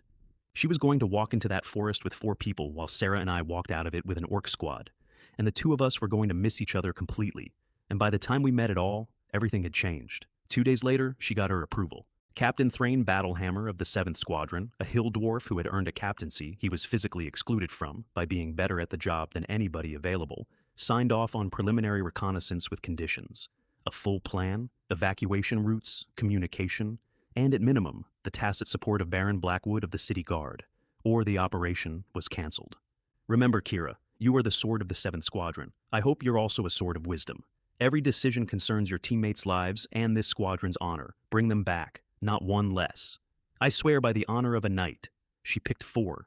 The elf archer Phelan Greenleaf for night vision and traps. The shield guardian Rorick Stone for buying seconds. The priest White Caspian for healing and for the unexpected. And the spellsword Brenna Flint as a second striker. Baron Blackwood, a gray old soldier with a border map on his wall, called the plan a high-stakes gamble to her face, and then agreed to perimeter support, rendezvous points, and intelligence sharing with rapid reaction forces contingent on concrete evidence that she was in inescapable danger, which was precisely the best outcome she had expected. That evening she led 4 people into the hidden mist forest, and at almost exactly the same hour, on the other side of that forest, the orc first squad marched out with 2 humans in it. The war between humans and demons on the northern border was about to be staged once again, and nobody involved knew who was actually running it. Marching at night with an orc squad taught me something I had not known, which was how thoroughly that forest was mined. Traps and mechanisms everywhere. Add the fog, and it is not that taking the dungeon from outside is impossible. It is that it is a nightmare with a maze around it. The demons had chosen that mountain for a reason, and I did not have time to admire Volden's foresight because I was busy memorizing the route. Unfortunately, my brain is not that large. Every part of that forest looks like every other part of that forest. Sarah, write down this safe route. I'm writing it down. Sarah possesses a special memory technique. Her mind works far better than yours. Thank you. I'll ask her for lessons later. I did ask, eventually. It did not go well. Our squad captain was an orc called Crush, and Crush was Grok's older brother. And Crush was grateful to me for fighting human intruders for his brother's sake, and we shook hands like brothers, which is an absurd and complete joke that I made myself keep looking at. The orc group split into 3, 2 squads out ahead as reconnaissance, one of them ours. Thorg held the rear with the 3rd, then the other leaders following behind, which suited me exactly, because if the whole orc group had moved as one body, I would never have had a window. At this pace, we reached the edge of the forest by dawn, Crush said. Southeast 2 or 3 kilometers past the tree line, there's an abandoned village. I plan to rest there before we start reconnaissance. What do you think, Lord Kale? What could I possibly think? He was in charge. Asking me at all was respect. Captain Crush is brilliant. Then I used the opening to learn the terrain. What's the story with that abandoned village? That village, Bates Village, I think it was called. He shook his head. I can't quite remember. It was slaughtered a year ago. And that word landed in me and stayed there. I want to be precise about my own position, because it is not a noble one, and I refuse to improve it in the retelling. I had accepted by then that demons and human soldiers were going to kill each other. That is the genre and the geography. I was not going to fix a 1,000-year war on a night march. A village is not that. So when I finally put a sword through those orcs, it was not only for a quest reward. Write that down as one of the 2 reasons, and I am not going to pretend they were in either order. Now, Bates Village. Crush had the year right and the tense wrong. That village had been burned almost to ash. But time passes, and the kingdom's relocation policy pushed people around. And about 6 months earlier, homeless refugees and farmers who had lost their land and a few daring merchants had looked at the abandoned houses and the good soil and moved in. They cleared the ruins, they rebuilt. 50 households. Most of the lights went out early to save lamp oil, so from a distance it looks like nothing. A couple of new taverns and a general store by the well stayed lit. And that night, the village happened to be hosting a gold rank adventurer team called the Blade of the Firmament. 5 of them, travel-worn and very well equipped. Captain Brennan Stone, a composed human swordsman with the eyes of a man who has been doing this a long time. Their scout and vice captain, Pip Willowbright, a small, quick halfling who smiled constantly and missed nothing. Borin Ironbeard, a dwarf with a red beard and a shield nearly as tall as he was. Reese Malachor, a young human mage whose default expression was impatience. And Leora Heath, their healer, who was gentle in the way that only holds up if it is real. Their job was investigating unusual monster activity at the forest edge. They stopped in Bates Village to sleep. Pip had already walked the perimeter and reported it. The fence was rotten in a dozen places. There was one man dozing on the watchtower with a spear. And the captain of the guard was a young nobleman named Jasper Kalin, who had about 20 militia and no combat experience worth the words. "It's worse than expected," Brennan said. "Pip, be on your guard tonight. Reese, set warning arrays. Leora, be ready. Captain, why do you look so worried?" "We're too close to the forest. Also, my eyelids are twitching." "I have thought about that a lot." He was right, and he had no idea how right, and the thing coming was not what he thought. Captain Jasper Kalin was in the most comfortable room in the village reading a chivalric novel. He was in his early 20s, in shiny, badly fitting leather armor. He had been posted there purely so his family could put border service on his record, and after 6 months, he would be transferred somewhere safe, and his promotion would be paved. He had delegated essentially all of his duties to his deputy, an honest, scarred veteran named Mayor Garrett. Garrett came in that evening and tried, carefully, to raise the fact that the forest had been unusually active. "If the sky falls, the tall ones will hold it up," Jasper said. "Didn't the Allied forces just win? How dare the demons show their faces? Do your job." Garrett went out and looked at the tree line and got a bad feeling, because he had been in the army the last time and had barely escaped it, and he knew exactly what was in there. But he was a nobody, and his concern could not move a young captain, so the lights went out. Meanwhile, Crush's squad reached the edge, and an orc with good eyes said, "Captain, there seems to be a fire in the village." Crush went up a tree, and I felt the whole thing arrive at once, because fire means people, and abandoned means nothing. "It really is." He was delighted. "There are humans. Haha, our breakfast is sorted." "Captain Crush!" I got in fast. "Could that firelight indicate a garrison?" An orc with an axe scoffed at me. "It's normal to have some firelight. Refugees, hunters, and even if troops are stationed there, they're human fodder. Don't forget, we flattened that place a year ago." Then to me, pleasantly, "Lord Kale, are you afraid?" The others chuckled. I was only reminding the captain that caution is never a bad thing. Our mission is reconnaissance, and it is not wise to expose ourselves early. "Don't worry," Crush came down and clapped my shoulder. "I know what I'm doing. We move just before dawn when humans are most relaxed. Small group of enemies, we wipe them out. Tough nut, we scout it and report." We went forward like flowing dark. And as it got light enough to see, Crush said, "It's actually recovered like this?" Because the place he had come to rest in was not abandoned at all. It was a village with 50 chimneys. The orcs were astonished. So were we. Then he licked his lips, pulled the machete off his back, and growled, "You bastards! The prey is right in front of us. Charge with me. Let humanity tremble at our feet once more." "Wait!" I actually shouted it. "Captain Crush, our mission is reconnaissance." He laughed at me. "If we kill everyone in the village, we won't be exposed, will we? It'll only waste a little time. It's all right, Lord Kale."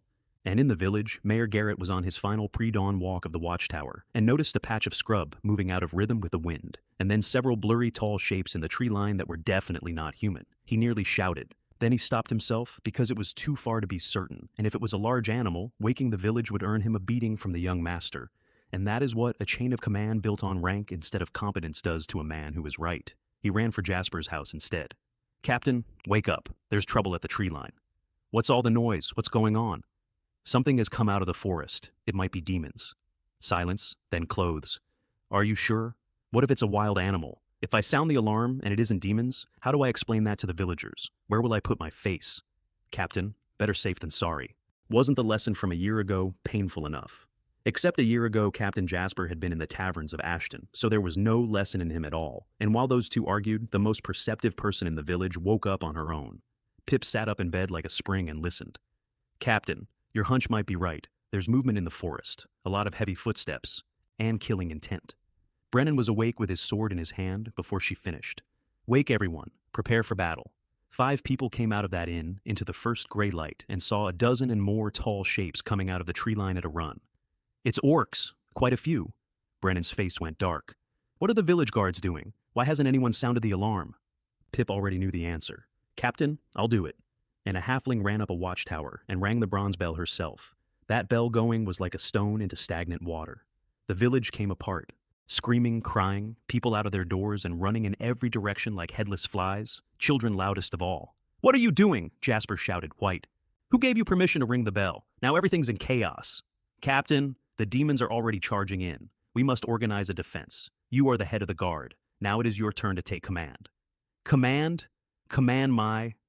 He looked at the tree line. He heard the orcs. And he was finished.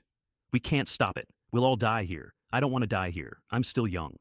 He ran for the stables, where his rather fine brown warhorse was tied. Captain, you can't leave.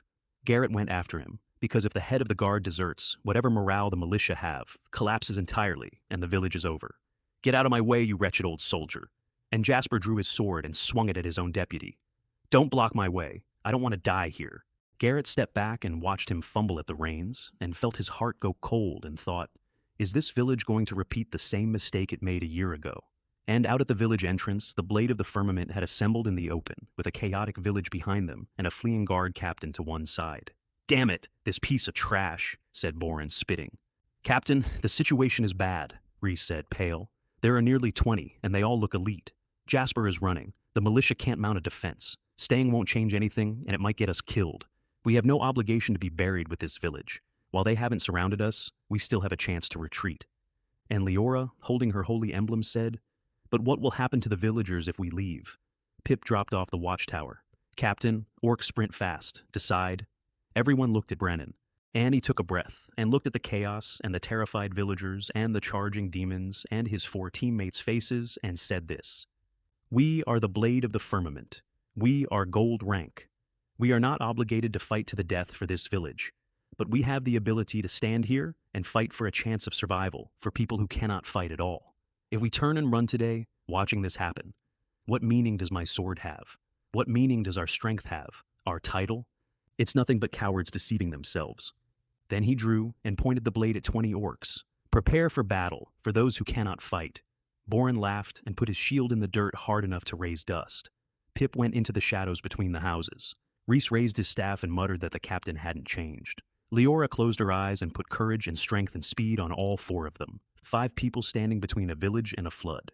And not one of them knew about the 2 figures at the back of the orc formation, which brings me to the part worth telling properly. The orcs shout something when they charge, their own slogan. They wanted everyone to know which tribe was the first among warriors in that mountain, and as they got close enough to hear the humans screaming, they got happier. Their eyes went red.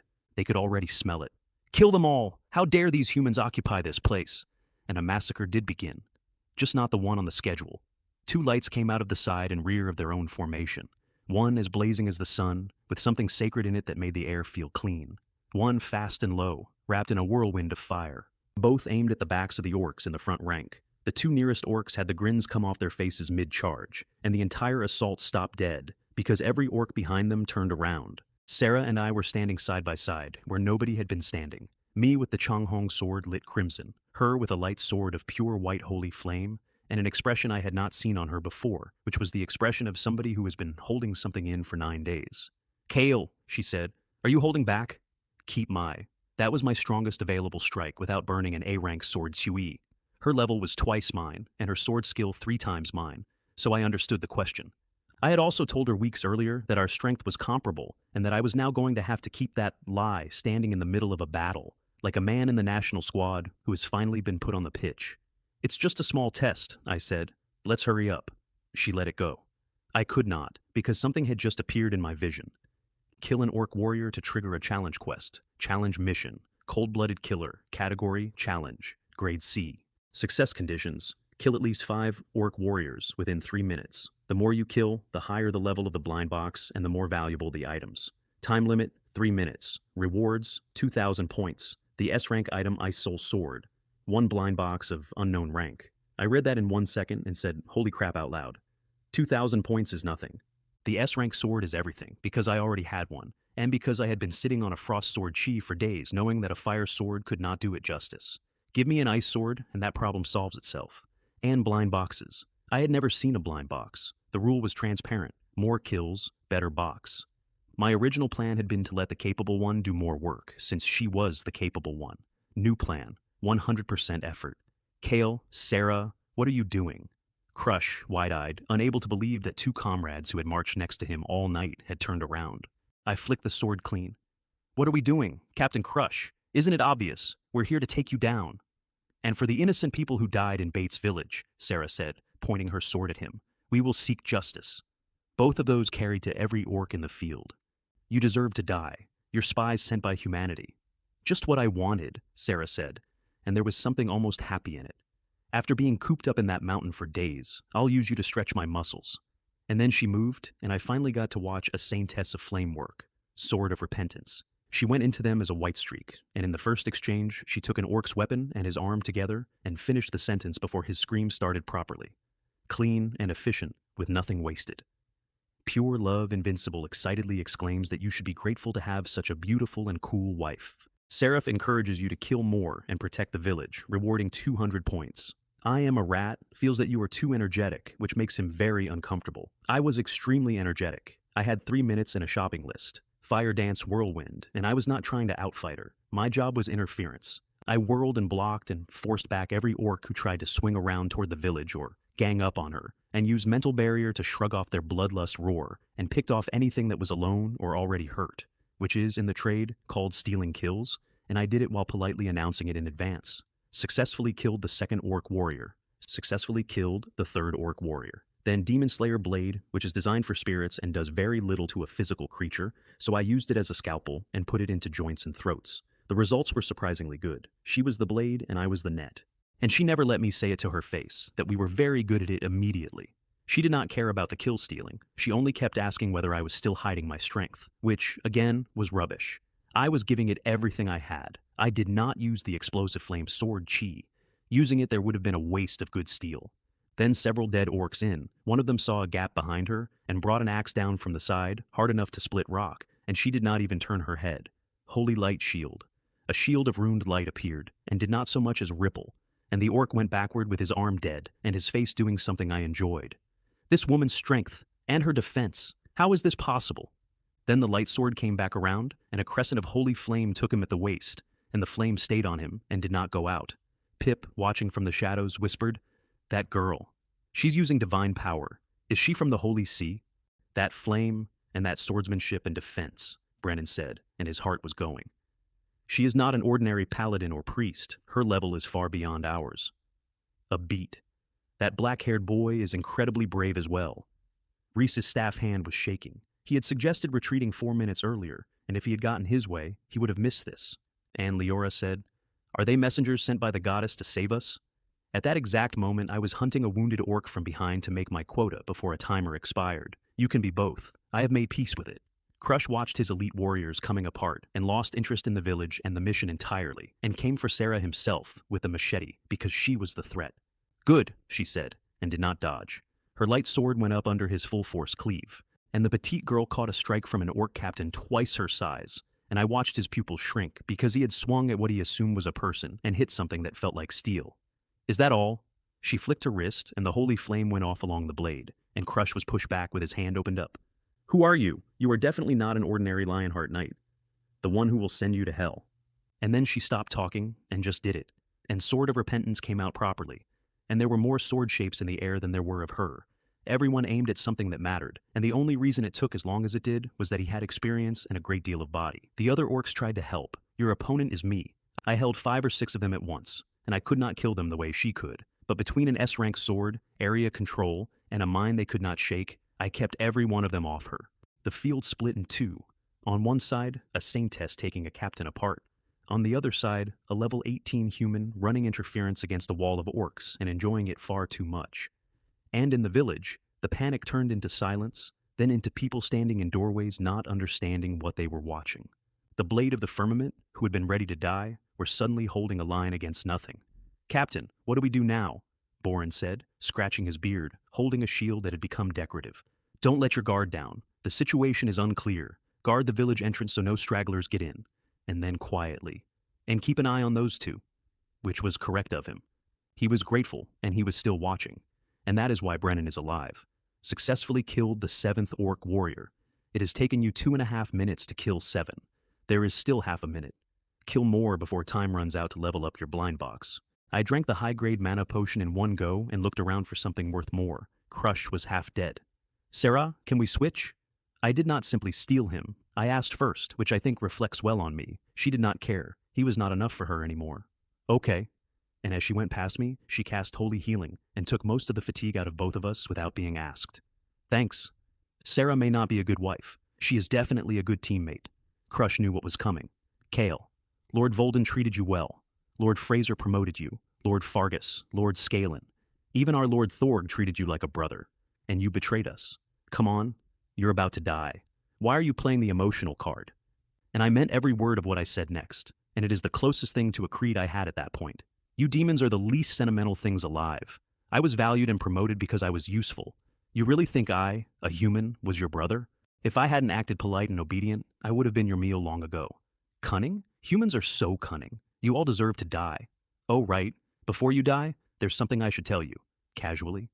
Xylo, and your younger brother Grok. I killed them. And he broke, exactly as I intended. And a man who is broken has openings in him. It's over. 9 of them by my hand that day, 20 between us in a few minutes, and when it was done, the surviving 4 turned and ran for the trees shouting that the captain was dead, and they had to report to Lord Thorg.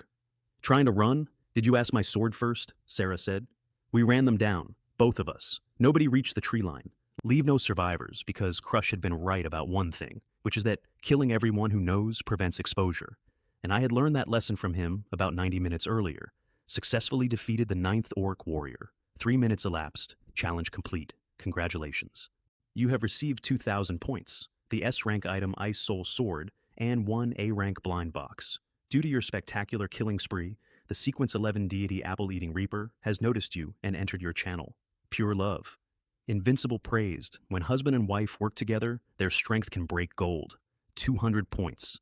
Seraph thanks you for your contribution to the cause of justice. 200 points. Amusing ourselves to death thinks your kill stealing is a bit despicable, but likes it, so rewards 100. I am a rat is leaving your channel. He craves negative energy and you cannot provide it. I lost the god of despair because I was, on balance, having a good time. I stood in the middle of a field of dead orcs with 2 S-rank swords now to my name, and the sun came all the way up, and the light hit us both, and behind us a village that had been 30 seconds from being erased started making a noise I had never heard before, cheering and crying. At the same time, Brennan came over and gave us a formal salute, and thanked us on behalf of his team and every villager there, and I said what you say, which is that it is only right to help those in need when you see injustice, which costs nothing, and which instantly built me an image of a just and humble man in front of a gold-rank team and 100 witnesses, and I was already thinking about how to use that when I said it. This team was exactly what I needed, and then, into a very warm moment, a discordant voice. Wait. Captain Jasper Kalin, who had been on the horse, had straightened his armor, pushed out his chest, and come back. He glanced at the dead orcs, then at Sarah and her drawn sword, and then sensibly decided to work on me instead. Who are you people? Why did you appear together with the demons? And why did you suddenly turn against them? I am the captain of the guard of Bates Village. Your identities are unknown and your behavior is suspicious. Who knows if you are demons staging a ruse to gain our trust and infiltrate, turning the tables, stealing the credit, shifting the blame, questioning our identity, 4 moves, fast and clean. Boren's beard was actually bristling. That shameless piece of trash. He was running faster than a rabbit and now he's putting on airs. And the villagers looked at each other because they were grateful, and because the guard captain's question technically made a kind of sense, since we had indeed come out of the demon army. Sarah's response was to look at him once, then ignore him completely and start searching the orc bodies for anything useful, which made his face go scarlet. He did not dare push her, so he pushed harder at me. I'm asking you a question. Are you mute? State your names and origins, and how did you infiltrate the demon ranks? And I read him and found him to be about level 10, which is to say that of every living thing on that field, he was the least dangerous, including the villagers. Captain Jasper, is it? You said you're the captain of the guard here. Of course. The Leander family has been loyal for generations, and I, the Baron, was ordered to garrison this place and protect its peace. Protecting the peace of this region, Brennan said, stepping in. Then, Captain Jasper, when the demons attacked and the bell rang, instead of directing the defense, you rushed to the stables first. What was your intention? What nonsense are you talking? I was preparing a flanking attack. It's a tactical maneuver. You're an adventurer captain. What do you know about military affairs? Tactical maneuver, riding away from the battlefield. Brennan did not even raise his voice. And as far as I know, when your deputy reported enemy activity and asked to sound the alarm, you refused on the grounds that it would cause panic and affect your face. My teammate rang that bell. Is this what you call protecting the peace? He had gotten all of that from Garrett in the previous 90 seconds, and he laid it out in public, and the villagers' faces did that thing faces do when somebody finally says the obvious out loud. You're spouting nonsense. You were far away. How could you know what Garrett and I said? You made it up. You're slandering me. Are you in cahoots with them? And then, louder, to the crowd. Don't let them fool you. They must be spies. Otherwise, why was she with the demons? That woman's power looked divine, but who knows if it was a disguise? Everyone from the papacy acts openly and honestly. Why would they appear in such a secretive manner? If you're so capable, produce the Vatican's emblem or documents. He was extremely confident about that last part, because papal documents carry anti-counterfeiting magic and cannot be forged, and he was certain neither of us could produce one. I sighed, because I had been prepared to leave him some room, and he had declined it. Captain Jasper, and I let the temperature drop out of my voice. It is a fact that we slew the demons and saved this village. It is also a fact that you deserted your post. As for our identities, they are not for a mere baron to question. Ha ha ha. He laughed like it was the funniest thing he had ever heard. When you're out in the world, you give yourself your own identity. Trying that on me, I think you are. And I cut him off, and I used silver-tongued, and I did not argue. I sentenced him. Captain Jasper Kalin, you have a death wish. You are greedy for life, and you deserted in the face of battle. According to military law, you should be executed. You have slandered meritorious officials and distorted the truth. According to the law, you should be executed. You have shown contempt for the papacy and blasphemed the faith. According to the rules of the church, you should be killed. 3 counts, 1 step forward for each. The pressure was doing what Silver Tongue does, and he backed up and could not breathe properly, and pulled his sword with a wrist that would not hold it steady. What do you want to do? I am a nobleman of the northern border, a baron of the Leander family. If you touch me, the kingdom will not let you get away with it. My family will not let you get away with it. The Leander family. I stopped 5 steps off. Never heard of them. Even if you were a prince, a capital offense is a capital offense. As for evidence, and I drew. The eyes of everyone present. That's right, Brennan said, coming up beside me. Captain Jasper, besides hiding behind a family name and barking, besides abandoning your people and running alone, besides jumping out afterward to steal credit and slander the people who saved you, what else can you do? Someone like you doesn't deserve to call himself an aristocrat. Does he even deserve to stand here and question a man who saved hundreds of lives? Protect me, Jasper shouted.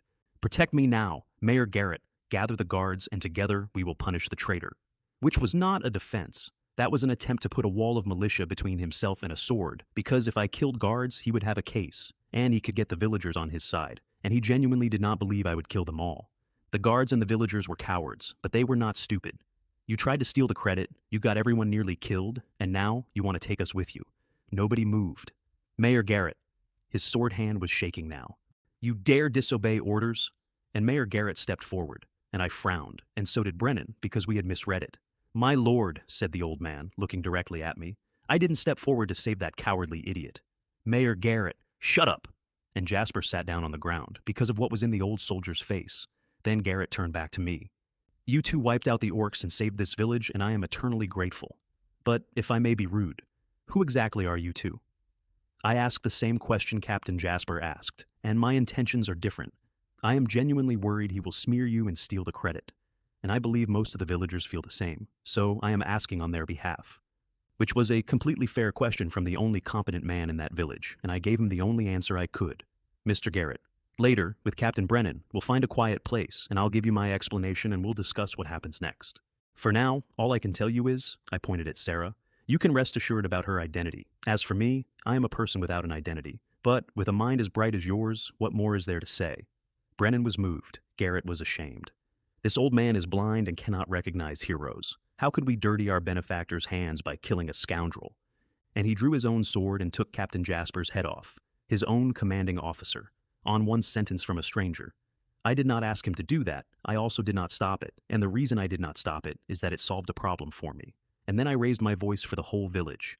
The orcs attacked. Captain Jasper has tragically perished. He died at the hands of the orcs. As everyone has seen, correct? And voice after voice agreed. That young nobleman never understood, in his last 4 seconds, why the deputy who had been obedient as a dog for 6 months drew a sword the instant somebody gave him permission. Afterward, while we were dealing with the bodies, I opened the blind box.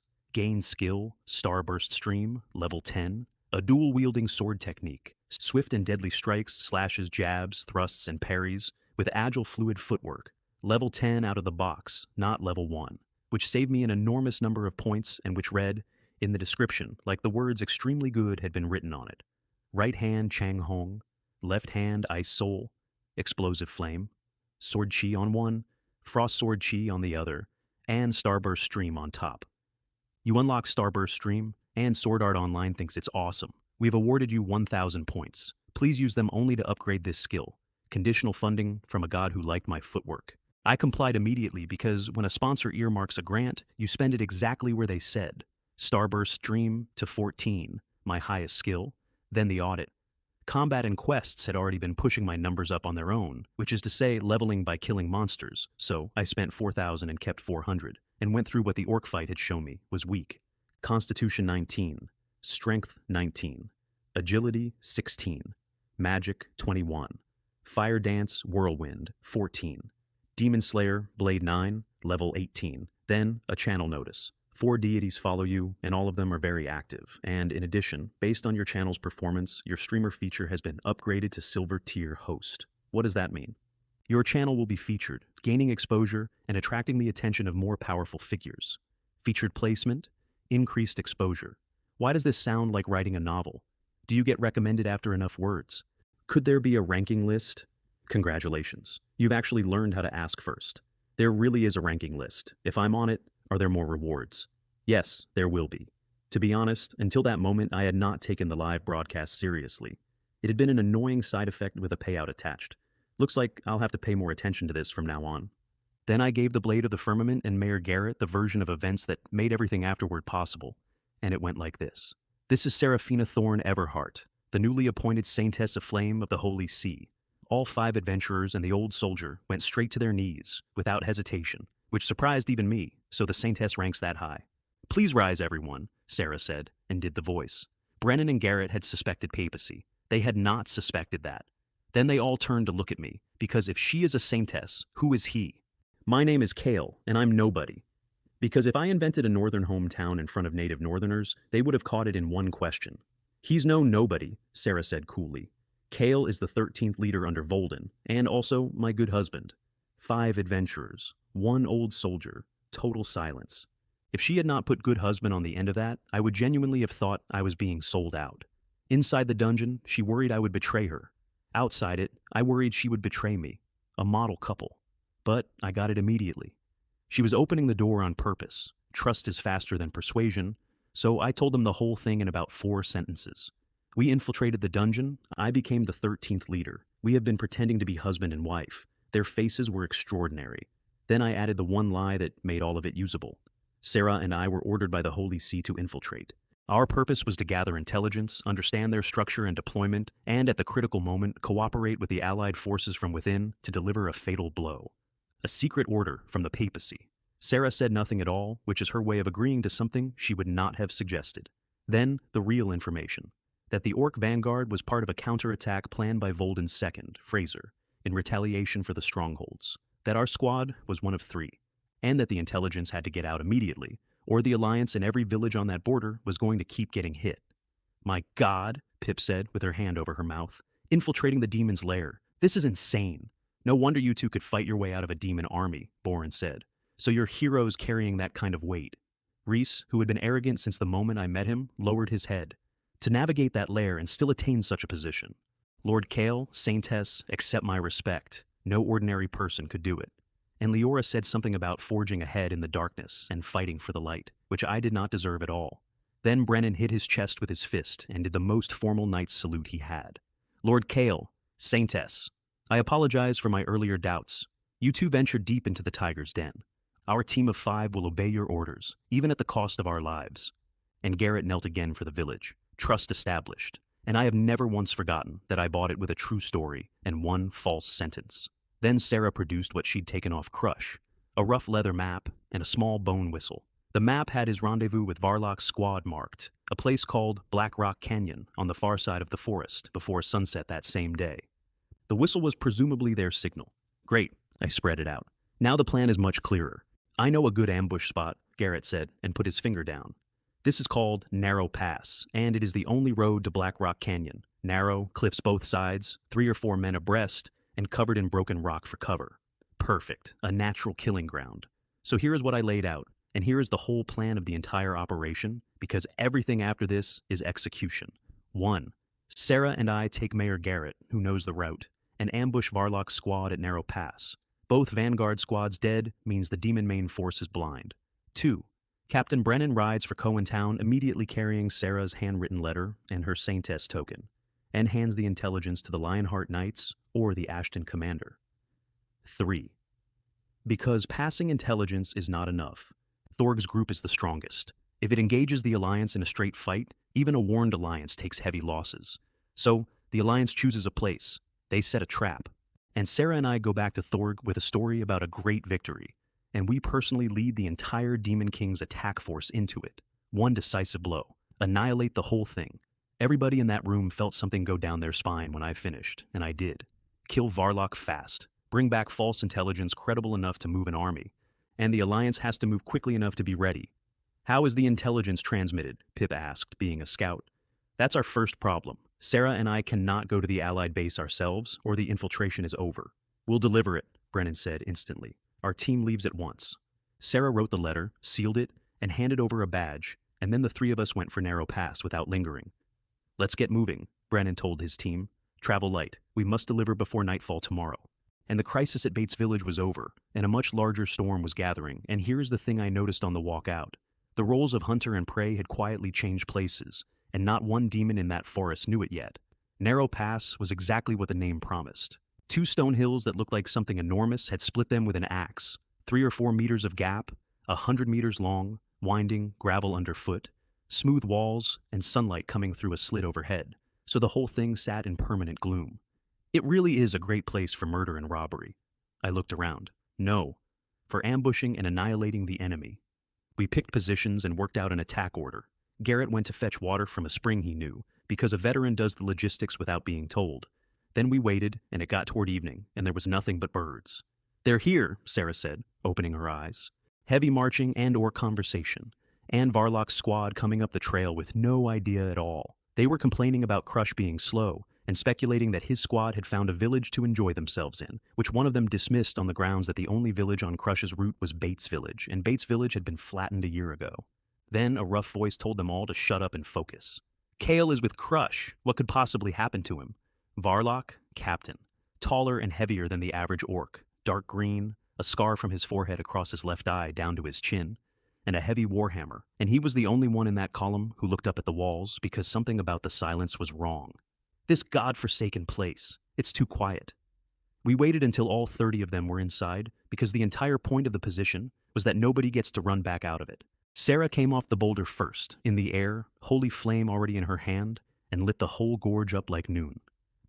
Eternal punishment, holy flame, sword of repentance. Her strongest combination, straight at the center of the column, which was Varlock. And I went to the back because a locked door needs both ends. Fire Dance Whirlwind took the last 2 before they turned around. And then I finally got to try the new one. Perfect timing, Starburst Stream. Both swords out. Crimson in the right, freezing light in the left. And it was the first time in my life that I was faster than the people trying to kill me. My own outline blurred. The 2 blades left trails in the narrow space like a burst of starlight. Chop, hack, stab, thrust, and the footwork moved me through the rocks and between bodies without my having to think about it. 3 orcs at the rear of that column had their weapons broken, and their fight ended before any of them understood that the noise behind them was not Crush arriving. Then the alarm went up, and it was far too late, because Varlock was already dealing with a cross of white fire. He was a seasoned orc leader, so he did the right thing. Muscles bulging, veins up under the dark green, both hands on the hammer, and he smashed it straight into her sword energy. The shockwave threw several of his own men into the rock walls. He staggered back with a burned mark across the hammerhead, and both hands split open. Divine power, a lackey of the Holy See.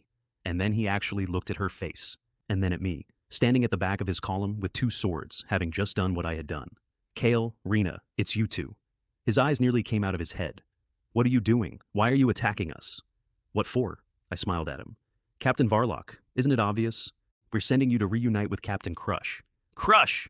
One beat, then it hit him. Crush! What did you do to him? Nothing much. I saw him and his whole squad off. I'll go ahead and wait for you down there. All wiped out. And he finally understood why nobody had shown up at the rendezvous. Traitors! You two damn traitors. Why? Lord Volden, Lord Fraser, Lord Thorg, all of them value you highly. Tell me why. Because I am human, I said, and I don't want to be eaten by you demons someday.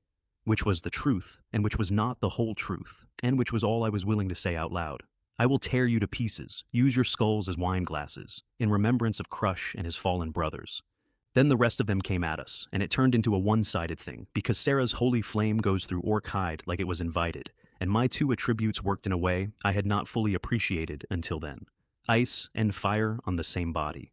They could block one and not the other, and they kept dying of the second one. And high above, Mayor Garrett kept putting arrows into eyes and throats out of the shadows, fast and accurate and without a wasted shaft, which disrupted them badly and made both of our jobs much easier. 60 years old. I want that noted.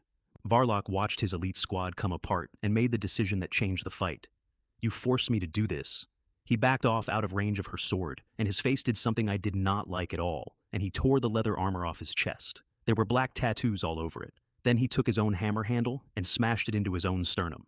All three of us stopped and stared, because none of us knew what we were watching. He spat, and the blood did not fall. It hung in the air and started resonating with the tattoos. With my blood and their souls, I offered this sacrifice. I beseech my lord, the demon god Coolam Thorn, grant me the power to crush my enemies. He said it in something ancient that I could not understand, in a voice that was half frantic and half in pain, and I did not need a translation to get the shape. Damn it, you can't beat us, so you resort to sacrifice.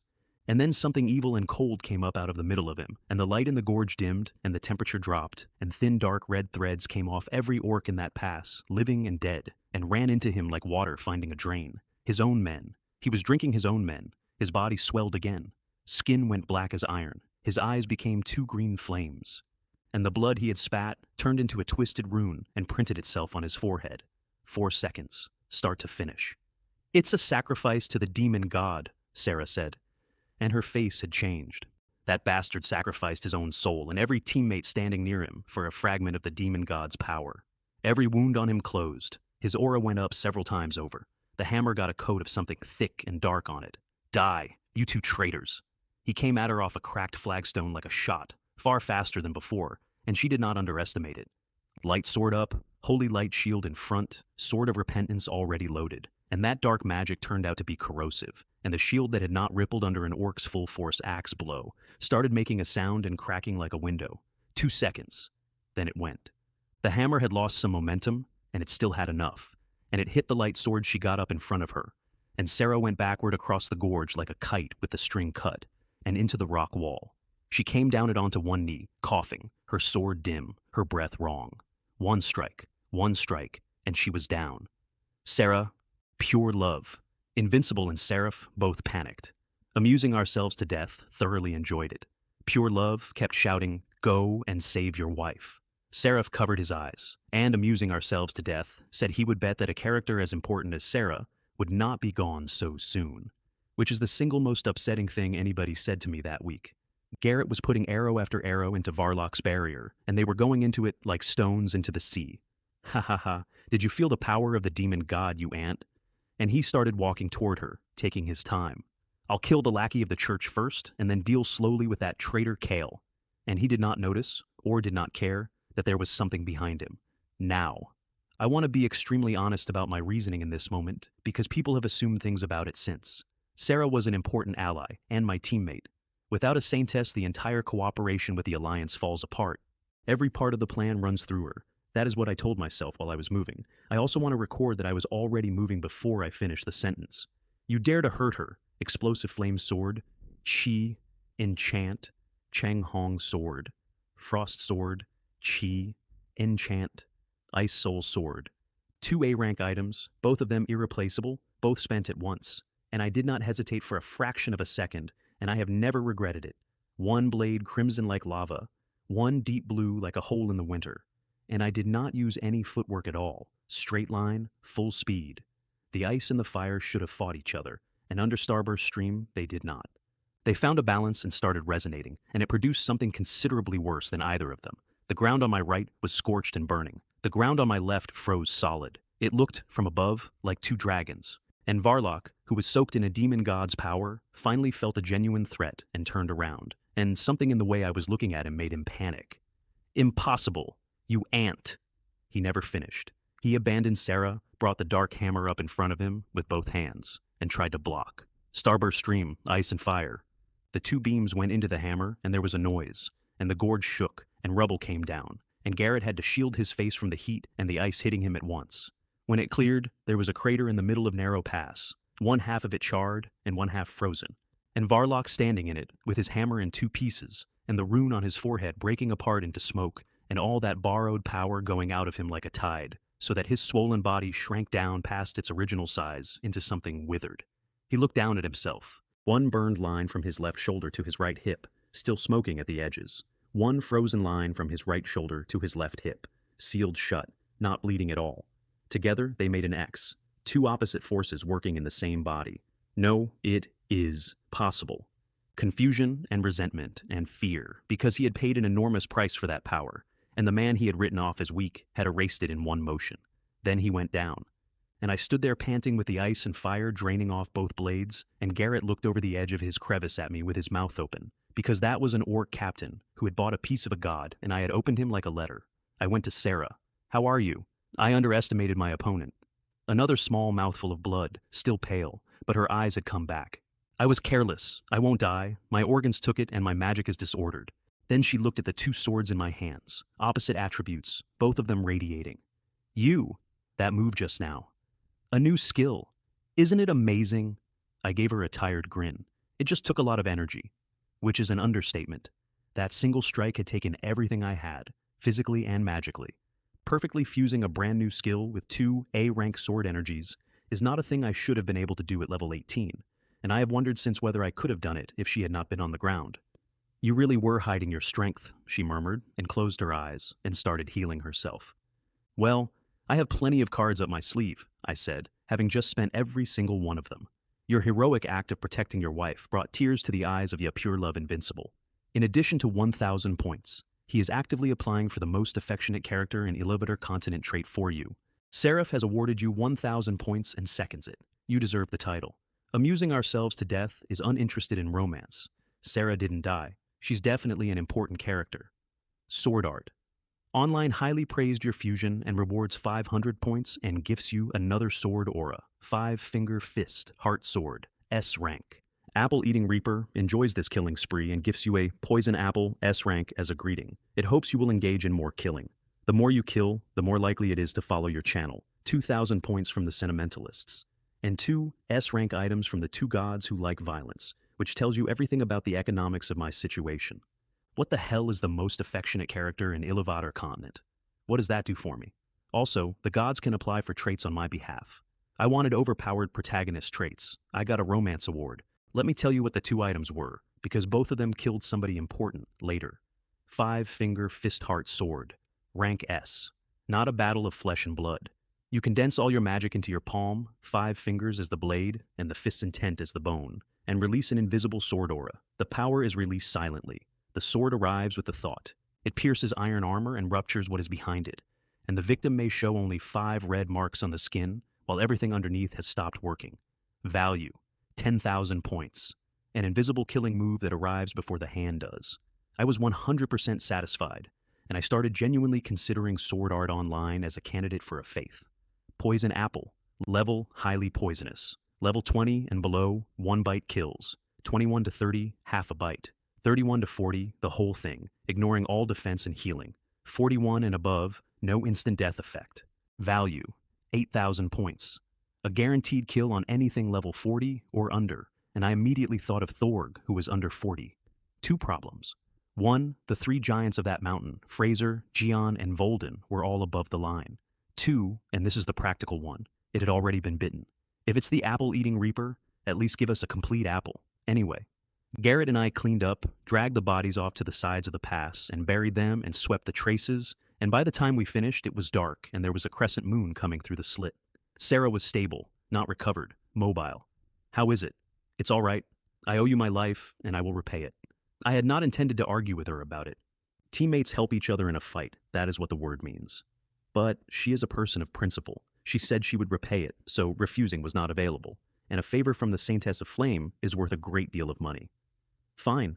You owe me. It's on record. I made a show of counting. So that's a life, plus a hand, plus a leg. Saintess, you seem to owe rather a lot. Kale, how about I give you my whole body? She stared at me. But do you dare take it? I shook my head and said, who wants you? Kale, what did you say? I said the Saintess is right. Are you breathing on your wife? Pure Love Invincible wants to ask whether you still want the most affectionate character trait. I do not want it.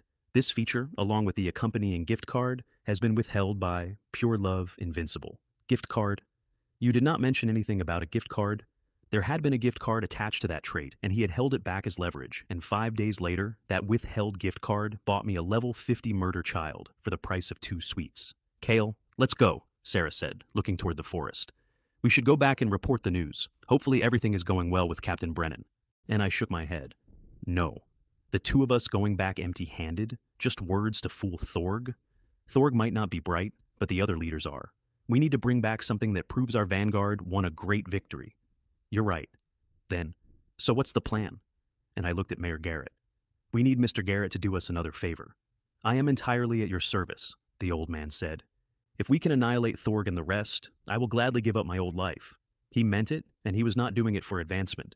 He was 60, and he had spent most of his life being nobody, and something significant had finally come within reach, and he wanted it. Mr. Garrett is a hero, but I don't need you to sacrifice anything. I only have one question, and you'll know the answer. Please ask. There must be bandit gangs ruling the hills out here, correct? He frowned, confused. Sarah stared at me. No? Are the people of the northern border really this honest? No, Lord Kale. I'm only confused as to why you're asking. And I laughed, because it was a good idea, and I knew it. Of course, to borrow the bandits' heads. And Sarah got there instantly, which is why she was worth working with. You mean, we take a cartload of bandit heads back to Thorg, tell him both vanguard squads won a battle out here, and use that to buy his trust.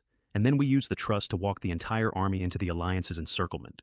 Trying to get something for nothing was never going to work. With the heads, this succeeds. This plan is brilliant, Garrett said, and he was genuinely delighted. Take the heads back, and the demons cannot tell whether they belong to bandits or to the Alliance. So, are there bandit groups nearby, preferably around 100 men? Yes, immediately. The Red Fang Bandit Group, about 100, and they have been causing havoc in these hills for years. Ha, that's it. I looked at Sarah for an opinion. She had none. A band of 100 is a rabble. The 3 of us are enough. And Garrett pointed out quite correctly that by wiping them out, we would be removing another scourge from that border, which is the kind of thing that later got written down somewhere as a motive. Mr. Garrett, no formalities, lead the way. And a man over 60 suddenly moved like an 18-year-old.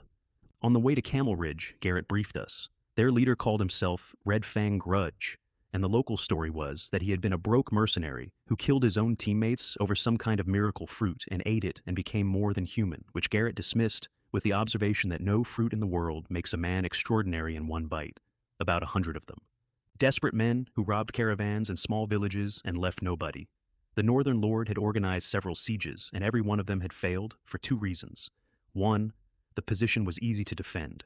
2, the army sent to suppress them was so corrupt that they lacked the courage to fight the bandits and had enormous courage when it came to using the suppression as an excuse to collect money. Hold on to that second reason. It comes back much later, and it changes everything I thought about that border. The defenses were even worse than we expected. Sentries dozing with spears in their arms. A patrol walking around yawning. Years of nobody daring to touch them. We avoided a few crude traps, went up a 3-meter wooden wall, and landed inside without a sound.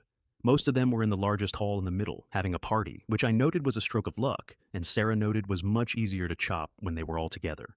We cleared the outside first. I took the lone patrols and sentries with Demon Slayer Blade, which is excellent in the dark, 1 clean thrust each, and dragged them into shadow. Sarah was faster than me because she did not use a sword at all. A hand chop is enough. 15 minutes, and every sentry and all 3 patrols were gone. And inside the hall, 100 men were still shouting over each other. The 2 guards at the door went down between one breath and the next, and I caught them so they would not make noise landing. Then I put my ear against the wood and heard the leader boasting about the ransom he was going to get for something he had taken that day, and about how much money was in the back. And I made a note that if there was a hostage in that building, I was going to need to be careful about how the roof came in. I nodded to Sarah. Sarah kicked the door. The door did not open. The door became splinters, and the noise inside stopped completely. 60 or 70 men around long tables, cups everywhere. At the head, a heavy man with a thick black beard and a fleshy face who was staring at the doorway with a broadsword already in his hand. "Who are you? You dare to cause trouble on my turf?" Two people walked in out of the dust, one with a dark red sword, one with a white flame. "I've come to borrow something from you," I said. "Borrow something? From bandits?" "Ha ha ha. Kid, what do you want to borrow?" I pointed the sword at him. "I'll borrow your heads." He went the color of stone and gave the order and told them to take the woman alive. And somebody else asked for me, and he said fine, take them all alive. A generous reward attracts brave men, especially on their own ground with numbers. And they came at us with swords, spears, halberds, axes, hooks, and forks. And I read the leader on the way in and found him level 20, which made this whole thing a rabble with a title. "Trash," said Sarah, and swung once. She did not use a technique. A single forward sweep and a fan of holy flame went out from her, and the front 7 or 8 simply stopped existing, and the fire went on into the next dozen and would not go out. Then I had to say, out loud, in the middle of a battle, "Sarah, how can you cut off someone's head if they're burned to ashes?" "Ah, I forgot." She toned it down. "I want that in the record as the single funniest logistics conversation of my life." The rest lost their nerve immediately. Somebody screamed monster, and fear went through them like a disease, and the leader shouted encouragement while quietly moving backward. I went in with Fire Dance Whirlwind and the Ice Soul Sword in my offhand, freezing anything that came at my flanks and letting the whirlwind take it. Ice and fire again. It is efficient and it is not pretty, and Starburst Stream is too expensive for a crowd, so I just folded the 2-sword footwork into ordinary cuts, which was more than enough. Their numbers were a joke. Their attacks could not get through, and they could not follow my feet. Some of them dropped their weapons and ran for the door, and I got there first. "None of you are leaving. Your heads will be of great use to us."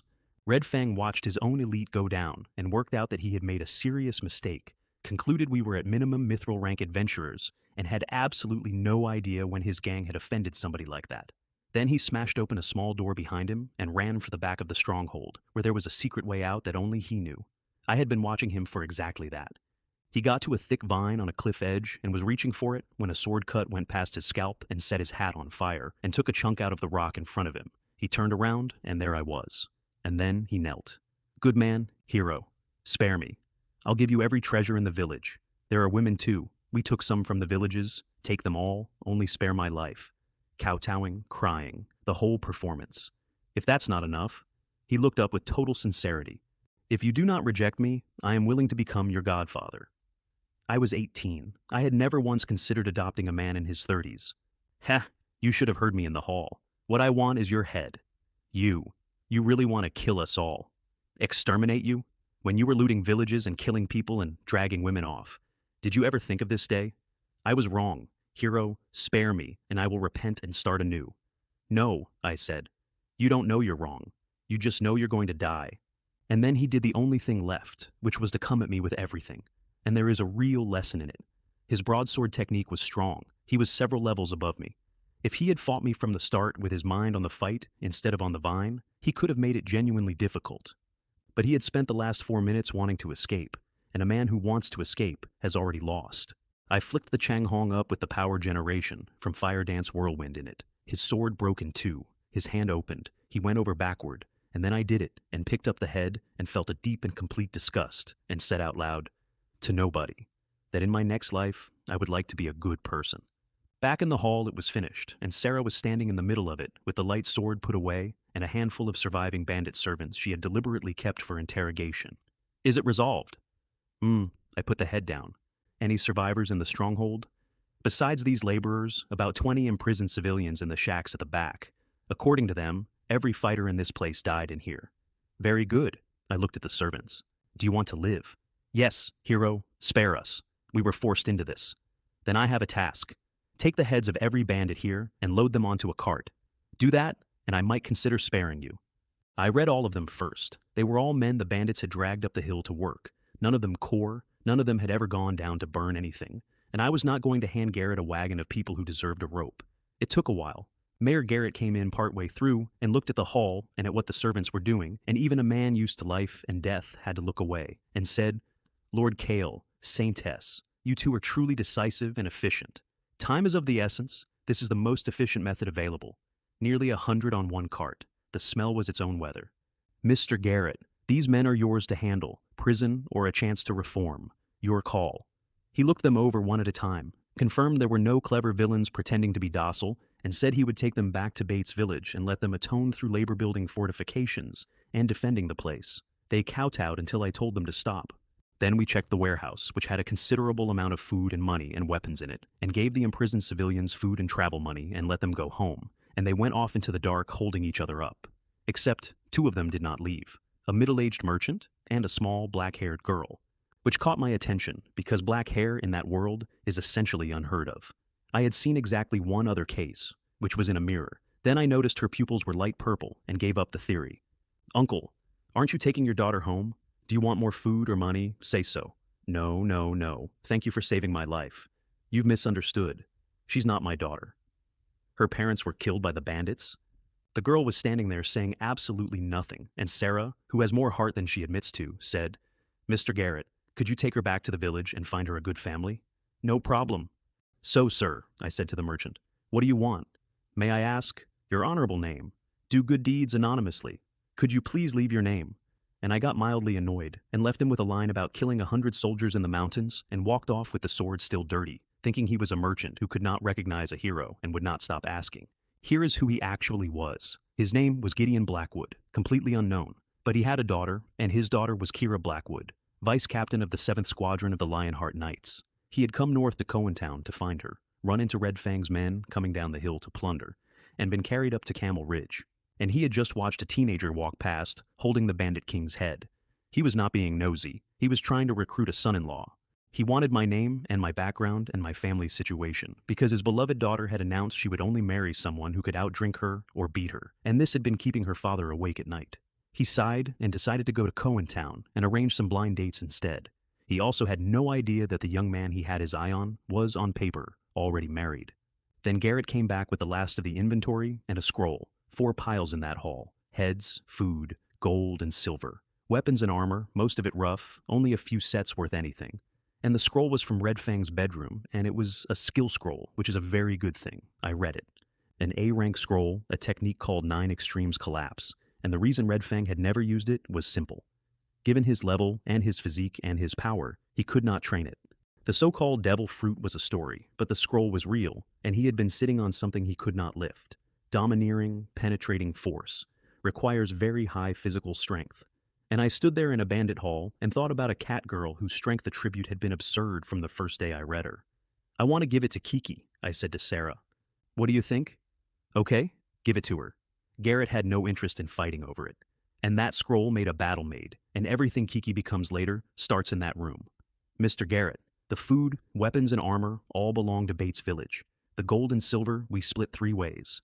Because I had made a decision about my own future by then, which was that once I got out of that mountain, I intended to have enough money to live like a person, and you absolutely cannot do without it. Thank you, Lord Kale, but how could I possibly ask for gold as well? One less person sharing. Then shall we split it? I said to Sarah. No need, it's all yours. I stood there, skill scrolls, gold and silver treasure, all handed over without a second thought. And then I realized I had been narrow-minded, because the Saintess of the Holy See does not covet a bandit's coin purse, which meant, and this arrived in my head like a sunrise, that Sarah is rich. Do not let her cut off your hand and your foot when the time comes. Do not collect the life-saving debt as a favor. Cash it out. Sarah isn't a saint. She's an ATM. Pure love. Invincible calls you a piece of trash, saying you're eyeing your wife's assets. Why don't you at least be interested in her? Thank you, Saintess. You are not only beautiful and powerful, you are rich and generous. Stop. Stop saying nice things to me. And so, I got the money. Garrett got the food and equipment. Sarah got the praise. All 3 of us were in a very good mood, and then a voice came from the doorway. Everything in this stronghold is mine. We turned around, the black-haired girl. Huh. You can talk, I said, having assumed she had been frightened mute. I said. And her whole presence changed, which is a sentence I mean literally. Everything in this stronghold is mine. The 3 of us stared at her. Sigh, I said. This child has been scared silly by the bandits. Who are you calling an idiot? Hands on her hips. Do you want to die? And she went on, in a perfectly reasonable voice. I originally planned to massacre this stronghold, but you beat me to it. You killed my prey, and that's fine, but now you want to steal what's mine? Either leave your things and get out, or I'll kill you all." Garrett found this unbelievable. Sarah felt actual killing intent and got ready. And I read her. Name, Nixilin Shadow Spark. Age, an asterisk. Faith, magic saw. Features, alien species, magic saw girl, magic saw killer, obsessive compulsive disorder, collector, sweet tooth. Severe addiction, constitution 45, strength 55, agility 51, magic 56, 5 skills, the highest at 55, blessing, magic saw. Human engine, 5th tier, level 50, review, magic saw, girl. This little girl is not to be trifled with. Compare 2 numbers. Fraser, the tyrant, second of the 108, who had made an entire war council sweat through their clothes, was level 49. The child in the doorway was 50. I slapped my own forehead and assumed I had encountered a bug. The information did not change. She was not human at all. Alien species, whatever that means.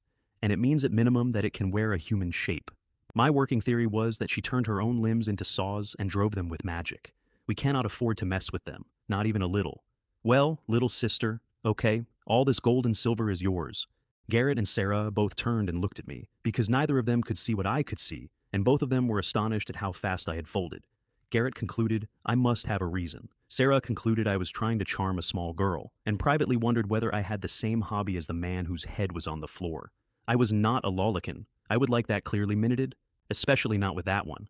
There's so much food you can't eat it all alone, and the weapons and armor you probably don't need. I want them all. All right, you can have them all. As for this cart of heads, I pointed. Please allow us to take it. Honestly, we came here mainly for the heads. They're of great use. Surely now. I said, everything is mine. Humph. Sarah, protesting. We gave you all the spoils. These heads are very useful to us. Are you deliberately causing trouble? Hehehe, said Nixilin, and laughed, and her round little face was extremely cute.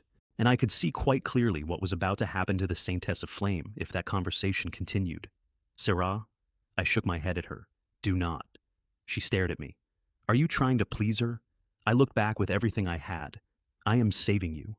And she trusted me, on the basis of nothing but my face, which is a thing I have never entirely gotten over. What do we do then? She said quietly. Without those heads, how do we go back to Thorg?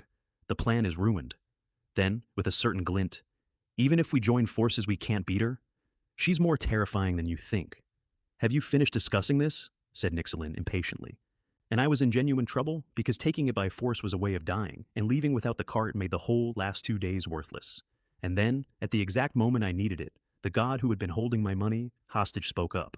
One of Nixilin's traits is sweet tooth. Perhaps you could use gift cards to redeem some sweets and trade them for the cart. That makes sense. But a gift card? Pure Love Invincible has issued the withheld gift card and the Iluvatar Continent First Affection trait. I had completely forgotten. He had withheld it out of spite because I said who wants you to owe a girl, and now he was handing it over because there was romance-adjacent content on the line. Finally, one decent thing. I said, we really need these heads, but we won't take them for free. I'll trade you something. What are you going to give me? Give me 2 minutes. You hold an F-level gift card, which can only be redeemed for snacks. Snacks. I had been hoping for at least a cake. The redeemable list came up. Potato chips, spicy strips, sunflower seeds, chocolate, beef jerky, nuts, seaweed, biscuits, jelly, lollipops, the specific brand of fruit lollipop that every single student in my entire country has had in their mouth at some point. 10 of them. What are you offering? Hand it over. Are you playing me for a fool? Garrett and Sarah got ready for a fight, and I told them not to be nervous, and took a lollipop out of my pocket and unwrapped it. I'll trade you this. Both of them stared, because they had expected a magical artifact or a gem, and I had produced a small, gaudy stick. And Nixilin, who had been about to end all 3 of us, changed expression. Her eyes locked onto it. Her nose moved slightly because she had smelled something. What is this? Her killing intent dropped by more than half and was replaced with curiosity, and something considerably stronger than curiosity. This is called a lollipop. I waved it gently. It's a very, very delicious sweet. Want to try? She swallowed. Is it really sweet? You know the consequences of lying to me. She was leaning forward while she said it. Whether it's sweet, you'll only know after you try. I guarantee it's a sweet you have never had before. Because in that world, on the subject of industrial confectionery, my planet is the undisputed champion. She hesitated. Then she reached out and took it like it was made of glass. And under the completely incredulous eyes of Mayor Garrett and the Saintess of the Holy See, the child who had just threatened to kill all three of us put it in her mouth. Her eyes went enormous. There was starlight in her face. She made a small noise. The ferocity came off her entirely, and she squinted, and 2 spots of color appeared on her cheeks. Just how much does she love these? Delicious. Sweet and delicious. I've never eaten anything so delicious. Her voice had gone soft. There was nothing left of the thing in the doorway. So, how about we trade 2 of these for all the heads on this cart? Sure, take all the heads. Not looking at me at all. Do you have any more? I want to trade. Take the gold, the treasure, the food, and the weapons. I'll just have lollipops. Praise be to industrial confectionery. Garrett and Sarah were speechless. That solves it. That actually solves it. Candy for the spoils of war, including the one thing we needed. I gave her a second, and then a third, and told her those were the last 3. There were 7 more. And she held them like treasure with her face lit up, and unwrapped a strawberry one and ate 2 at once with her eyes crinkled shut and said, so delicious. Thank you. You're a good person. My first friend card in another world from her. Then I looked at a level 50 child eating a lollipop and had a thought. If a force like that can be stabilized or even guided, it may be extremely useful later. So I crouched down and used the gentlest voice I own. Little sister, is it delicious? But there won't be any left after you finish it. And her face fell instantly, 2 in her mouth, 1 in her hand. I'll finish them soon. So, what should I do? These lollipops are specially made by me, and they're extremely rare. Straight face. I only have 3 with me, but if you're willing to listen to me, I might consider making more for you later. Be good? What do you want me to do? Tell me. First, what's your name? My name is Nixalin. Nixalin Shadow Spark. And then, sweetly, Brother Kale. The switch was so fast it startled me. This is Grandpa Garrett. He wants to go back to a village called Bates Village. I hope you'll go with him, stay there quietly, and not cause any trouble. If you can do that, I'll give you another lollipop when I get back from my errands. She tilted her head, and I watched her weigh obedience against Candy, and Candy won by a distance. Okay, I'll listen to Brother Kale. Go back with Grandpa Garrett. Stay put, not cause trouble. And she held up her little finger. Pinky promise. I made a pinky promise with a level 50 weapon. By the way, Brother Kale, when are you coming back to the village? Well, I can't say for sure. Her eyebrows came together. Perhaps we shouldn't go and do anything. Brother Kale will always be by my side, making lollipops for me. What do you want? I'll go and get it for you. 3 of us said nothing. Nixalin is indeed a criminal. Nixalin, I said seriously because a precedent had to be set immediately. It is you who listens to me, not the other way around. You just promised not to cause trouble, and now you're talking about robbery. She went quiet. I was betting my life on the theory that she would not touch me because she wanted more sweets. Okay, Brother Kale, I'll do as you say. Then she walked over to Garrett, looked up at him and said, Grandpa Garrett, I'll go back to the village with you. He looked at me. Mr. Garrett, I'd like to trouble you to take care of her for a while. He looked at the harmless black-haired girl next to him, with 2 lollipops in her mouth, remembered her declaration from 4 minutes earlier, and said, I understand, Lord Kale. Compared to the things you're about to do, taking care of her is nothing. To be honest, I have experience with granddaughters. That would be perfect. And Sarah and I picked up the cart handles and hauled 100 heads off Camel Ridge toward the hidden mist forest. On the road, she asked the questions. I only sensed Nixalin was unusual. How did you determine she was dangerous? Special detection magic. How dangerous? Comparable to Fraser. What? She actually stopped walking. No wonder you backed down. I understand now why you had Garrett take her back to the village. You planned to use her in the annihilation battle. Yes. I did not bother denying it. Using a little girl. You really do that. Nixalin is a lowly, but she is not your average lowly, I said, which is the most defensible version of my position. And I gave her candy. Making a deal with her doesn't count as using her. Which is, I am aware, exactly what a person says when they are using somebody. Speaking of candy, how did you know she likes candy, and where did you get those? I have my own brilliant plan. Then I took out an apple one for myself and unwrapped it, because eating something from Earth in another world is very good, even if it is only a sweet. Didn't you tell Nixalin you only had 3? She was disgusted. You'd even lie to a child. I quietly took out another one. Want some? Aren't you curious what made her like that? She gritted her teeth. Consider it a favor I owe you. It'll be on record. And then the Saintess of the Holy See ate an apple lollipop and said, This candy, it tastes like apple. It's amazing. Is it good? Good. Is it sweet? Sweet. And then she felt something was wrong. Did Kale just treat her like a child? So sweet. Pure love. Invincible is so sweet we're all writhing in bed. He wishes there were more sweet moments. And the two of us walked into the fog, pulling a cart of 100 heads, eating lollipops. We reached the demon camp at dawn, and I heard the noise go through it ahead of us. They're pulling a cart. And the cart is full of heads. Thorg, Skalin, and Fargus came out of their tents. Thorg had been awake all night, because by the battle plan, both vanguard squads should have met at Black Rock Canyon before sunset and sent a runner, and no runner had come. Skalin had suggested they might have hit something tough. Fargus had said, take it easy, Crush and Varlock are experienced, and with Kale being quick-witted, they can escape and send a message even in a bad situation. So probably something got in the way.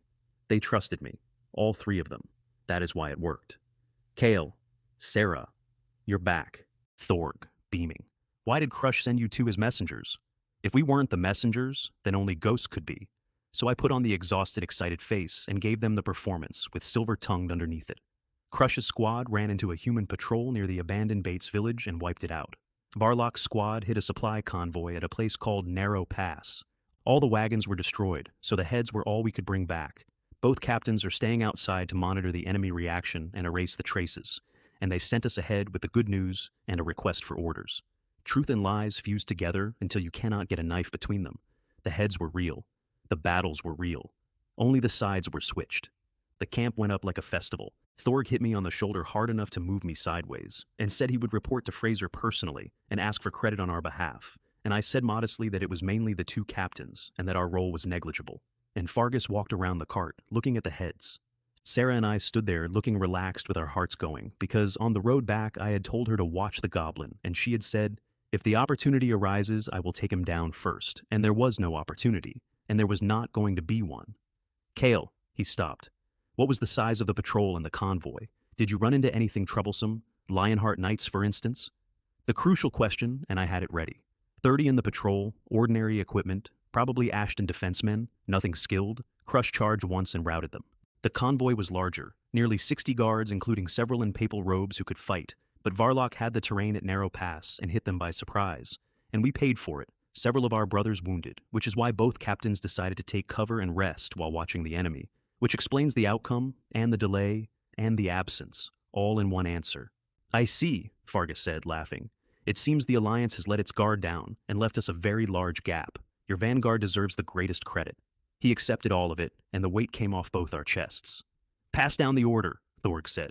At noon, reward the whole army to celebrate the vanguard's great victory, and send that cart to the goblin cook for a midday snack. Sarah and I exchanged a look. Neither of us ate meat at lunch. The camp cheered and started insulting the Alliance, and we got surrounded by envious warriors, and step one was complete. Then, after a few drinks at the luncheon, Thorg stood up, and my worst fear arrived on schedule. The forward team did a great job and laid a good foundation. We can't waste this. I propose the whole army sets off tonight, strikes while the iron is hot, charges straight out of the forest, and takes the main force of the human alliance in a decisive battle. The battle maniac wanted to press his advantage, which would have been catastrophic because Brennan had not reported in. No ambush existed anywhere, and marching that army out then would not be sending it to its death. It would be sending it into an unprepared alliance to inflict exactly the casualties I was trying to prevent. I needed days. Brother Thorg, this plan, I'm afraid, needs reconsidering. Every leader looked at me, and I gave them 3 reasons, and the shape of that argument is the whole art of what I did in that mountain.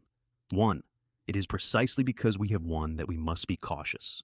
We wiped out a patrol and a convoy. The Alliance is not stupid. They will notice and go to high alert, and a rash attack now walks into a prepared enemy. 2. According to the 2 captains, the Alliance has massed at Cohentown, and the 7th Squadron of the Lionheart Knights is particularly elite. Our morale is high, but our numbers are not superior. Even a one-head-on battle is a net loss. 3. Lord Fraser's mission for us was reconnaissance and retaliation. Ascertain their strengths and weaknesses and blunt their momentum. We have made progress. If we get greedy and make a mistake, all of it is wasted. Reasonable, well-founded, and it accounted for the enemy, for our own strength, and for the intentions of the man who had assigned it. These are the words of a wise and experienced strategist, Fargus said, and turned to Thorg. Our purpose was to probe and retaliate, not to fight a decisive battle. Skalin agreed. Thorg sobered up a degree and started thinking, because he was belligerent and not entirely brainless.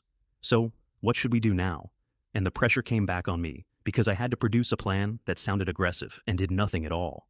Brother Thorg, I think we should feign weakness and use stillness to control movement. Tell me more. So I did. Leave a few inconspicuous traces suggesting we are a small, scattered force that can be brushed aside, and lull the Alliance into misjudging us.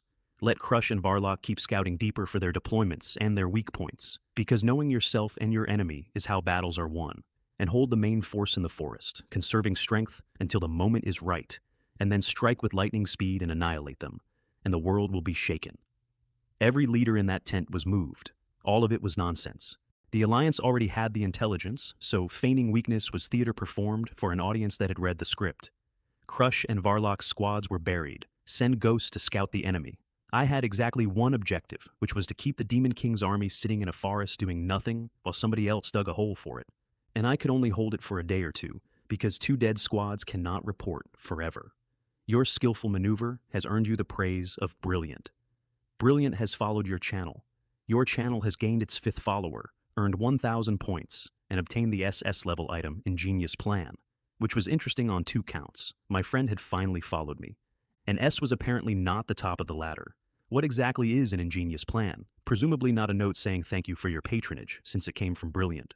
If it had come from amusing ourselves to death, it would definitely have been a note saying thank you for your patronage, single use, SS rank, and no way to check the contents without spending it. So I put it away and hoped I would never need it, because needing it would mean my situation had become extremely precarious. Thorg slapped his thigh and said I was right, and started treating me as the army's strategist, on the reasoning that orcs do not enjoy thinking and there was now a smart, reliable brain available. The other leaders agreed. The main force stayed exactly where it was, and then came the waiting, which was worse than any of the fighting. Waiting for Brennan to reach Cohen Town, waiting for the Alliance to believe a letter, waiting for a place and a time to be chosen. We attended the camp's celebrations and looked normal, and neither of us slept properly. It was full moon that night. I sat under a tree with her, because neither of us could stand the tent. You said, Captain Brennan, will he be able to deliver it? Trust them. A gold-ranked team with a captain that experienced. They'll do it.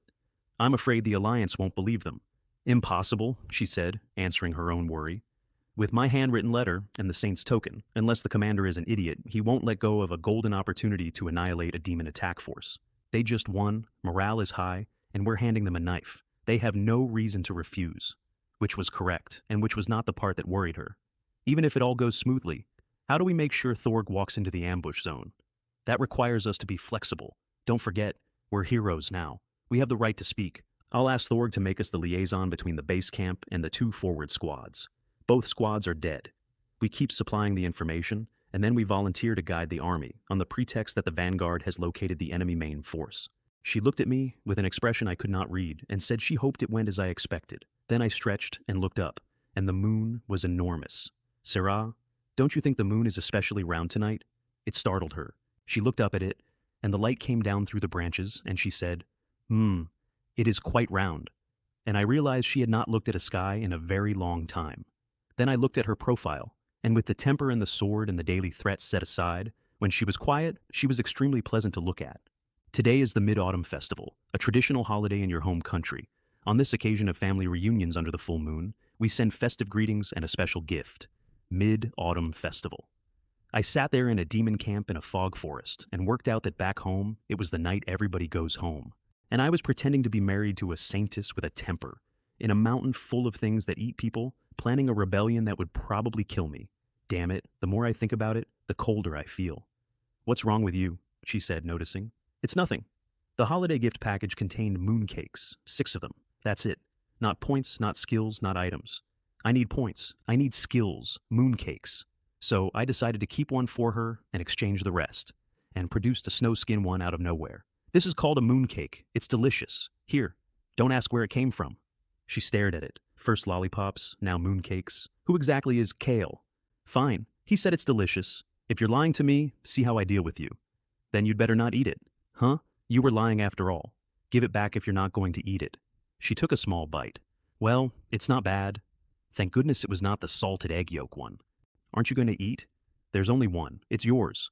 Huh? You. What are you trying to do being so nice to me out of the blue? And I looked at the moon and said the line about raising your head to look at it and lowering your head to think of your hometown, which is roughly 900 years old where I come from, and which was the only accurate thing available to me. Who is hometown? She said, putting the mooncake down. You bastard, you know quite a few girls. Hometown is not a person. It means the place you're from. She said something impolite and then went back to her tent with a mooncake in her mouth and her face red. and I sat there completely baffled. Is the Saintess of the Holy See really this troublesome? Meanwhile, under the same moon, in a very well-lit command post in Cohen Town, 5 travel-worn adventurers stood in front of a dwarf and a letter and a badge. Captain Thrain read it twice.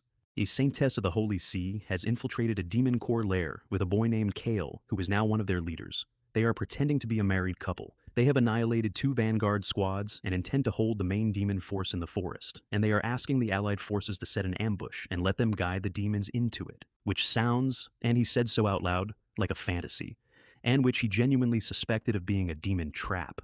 Brennan did the only thing he could, which was swear on 20 years of experience and describe what he had watched at Bates Village. His 4 teammates backed every word. Leora said something about feeling the warmth of the holy light and evil not being able to imitate it, and Pip said flatly that she watched Holy Flame turn orcs to ash and that power was no disguise. Then Baron Blackwood arrived, read it, and said absurd. This is very likely a trick. The objective is to lure our main force out. How can you be sure those 2 aren't demons staging a self-inflicted injury? Could their power be some artifact we don't know? And the token could have been stolen.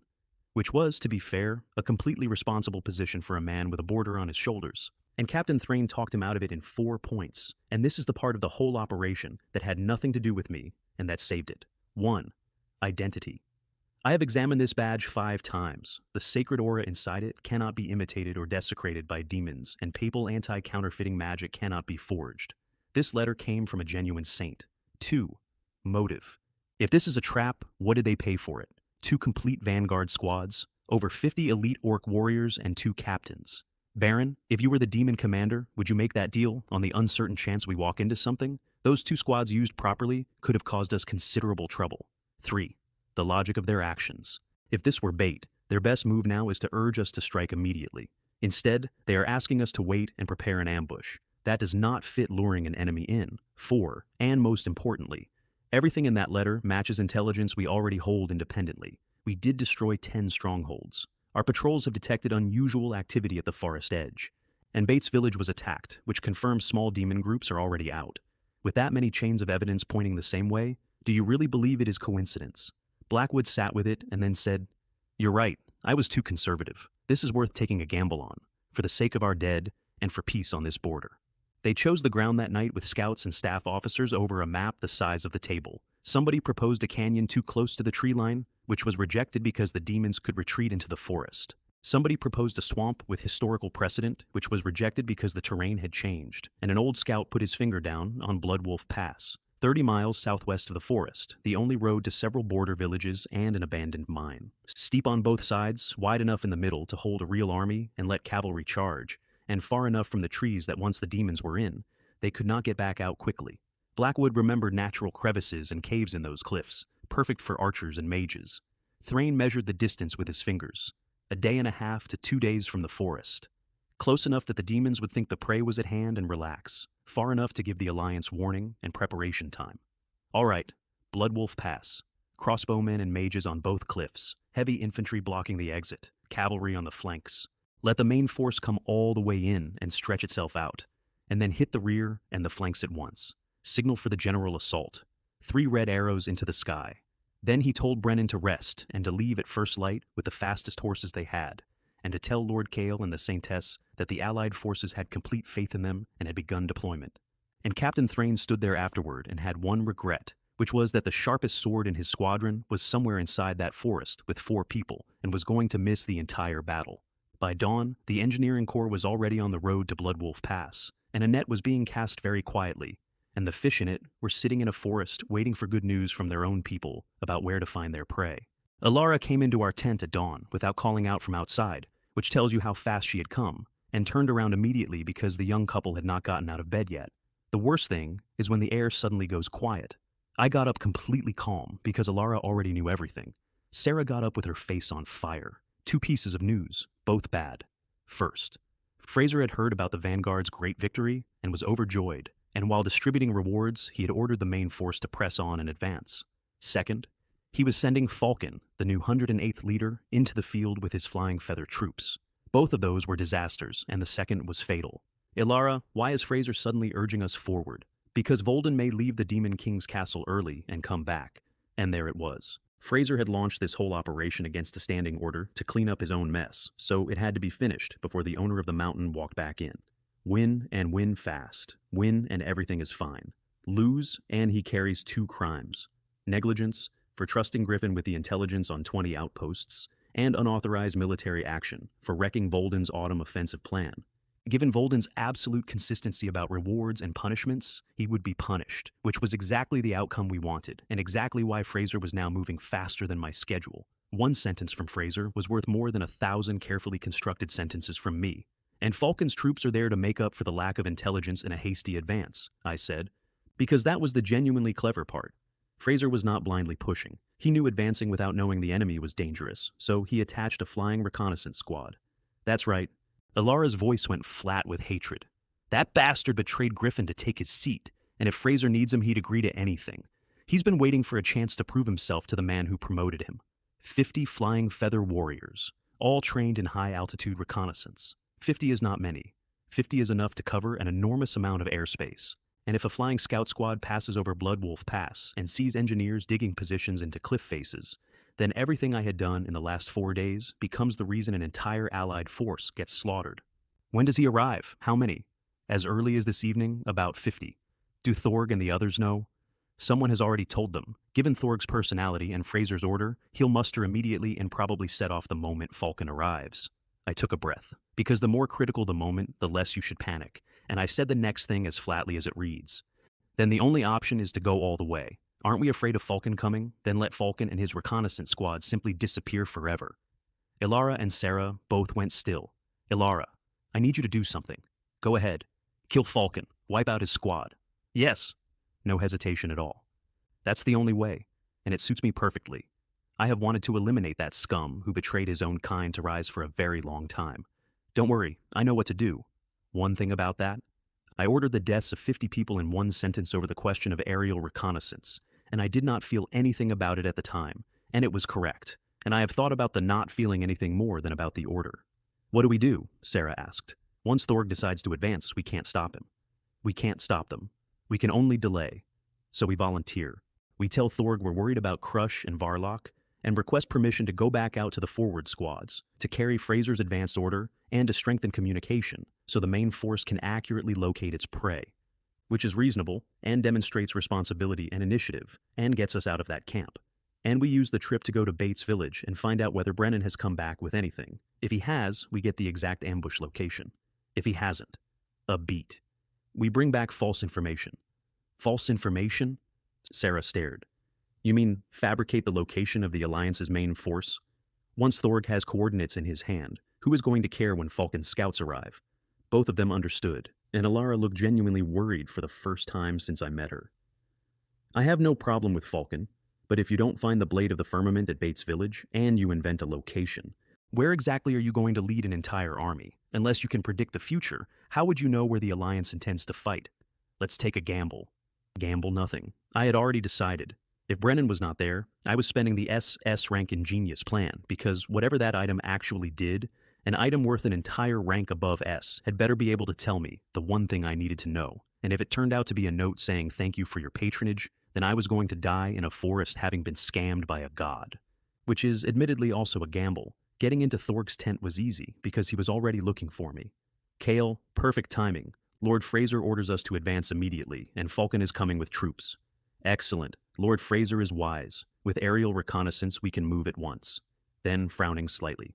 However, Brother Thorg, Captain Crush, and Captain Varlock are still out there watching the enemy.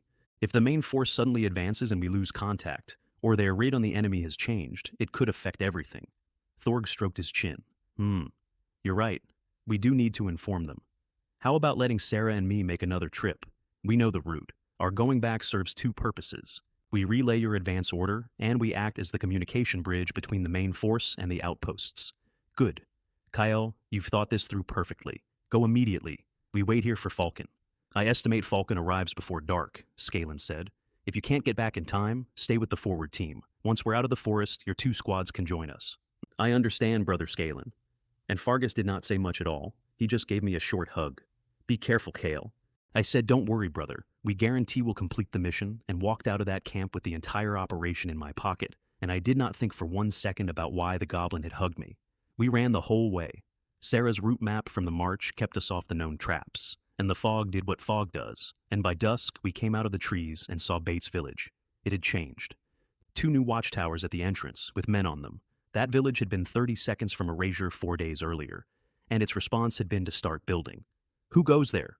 Then they recognized us, and Mayor Garrett came out personally. Lord Kale, Saintess, how is it?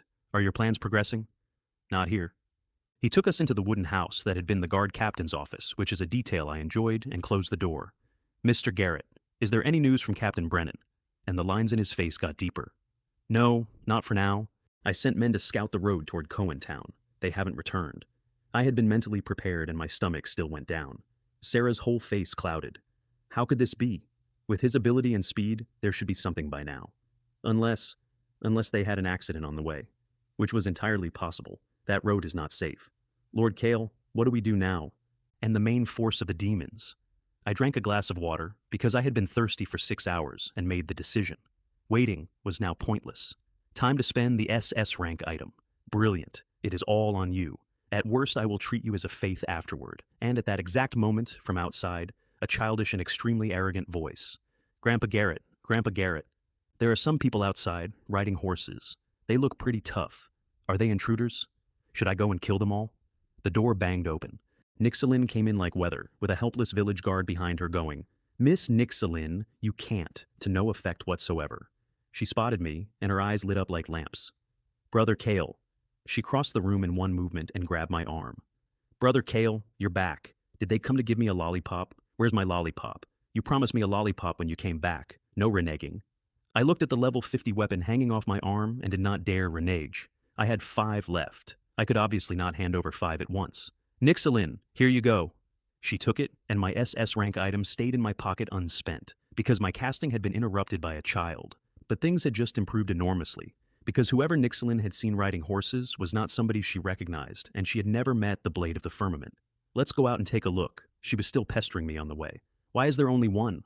Nixalin has been staying obediently in Bates Village exactly as Brother Kale instructed, and even helping Grandpa Garrett with chores and protecting the village. I looked at Garrett, and he smiled with genuine satisfaction and said, Nixalin is very obedient, proactive, and capable. The 2 new watchtowers went up so quickly entirely thanks to her. See, she said, pouting, you only gave me 1. Don't you feel guilty? I did not, on the grounds that I have no conscience. But look at what had actually happened here. I had told a level 50 murder child to stay in a village and behave, and she had not only obeyed, she had built the village its defenses and taken over its protection for candy. Isn't this terrifying little girl a bit too innocent? Nixalin, I've been busy. This is the only one I have. Next time, I'll definitely give you 2. Children are easily fooled. She believed me. Then it's settled. If there aren't 2 next time, Brother Kale has to stay by my side and make me lots of lollipops until I'm satisfied before he can leave. I readily agreed, because there were 4 in my pocket and I could afford 2. And then 5 dusty riders came up the road with village escorts. Brennan. Captain Brennan. I went to meet him, and the weight coming off my shoulders was physical. You've come just in time. Sarah let out a breath that took her whole face with it. Lord Kale, Saintess. He was off the horse before it stopped. I have accomplished my mission. Captain Thrain and Baron Blackwood have complete faith in you two, and the Allied forces have begun their operation. Then he took a sealed parchment out of his coat. This is the battle plan signed personally by Captain Thrain. The ambush location is Bloodwolf Pass. We went inside, and I unrolled it on the table with everyone crowding in. A detailed map of Bloodwolf Pass and the ground around it. Positions marked in different symbols and colors. Attack routes. Prearranged signals for each Allied unit. And on the side, in Thrain's hand, the schedule. The entire army departs immediately for deployment. All preparations expected complete before noon, the day after tomorrow. Signal for the final assault. 3 red signal arrows into the sky. We urge you two to guide the demons into Bloodwolf Pass around noon the day after tomorrow. The Allied forces will coordinate with you from within to annihilate the demon invaders. Meticulous, thorough, and unambiguous. Great, great, Sarah said quietly, twice, looking at that map with something in her eyes I had not seen since she told me about her friend. Garrett went red and clenched both fists. Goddess bless us. We finally have a chance to avenge Bates Village. I memorized every detail of that parchment, the terrain, and the marked positions, and then told them the complication. Fraser has urged the advance and sent a Flying Feather reconnaissance squad. That squad would have seen your positions from the air, so Alara is removing it tonight, which means we have to get back and use this to walk them into Bloodwolf Pass immediately. There is no time at all. Then go quickly, Brennan said. We'll head for Bloodwolf Pass and contribute to the annihilation. And then a small figure who had been quietly ignored for 4 minutes tugged my sleeve. Brother Kale, are you leaving again? Lollipop still in her mouth. Amethyst eyes blinking, looking dissatisfied and, unmistakably, something else. And I made the decision I had been building toward since I read her file, and I'm not going to pretend it was anything other than what it was. Nixilin, your brother has something very important to do, and I need your help. What kind of help? I crouched down. You go with Captain Brennan to Bloodwolf Pass and wait for orders. I'll need you to fight demons for me. Are you willing? Want to fight? Entirely casual. Then I'll have 3 lollipops. Is that okay? No problem. You can hire a level 50 operator for 3 sweets. It is a steal, and I knew it was a steal. Nixilin is the most obedient. Brother Kale, please come back soon. She did not ask a single question about what I was going to do, as long as there was candy. Brennan was confused about why he was being handed a small girl, and did not ask, on the assumption I had a reason. And Sarah and I went straight back into the fog with the real thing in my coat. The way back was longer than the way there, because we had to be inside that camp before Thor got seriously suspicious about Falcon, and because I did not know whether Alara had managed 50 of them silently. Kale, she said in the dark, do you think Alara can do it? Trust Alara, she promised, so she has a way. She's a dark elf, the forest is hers, and she has been waiting in it for years. Her mind and her methods are not ordinary. Then, because it was true, what we do now is trust our teammate and complete our own task. She stopped talking and watched the road. We saw the camp lights again in the darkest hour before dawn, and the restlessness in that place had gotten worse, and as we came up to our tent, a shape came out of the shadow beside it. You're back. Ilara's voice was low and very tired. How did it go? Intelligence in hand. The Alliance has set the ambush at Bloodwolf Pass. What about you? It's over, she said, perfectly calmly. Falcon and his team, all of them, are gone forever, trapped in that forest. An accidental poisonous miasma and a carefully laid trap. They died without ever knowing who had done it. Both of us felt something enormous let go. Well done, Ilara. It's nothing. Thorg and the others are getting restless. Falcon is late and we can't hide it much longer. Your return is just in time. Perfect timing. Let's go and give Thorg his gift. She disappeared back into the dark, and Sarah and I tidied ourselves up, suppressed a day and a night of running, put excited faces on, and walked into a brightly lit tent where every key leader was sitting in a very bad mood. Brother Thorg, great news. Fantastic news. Every head came up. Kale, why are you back so soon? What news? Brothers.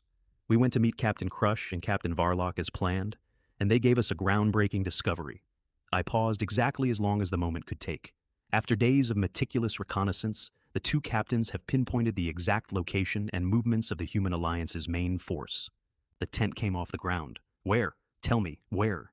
Even Fargus's eyes went sharp. Thor grabbed my shoulder. Where? Tell me. And I stopped beating around the bush. Bloodwolf Pass. And as I threw that bait into a tent full of demon leaders, my own vision filled up with notifications, because the exposure boost from becoming a silver tier host had done exactly what it advertised. Sequence 23, the deity winning half a pawn, has entered your channel. Sequence 17, the Lord doesn't care, has entered your channel. Sequence 101, let the feathered arrow fly a while, has entered your channel. 3 gods at once, in the middle of the single most important lie of my life. And one of them, before I had said a second sentence, followed me and tipped 1,000 points as a greeting gift, and asked, politely, to be considered as my faith. Which was the first time any of them had ever offered me anything up front. And winning half a pawn was the only one of the entire crowd who ever campaigned honestly.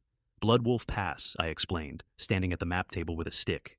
A natural bottleneck, 40 kilometers northeast, the throat of the road to Cohentown. The Human Alliance had assembled there because it was the only place they could hope to hold, which was true, and every word after that was a lie. The Ashton Kingdom levies, the Cohen garrison, mercenary companies, and the Lionheart Knights. Approximately 8,000, most of them conscripts and militia. The 2 captains estimate their morale is poor, and their supply is worse. Thorg slammed the table with his palm. 8,000? We have more than that in orcs alone. And then the tent turned into a market. The frontal assault is mine. My orcs go first. Nonsense. Shield walls are what lizardmen are for. You 2 want to eat the whole thing? My werewolves have been chewing on grass for a week. I stood there watching demon leaders fight each other for the right to be first into the sack, and there is no polite way to describe what that felt like. Every single one of them was bidding to be at the front of the column when the boulders came down. I did not have to steer anything. I just had to keep my mouth shut and look pleased. Only one person in that tent did not bid. Fargus had not said a word. He was studying the terrain sketch, tracing the 2 cliff lines with one green finger. And every so often his eyes came up and touched me and went back down to the map.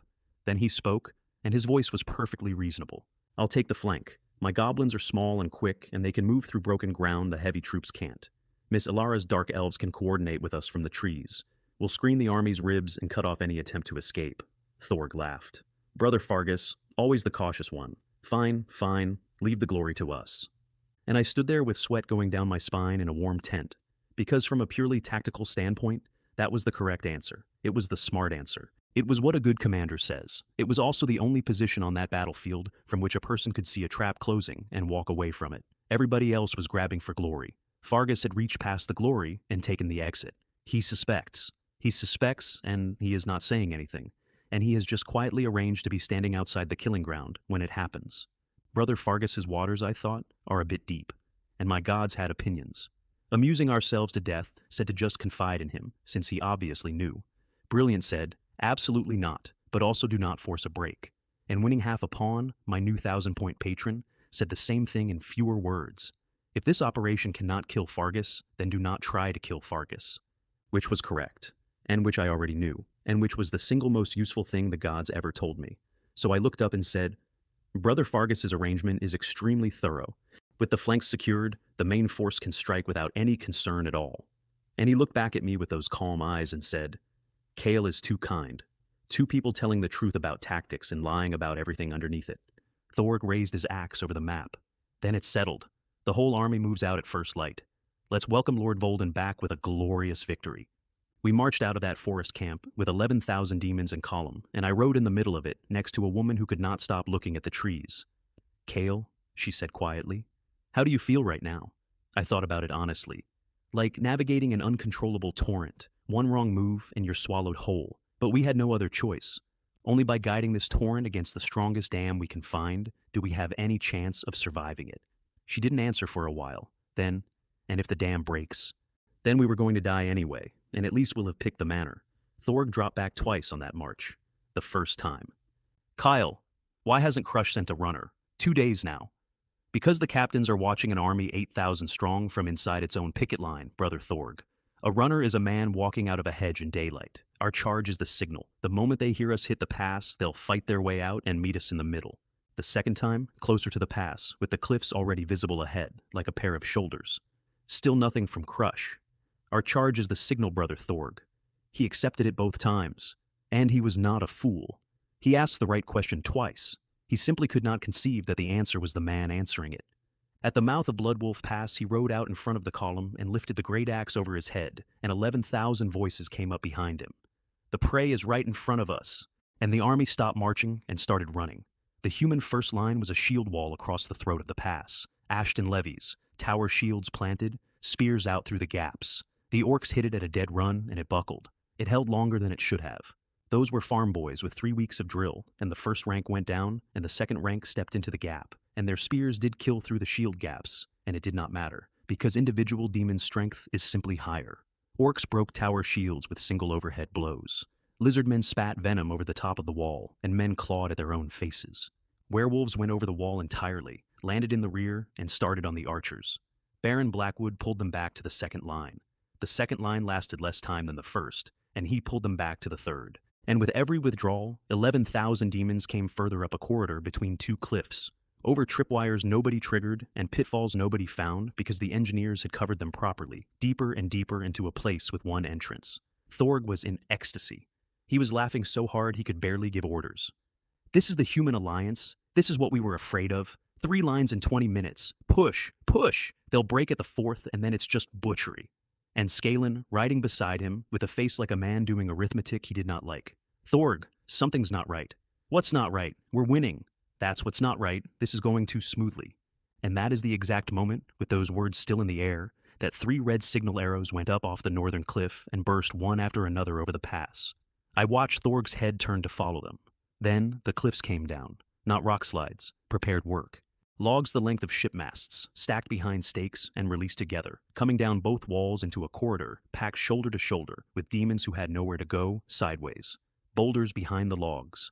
The noise arrived before the impact did. And then there was no noise at all for a moment, because everything that could make noise was underneath something. The front third of the army was cut off from the back third by a wall of timber in about 6 seconds. Then the arrows started, thousands, from both cliff tops, from the fourth line, from positions the engineers had dug into the rock faces 4 days earlier, while I sat in a tent explaining to a demon warlord why he should feign weakness. Plain arrows first, into the mass, then armor piercing into the heavy troops, then enchanted heads that burst on contact and threw fire sideways through packed bodies. And after the arrows, magic. Fireballs walking up the corridor in rows, ice spikes coming out of the ground under the werewolves. Wind blades taking the legs out from under whole ranks of lizardmen. An army that had spent 20 minutes being unstoppable became, in under a minute, 11,000 targets standing in a stone box. I sat on my horse behind a wall of Sarah's holy light and watched a military disaster of a scale I had caused, and I do not have a joke for that part. Thorg was screaming for the flanks. The flanks! Get up the cliffs! Alger! Where are Alger and Kate? Fargus and Alara were 4 kilometers away, on the ribs of the pass, where the Lionheart Knights had been waiting for the flanking force with a second ambush, exactly as Thrain's plan specified. Fargus had walked his goblins into it, taken one look at the shape of the trap, said, "So, it really was a trap," said 2 names out loud, Kale, Seraphina, and given the order to retreat immediately. He lost some goblins. He did not lose himself. He never did. And Thorg, having screamed for help that was not coming, turned his head and found me. I was the only clean thing on that battlefield, sitting on a horse behind a shield of light, entirely untouched, 40 meters back. He came at me through his own dying army, and he stopped short of Sarah's shield, and he pointed the great axe at my face. "It was you! Brother Thorg. Crush vanished. Varlock vanished. Falcon never arrived. 3 separate units, and every one of them stopped reporting the moment you handled the reports." His voice was going to pieces. "You killed them. You killed them, and you handed me false intelligence, and you walked 11,000 of my brothers into this pass yourself." And I drew the Changhong because there was no version of the next 30 seconds where I did not need it in my hand. "Yes, Brother Thorg. Unfortunately, it's too late." He did not attack immediately. That is the part I remember. A demon warlord with an axe, standing in the middle of the worst day of his life. And what he did first was ask, "Why? We drank together. I gave you my own tent. I called you brother in front of 107 leaders. Because I am human." 4 words. There was nothing else to say, and nothing else that was true. He stared at me, and the fury went out of his face, and something much worse came into it. "I was so stupid," he said. "I genuinely considered you a brother." Then he charged. He never reached me because Sarah took him. She came off her horse into the air with the Ice Soul sword going white and the holy flame running up it, and she hit him hard enough to move him sideways. And after that, it was not my fight. Holy flame against brute force. Divine power suppresses demons at the root, which means every wound she opened refused to close, and Thorg was stronger than her and losing anyway. So he did what cornered demon leaders do. He put his palm on his own chest, tore something open, and began the sacrifice to the demon god. And Sarah, who had been rationing her magic for 4 days, spent almost all of it in one breath. 3 pairs of wings opened behind her, made of light on the inside and flame on the outside, and the pass got brighter than the sky. Seraph's sigh. She said the words quietly, which is what made it awful. "The light of blasphemy. May it all return to dust." What that did to Thorg's bodyguard, I am not going to describe, because there was nothing left to describe. 3 leaders in that circle went down with it. The stone under them turned white, and Thorg, on his knees inside a crater with his skin smoking, finished the sacrifice anyway. Meanwhile, I had Scalen. He came for me the way a professional comes for an amateur, and for about 10 seconds he was right about which of us was which. Then I stopped trying to beat him and started using the fact that I was holding 2 entirely different swords, fire in the right hand to attack, ice in the left to control. He was a good enough fighter to read one attribute and shut it down, and every single time he committed to shutting one down, the other one hit him, because a man can only choose one thing to be ready for. 3rd exchange. I put ice through his thigh, and it did not thaw. 5th, fire across his ribs. And Scalen, the demon who had taught me how to boast properly over a cup, dropped his sword. "Kale! Lynn, wait." Both hands out. "For the sake of the drinks we shared, for the boasting, spare me and I'll pledge allegiance to you. A real oath, I'll swear it on the demon god, I'll follow you." And I said, "The only thing available." "Brother Scalen, you don't even believe that yourself." Sarah's verdict came from behind me, flat as a board. Once a demon, always a demon. And she was wrong about that, and she was right about him, and both of those things stayed true for the rest of my life. Because Scalen's last act, when he understood it was finished, was not to beg again. He turned around, put himself between us and the crater, and shouted at Thorg to run for the dungeon while he held the line. For a man he had been sniping at across a war table for a week. 2 seconds of thought, and he chose to buy time with his own body. I have described a lot of demons as mannequins. Scalen was not one. He did not last long. And behind him, Thorg, with the sacrifice burning in him, turned and started running north up the broken ground toward the mouth of the pass. And he was fast, and nobody on our side was going to catch him. So I filled my lungs and shouted the most consequential sentence of my life across a battlefield. Dalen, if Olsen runs away, you'll lose your 4 lollipops. A small figure came off the northern cliff. I had promised her 3. I had escalated to 4 in the field because I am a professional negotiator. Magic saws came out of nothing and took him at all 4 limbs before he had gone 30 meters. Then blood waltz, which is a spinning thing I do not want to explain. Then something she called 100 saws, purgatory kill, which she announced in a cheerful voice. He did not get up, and she skipped back over to me through the smoke with her hand out. Brother Kale, 4. After the battle, Nixilin, and listen carefully, if you accidentally injure allied forces, you'll lose 2 lollipops. 2? Genuine horror. Actual distress. She spent the rest of that battle being the most careful mass murderer in the history of the Ashton Kingdom, checking every silhouette twice before she cut it, because somewhere in the world, there were 2 lollipops on the line. I would like to report that I felt bad about this. I felt like a genius. Bloodwolf Pass took most of an afternoon to finish, and I stopped watching it about a third of the way through, because in the middle of the largest victory of my life, I had spotted the hole in it. Fargus. Fargus was alive. Fargus had retreated in good order with most of his goblins. Fargus had walked into an ambush on the flank, and instantly understood who had built it. And Fargus was, at that exact moment, moving north through broken country toward the dungeon, carrying that understanding in his head to lay it on Fraser's desk. Everything I had done that week was worth precisely nothing if a goblin reached a door before I did.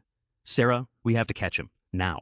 She did not argue. She found 2 war horses with wounds and put her hands on both of them and turned them back into animals that could run, and got up on one and looked at me. And I had to say it out loud in front of a woman I was extremely interested in impressing. I can't ride. You cannot ride. I'm from a place with roads. So I ended up behind the Saintess of Flame on a warhorse at a full gallop with both arms around her waist, which was the single most dangerous thing I did that entire day. And I would like to state for the record that this was a documented emergency and that she brought it up 17 times afterward. 10 miles north, the horses came around a stand of trees and Alara stepped out of the bushes with an arrow already on the string. Slow down, he's on the hill. She jerked her chin at a low, bare rise ahead of us. My people have it surrounded on all 4 sides. Nothing walks off that hill without me knowing. He can't escape. Then we go up and finish it. No. And there was something in her voice I had never heard from her, which was fear.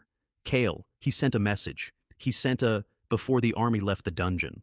She was speaking very precisely, the way people do when the information is worse than the delivery can carry. He wrote a letter in his own hand and left it with a confidant. If the expedition suffers a crushing defeat, then the defeat was caused by a traitor inside the ranks, and the traitor's name is Kale. I sat on that horse and did the arithmetic. If Fargus dies, that confidant hears about it. When that confidant hears about it, the letter goes to Fraser. When the letter reaches Fraser, then in the space of 1 afternoon, in a fortress I am nowhere near, Caleb, the 20-odd men in the workshop, Kiki, who is standing in a doorway with a broom waiting for me, every dark elf in Alara's tribe, all of them still inside those walls, and Lyra Blackwood, in a town I sent her to. He had built a machine whose trigger was his own death. He had done it before he ever suspected me.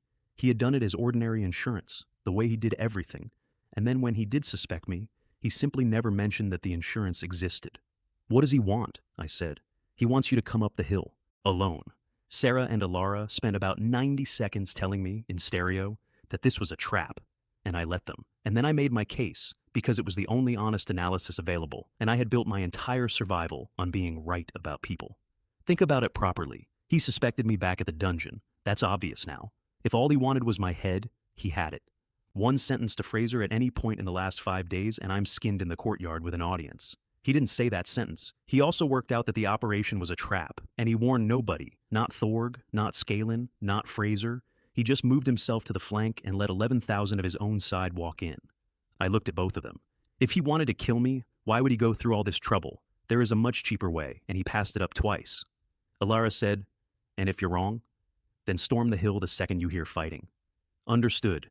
Then I turned to Sarah and had absolutely nothing to say, because there is no good line for this, and the ones that come to mind are all lies. So I said, "Don't worry, I'm not that easy to kill. I will definitely come back alive and claim my share of your inheritance." She looked at me for a long moment. She said, and stopped. Started again. "Ilara and I will wait for you to come back." I walked up that hill expecting a trap, and found a clearing with no traps in it at all. No arrows in the grass, no goblins in the tree line, no pit, no wire, no ring of archers. One goblin standing alone in the middle of an open space with his hands empty, waiting for me, the way you wait for someone you invited.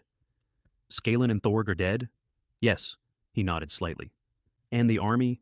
Gone." "It was lizard men and orcs who died," Fargus said. "What does that have to do with me, a goblin?" That was the moment I understood what kind of conversation this was going to be. "I have 3 questions." "Ask." "When?" "The day the patrol died." No hesitation. "And not for the reason you're worrying about. The bodies were flawless. Your staging was better than anything I could have produced. I mean that as a compliment. It wasn't the bodies." He tilted his head. "It was you. When I captured you, you had no combat power whatsoever. None. I know because I am the one who put a rope on you. And 2 days later, you were fighting human intruders in a corridor and winning. If you possessed such prowess at the beginning, would I have been able to capture you at all? Killed by my own promotion. Second question, why didn't you report me?" And a goblin standing on a hill in the middle of the ruin of his own army said, "Because I had fallen for you." I want to be extremely clear that, not that way, something that was almost a smile. Your ability, your mind. I have been in this army for 11 years, Kale, and I have watched 107 leaders solve every problem by hitting it. And then a human boy with no strength arrives as food, and inside 2 weeks he has a wife, a rank, a workshop, a following, and an army in a hole in the ground. He paused. "In that tavern, when I told you about supernovae, I was not making conversation. I was entirely serious." Third question, then why let it happen? You knew. You could have stopped it at any point today. You watched it. "Because I had to verify that I hadn't misjudged you." He said it perfectly calmly. "If you had failed to annihilate the army, if it had turned into an ordinary defeat, a costly retreat, a mess, then you were not what I thought you were, and I would have reported you to Fraser that evening and watched them skin you." He let that sit. "But you succeeded, completely. Not one of them escaped, except the ones I pulled out myself. 11,000 demons had died as an entrance examination, and I was the applicant. Then what do you want?" And Fargus, 5th leader of the Demon King's army, said, "I have already decided to betray Volden, for 2 reasons. The first is simple. How can a great man remain subservient to others for long? And the second? I want to install you." I laughed. It came out wrong. "Don't." He raised a hand. "Listen first. Look at the world honestly, Kale, the way I have had 11 years to look at it. The papacy has been the moral authority of humanity for 1,000 years, and it is bloated and corrupt to the bone. You have met a Saintess. Ask her what her own superiors are like. The kingdom and the empire are at each other's throats and have been for a generation. The small states change sides according to the weather. On our side, the 4 heavenly kings are in permanent dispute, and the old demon king is stepping down, which means within a few years there will be a war of succession on top of the war we already have." He spread his hands. "This is truly an era of competition to see who is the worst. How can we tolerate the world falling into the hands of these scoundrels? So your solution is a goblin and a high schooler. My solution is to unify the world and end the 1,000-year war. Absolutely flat. Take the dungeon first. It's the finest fortress on this border, and Fraser has just destroyed his own claim to it. Then Hidden Mist Forest, which gives us population and a defensible interior. Then the northern border for strategic depth. And out of that, a state. No. Kale, no. I want to be extremely clear. I want to survive and get rich and go home. In that order. Do you understand what you're describing? A state with humans and demons living in it would be a heresy to the papacy and treason to the demon kings simultaneously. Both sides would hunt it forever. Every human alive would call us monsters, and every demon alive would call us traitors." I heard my own voice go up. In this vast world, would we even have a place to belong? That is exactly the point of building one. And I would rather die than be somebody's puppet on a throne. If you want an empire, go and accomplish something great yourself. You're smarter than every leader in that army. Take it. I'll help you take it. You don't need me on a chair." And he answered that with the one thing I had no reply to. "My biggest weakness," Fargus said quietly, "is that I'm just a goblin." The clearing got very quiet. Humans will take this world in the end. It isn't courage or virtue, it's arithmetic. In the mythic era, the demon god lost to your goddess. Your talent pool is 10,000 times deeper than ours. For every prodigy we produce, you produce 1,000. And you produce them faster, and you teach them better. He looked at his own green hand. No demon will ever unify anything. And when humans finish taking the world, they will not stop at the border. I have watched what the kingdom does to goblin settlements it has no war with. I do not want to see my race exterminated. So I don't want a demon on the throne. I want a wise human on it, one who will end the war with coexistence instead of extermination. And I have spent 11 years looking, and I have found exactly one human I would install. Fargus, I can't. And then he did the thing I have never been able to argue with, before or since. He dropped his sword in the grass, and he took 3 steps forward with his arms open until he was inside my reach. If my long-cherished wish cannot be fulfilled, then what use is preserving this life? He said. Come on, Carl. I'll stand still, and you can cut me down. I stood on a hill with 2 swords and a goblin who had removed his own last reason to fight back, and if I killed him, a letter killed 9 people I knew by name, and if I refused him, he would simply stand there until I did. You cannot negotiate with a man who has nothing to lose. I have made my entire living out of finding what people are afraid of, and he had just set his down in the grass in front of me. Fine, I said, whatever you say goes. He knelt in the grass and swore, in the formal words, loyalty to the death, for himself, and for every tribe under him, and for the sons of those tribes, and I swore because it was owed to share good times and bad with him. Then he stood up, brushed off his knees, and got straight back to business, because he was Fargus. Now, the silver-haired woman, what is she really? Seraphina Thorn Everhart, Saintess of the Flame, Holy See. And I watched him file that away, with visible pleasure. A piece, a lever, an asset, with a use against the papacy. Excellent. A Saintess in hand is worth Fargus. A great deal in negotiation, and if she were to be seen at the right moment, the schism alone, Fargus, look at me. I put every bit of the silver tongue I had into 4 sentences, and none of it was a trick. Gender equality is the only truth. Sarah is not a piece. She is not a lever, she is not an asset, and she is not currency. I will never use her as a pawn, not for a throne, not for a war, not for anything. If you're going to follow me, then that is the first thing you learn about me. He was quiet for a second, then he inclined his head. Yes, sir. And this mattered later. He didn't sulk. He didn't argue the point. He heard a rule, and he wrote it down. And in all the years afterward, he never once tested it. He also, on the way down the hill, quoted my own tavern line about women being like clothes back at me in a completely deadpan voice. I have made a lot of mistakes in this world. Talking to that goblin over a cup for 3 hours on my second week was somehow both the worst and the best of them. We came down that hill together, which was a mistake in the sense that I had not sent anybody a message first. Sarah's sword was out of the sheath and burning before Fargus had cleared the tree line. She was moving before I could get a hand up. So I did the stupidest thing of the day and stepped in front of him. Sarah, stop! Get out of the way! Sarah, you come here right now. Her voice was somewhere I had never heard it. Right now, Kale. Ilara had an arrow drawn on him from 30 meters, and her hand was steady, which was worse. So I stood in front of a goblin with a Saintess's holy flame 2 feet from my chest and made my case at speed. The letter is real. If he dies today, then tomorrow morning Caleb dies. The 20 men in the workshop die. Kiki dies. And Ilara, every single member of your tribe inside those walls dies. Every one. You know that's true because you told me about the letter yourself. Ilara's arrow did not move, but her eyes did. And I have to go back into that fortress anyway. Caleb is in there. Kiki is in there. Lyra is out in Cohen on an errand I sent her on. I am not leaving them. Then we take them out, Sarah said. With what? We just annihilated an army. There is nothing left out here but us and a child with a lollipop habit. I turned my head. And you? You cannot kill Volden from outside. You know you can't. You had exactly one plan for getting near him, and it involved being smuggled in as somebody's prize. And the only reason it's still alive is that the somebody was me. She did not lower the sword, but she stopped pushing it forward. And Fargus, who had been standing perfectly still behind me this entire time, said the thing that ended the argument. I will help you kill Volden. Sarah's eyes went past my shoulder. Why? Because if Volden can sit on the dungeon's throne, Fargus said pleasantly, why can't I? There was a pause. You demons, Ilara said, are emotionless and utterly devoid of morality. It's not hard to understand at all. Thank you. Sarah looked at me for a long 3 seconds. Then the flame went out and the sword went back. Okay. And that is how a high schooler, a Saintess of the Holy See, a dark elf ranger and the 5th leader of the Demon King's army, ended up standing in a field agreeing to work together. And within 4 minutes, the goblin had outthought all 3 of us, because we told him the plan. Bring Fraser down, take his position, use it to reach Volden, kill Volden.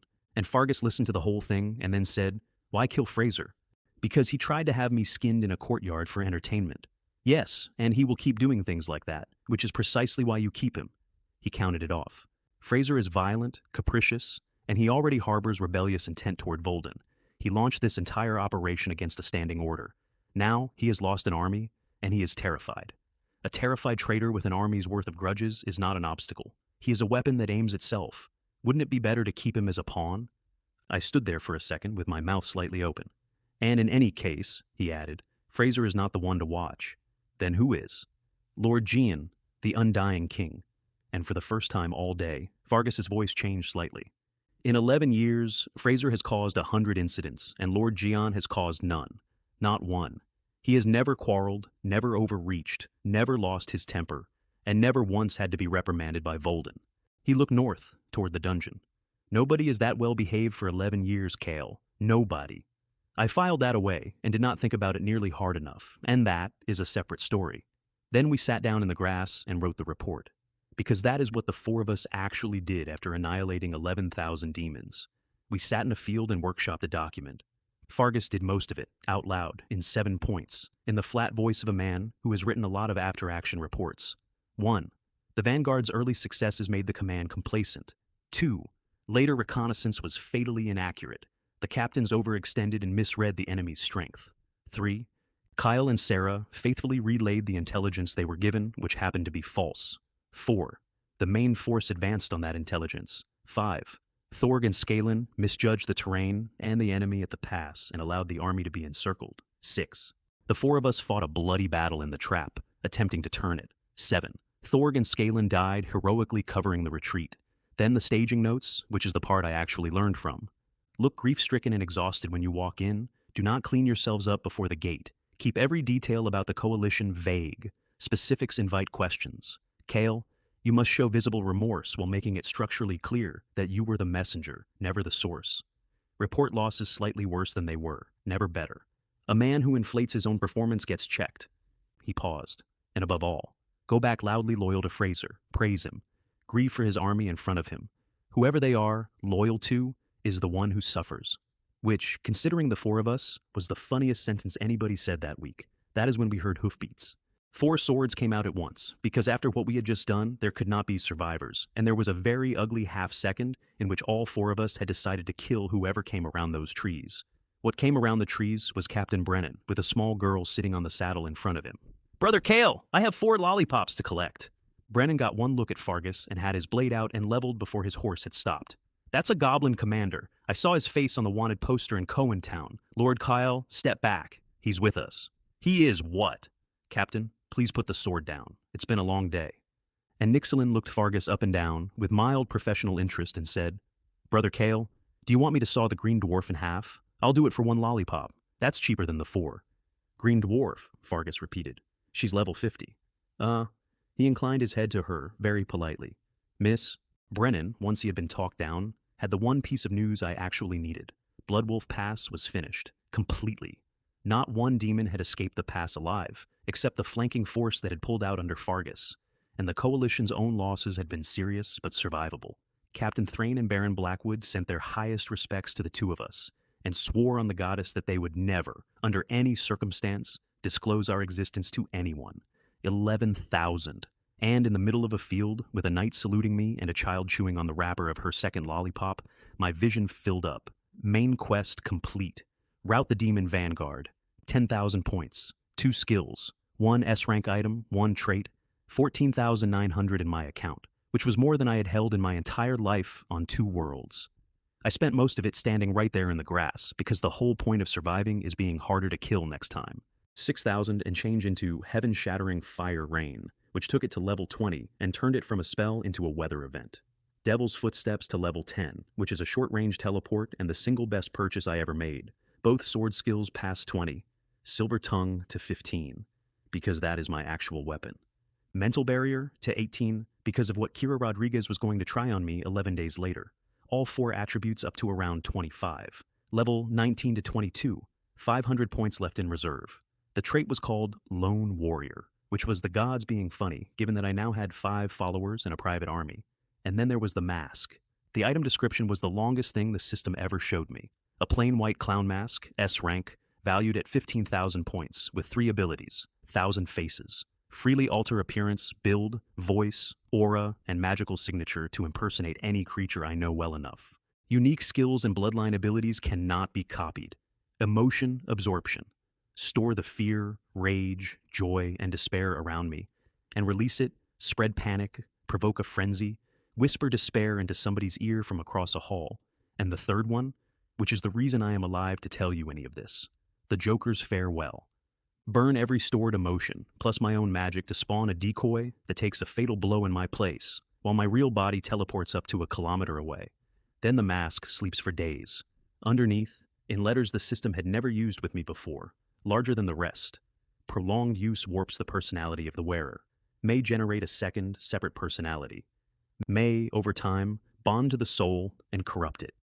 I read that warning 4 times. I understood it completely. I put the mask in my coat anyway, because I was 2 days out from walking back into a fortress ruled by a man who had already tried to kill me for fun. We staged the return properly. Some of Fargus's goblins and a group of Alara's dark elves stayed behind at a hidden outpost to make the casualty numbers hold up under questioning and to be seen limping in over the following days. Then, the 4 of us went home. The guards at the dungeon gate saw us coming up the road, 4 figures on 2 horses, out of an army of 11,000, and I watched their eyes go wide in a way that told me the news had arrived before we did. The palace hall was the one I had been served soup in, and Fraser was on a throne of bone and black iron, with his eyes so bloodshot they looked painted. "Where are Olsen and Bennett?" He was on his feet before we reached the middle of the floor. "Where are the other dozen leaders? Where is my army?" And I delivered Fargus's 7 points with real tears running down my face, because I had spent a day and a night on a horse and I had watched Scanlan choose to die for somebody he didn't like, and the tears did not require any acting at all. Fraser's fury went exactly where the script sent it. Thorg, Scanlan. He said the names like he was spitting. 2 complete idiots, 2 absolute fools. I gave them 11,000 and they walked into a hole in the ground. Which is what we wanted, which is what we had written in a field with a night watching. And then he turned on me. "You." The bone throne creaked. "You were promoted by me. You handled forward reconnaissance. You handled intelligence. You personally carried the reports. And you noticed nothing at all?" He came down 1 step. "Thorg died, Scanlan died, 12 leaders died, and you came back. 2 answers. I had them ready for 6 hours.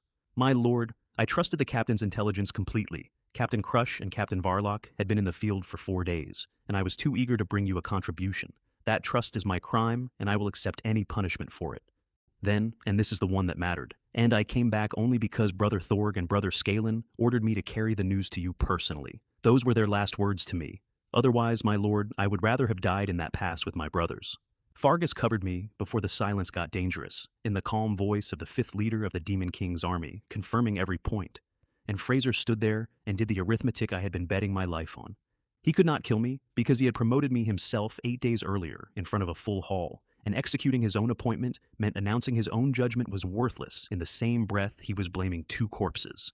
And he could not kill all 3 of us because we were the only leaders who had come back, and gutting his own surviving support with Volden due home was suicide dressed as discipline. So he did what cornered men in authority always do. He found a punishment that cost him nothing. "Kale, you are stripped of the 13th leadership. You are reduced to common soldier."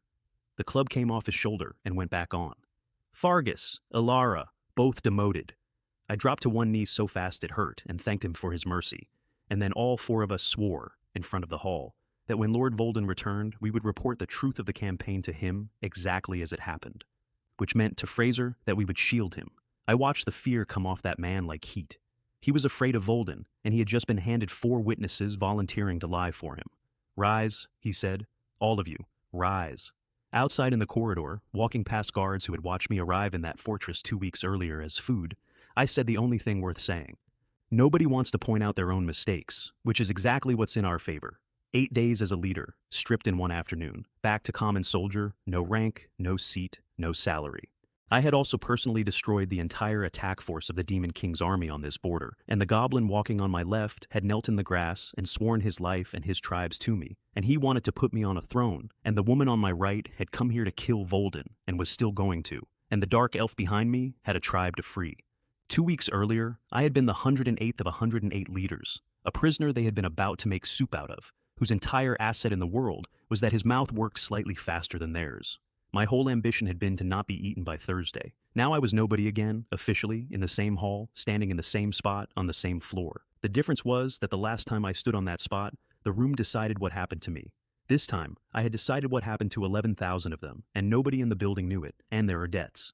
I keep a ledger, and I have not paid these. Sarah has not killed Volden yet. She came here for one head, and she has not got it. And every day she stays in that fortress pretending to be somebody's prize is a day she is not avenging the friend she told me about. That one is owed.